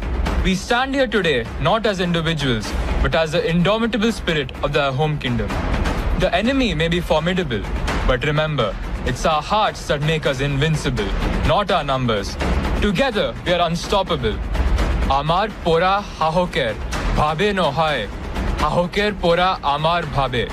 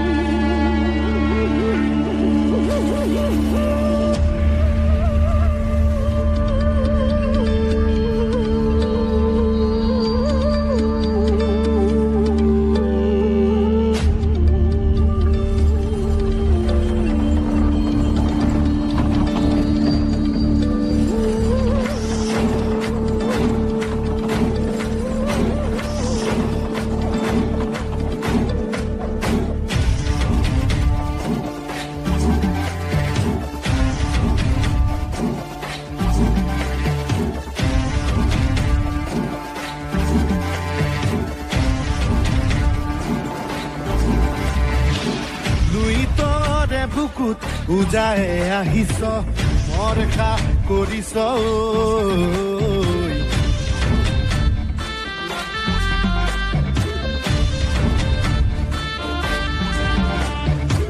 লুইতৰে বুকুত উজায়ে আহিছ মৰখা কৰিছ আজি খৰাই ঘাট তেজেনে ধুম লাচিতে কৈছো মই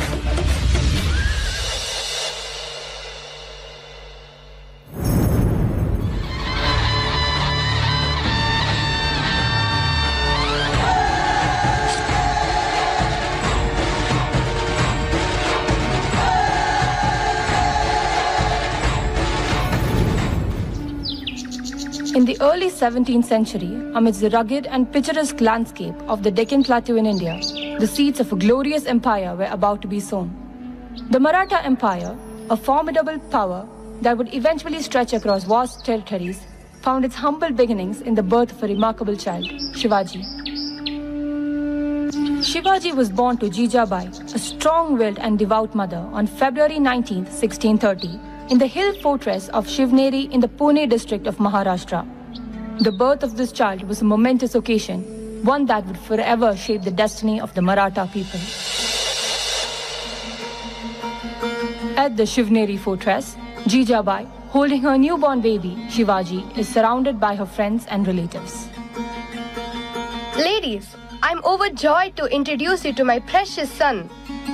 Oh dear Queen, he's truly a blessing. What will you name him? Yes, respected Queen. What name have you chosen for your son?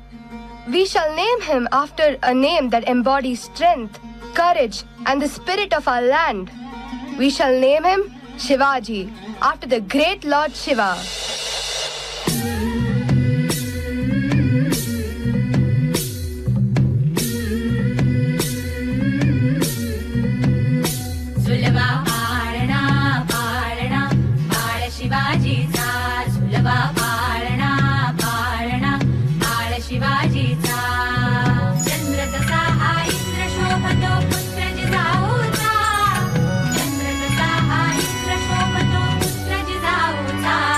Bye.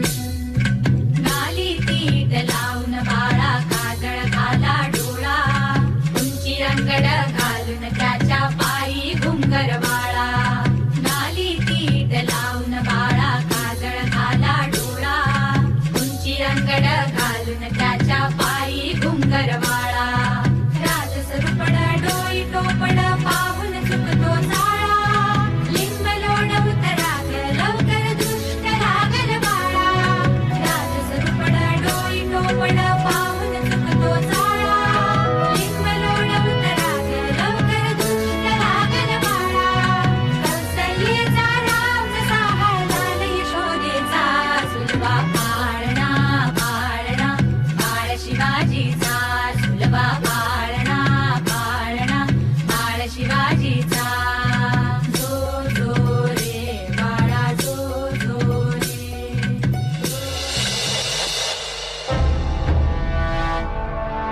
Young Shivaji is taken by Shahji Bhosle to Dadaji Khunde for training in the art of warfare.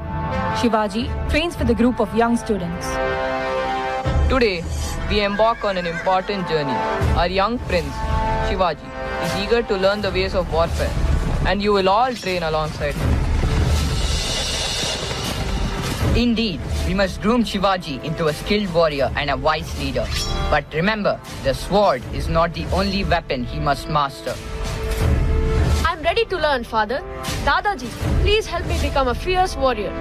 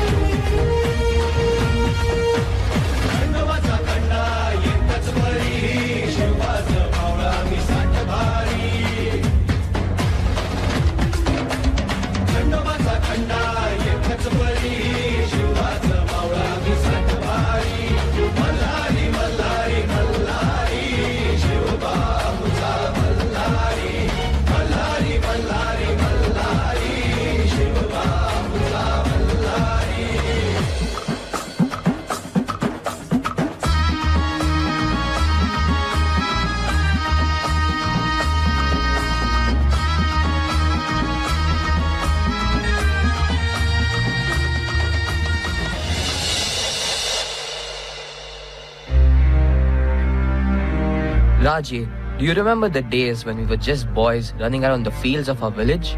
We've grown from carefree children to warriors who bear the weight of our people's hopes and dreams. Of course, Tanaji, those were simpler times. Who would have thought that we'd come this far? Your loyalty and bravery has always been an inspiration. Tanaji, you've been by my side through thick and thin. Your dedication to our cause is unmatched. I'm honored to serve you, Raji. You are not just my king, but my brother. We'll face any challenge that comes our way together. Tanaji, our mission is clear: to defend and expand our Maratha Empire. My son Shivaji is not just my child, but he is also the son of this very soil, the protector of our land and our people. Shivaji, my son, you are destined for greatness, not only as a ruler, but as a guardian of our heritage and culture. Your duty is not just to your family, but to every Maratha, to every corner of this land. I promise you, both Mother and Tanaji, that I will always remember this. I will lead with honor, courage, and the unwavering love for our people and our soil.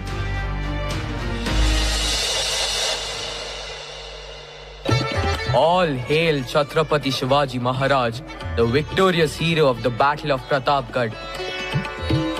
Shivaji Maharaj, it is time for you to wear the crown of the Marathas, the symbol of your kingship, which is even more significant after your victory at Pratapgarh. My dear subjects, your unwavering support and bravery have brought victory today. It is your courage that fuels my determination, both on the battlefield and in the governance of our kingdom. Long live Chhatrapati Shivaji Maharaj! Long live Chhatrapati Shivaji Maharaj!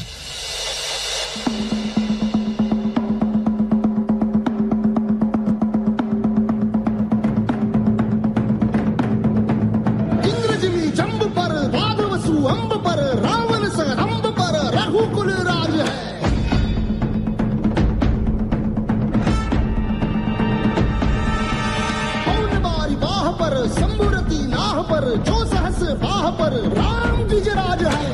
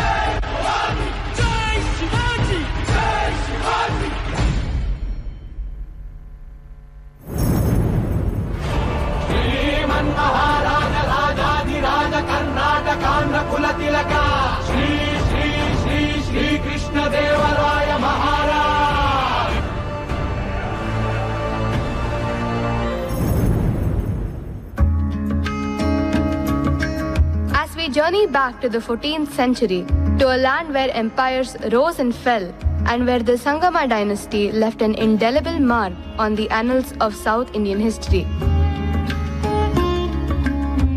Welcome to the Vijayanagara Empire, where we delve into the fascinating tale of the three dynasties that made up this empire. The Sangama dynasty was founded by brothers Harihara I and Bukkaraya I, who were noblemen in the Kakatiya dynasty. Their vision and leadership not only gave birth to a powerful empire, but also paved the way for cultural and architectural marvels that still stand today.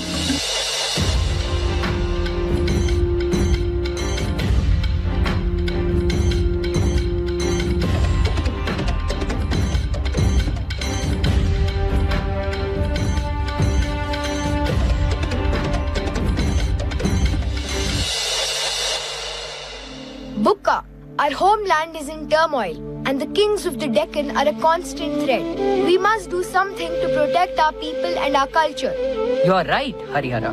But what can we do? Brave souls, I have been watching you. I am Sage Vidyaranya, and I have a vision for a glorious empire that will unite our people and shield them from harm.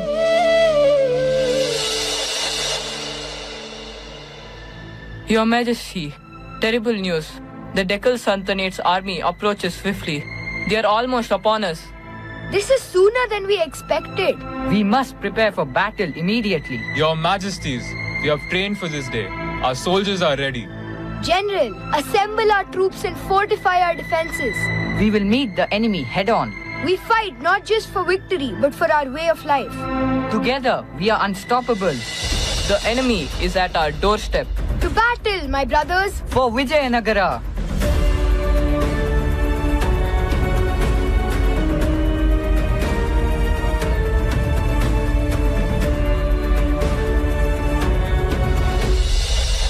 We won, Your Majesties. The enemy is in retreat. Our unity and determination prevailed. But the battle is not over. We must remain vigilant.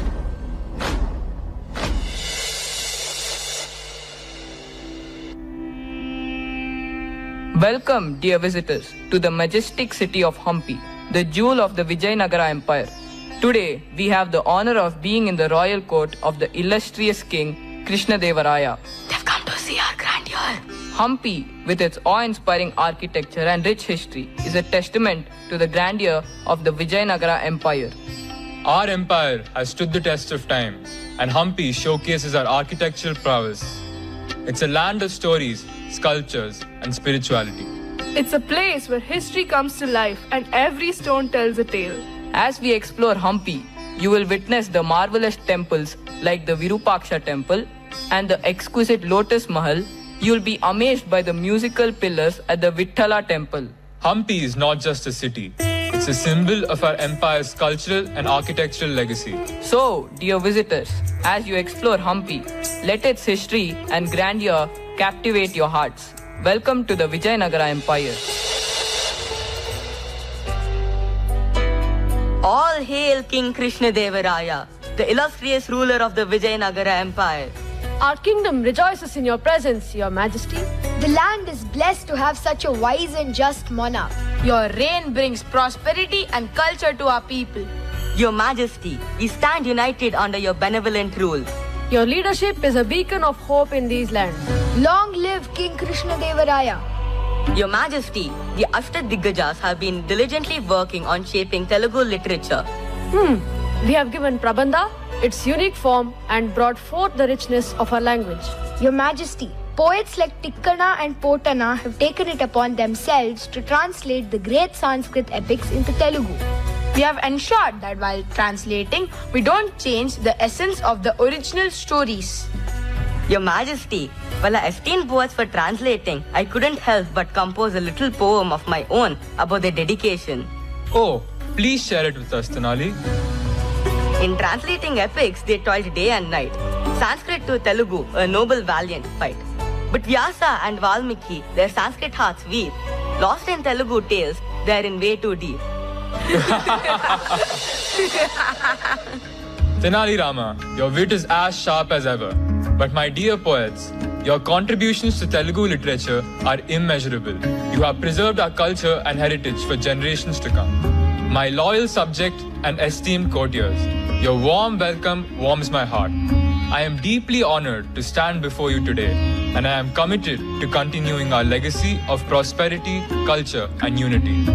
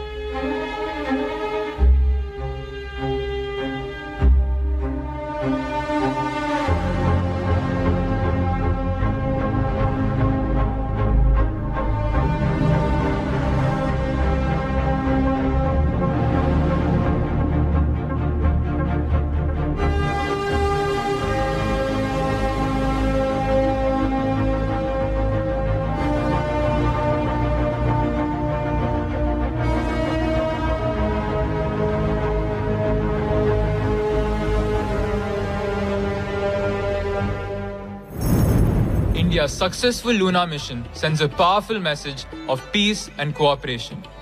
The nation is emerging as a Vishwaguru, a world leader in knowledge and compassion. I am determined to share the message of peace, compassion, and resilience that I have witnessed on this journey, encapsulating the essence of Bharat.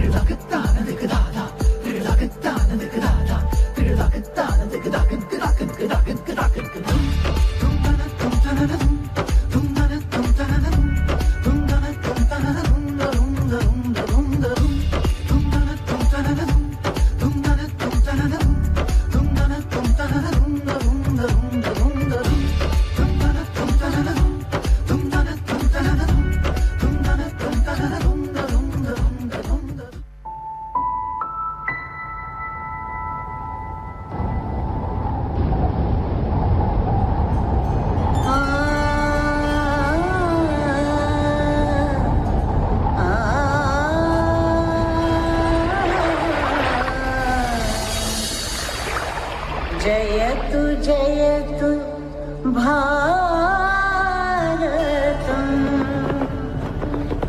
जयतु जयतु भारतम विश्व प्रेम की ओर चदरिया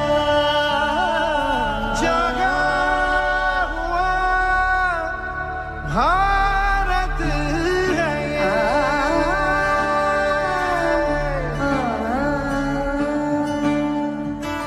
विश्व प्रेम की ओढ़ चदरिया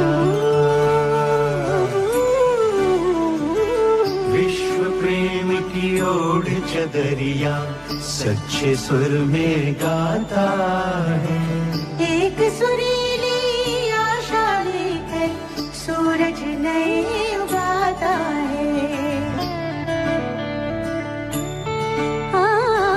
विश्व प्रेम चादर लेके शुद्ध शूरे गानाए सिंधमिड़वानिल पुदिय पुन्विडियल आयमालवन तोड़िडुदे विश्व प्रेमाची ओढून चादर खऱ्या सुरांनी गाता है एक सुरीली आशा लईने सूरज नवो उगाड़े छे जागा हुआ भारत है ये जागा हुआ भारत है ये जागा हुआ भारत है ये जागा हुआ भारत है ये जय तु भारत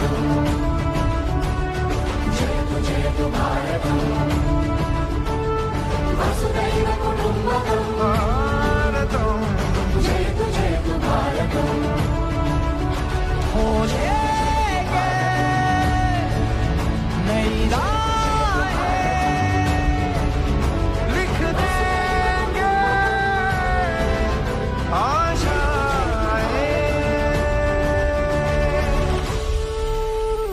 श्वास मेरी प्राण मेरा तू ही मेरा मन बस तू ही है प्रेम मेरा पहला और प्रथम कर्मधात्री जन्मधात्री कई मानवणुवो धारकोऽसि अंकितमौता सुर अनेक स्वर अनेक एक है धड़कन शब्द सारे भाव सारे हैं तुझे अर्पण सर्व तेरे एक कोई तड़कन भक्त मोर श्रद्धा मोर तू मते अर्पण प्रेम का मृदंग रंग एकता का तू युगों युगों से एक छंद साधना का तू ಎಲ್ಲವನ್ನ ಸೇರಿ ಮಿಡಿವ ಪ್ರೇಮನಾದನಿ ಯುಗ ಯುಗಗಳ ಸಾಧನೆಯ ಶಿಖರನಾದನಿ तेरी शान तू महान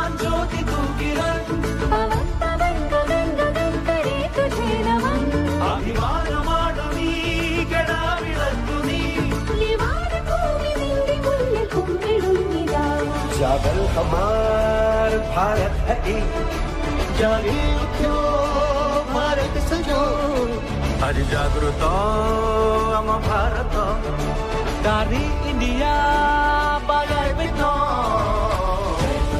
Bharatam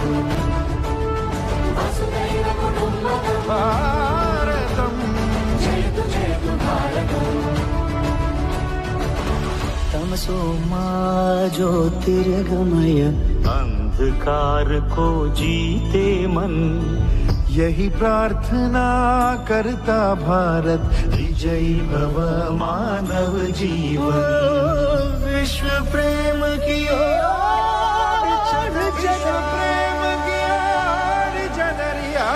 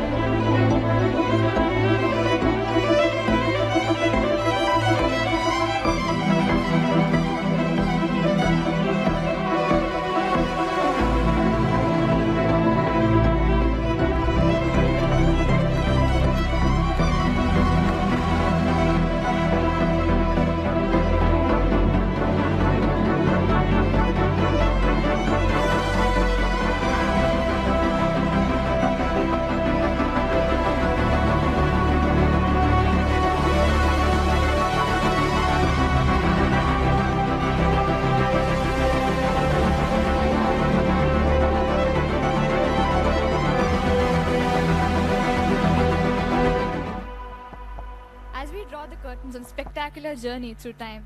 We hope this celebration has been more than just an event. We hope it has been a journey that touched your hearts, ignited your imagination, and filled you with pride for the rich legacy of our glorious India. May the legacy of Bharat continue to inspire us, and may we continue to be time travelers in our own stories, contributing to the ever-evolving narrative of our nation. Thank you and good night. We request all present to kindly rise to the national anthem.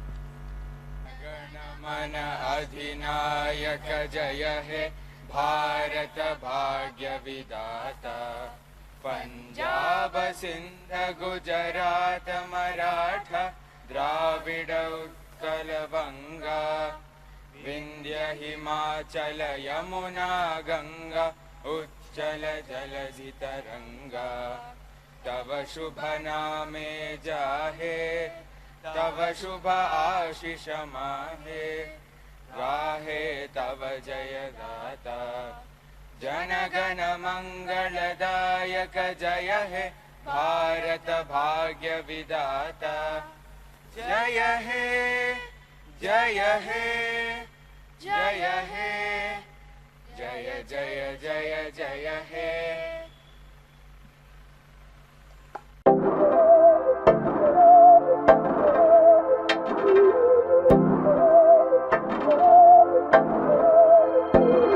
बहकी सभी जुबां हैं हम हैं हजारों में अब की कमी जरा है हर चीज खास है अब है जो है वो समा है तुम रह सकी तो रबा है अब है जो है वो समा है तुम रह सके ऐसी जीत अब चाहे जिंदगी ऐसी जीत अब चाहे जिंदगी है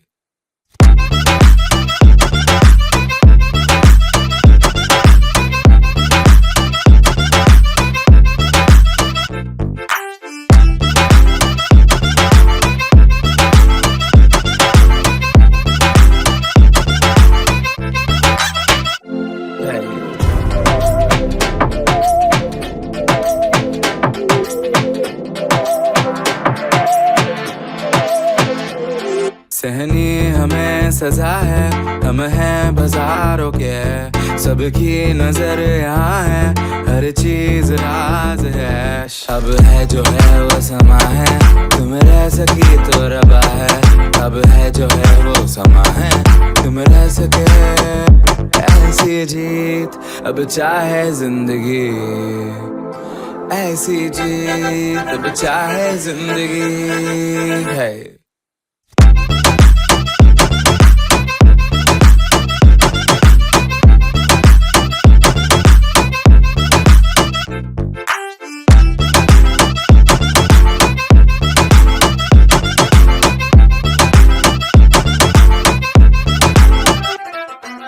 ऐसी जिंदगी हम छिप छिपाए, हम नहाए हम नहाए।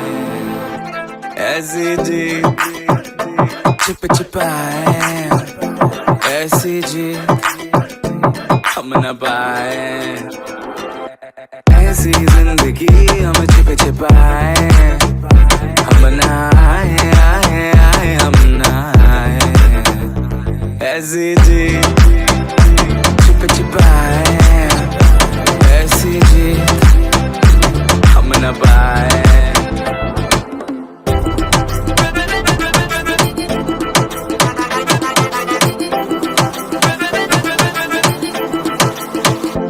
ऐसी जी ना छिप छिपाए, ना छिप छिपाए, ना छिप छिपाए।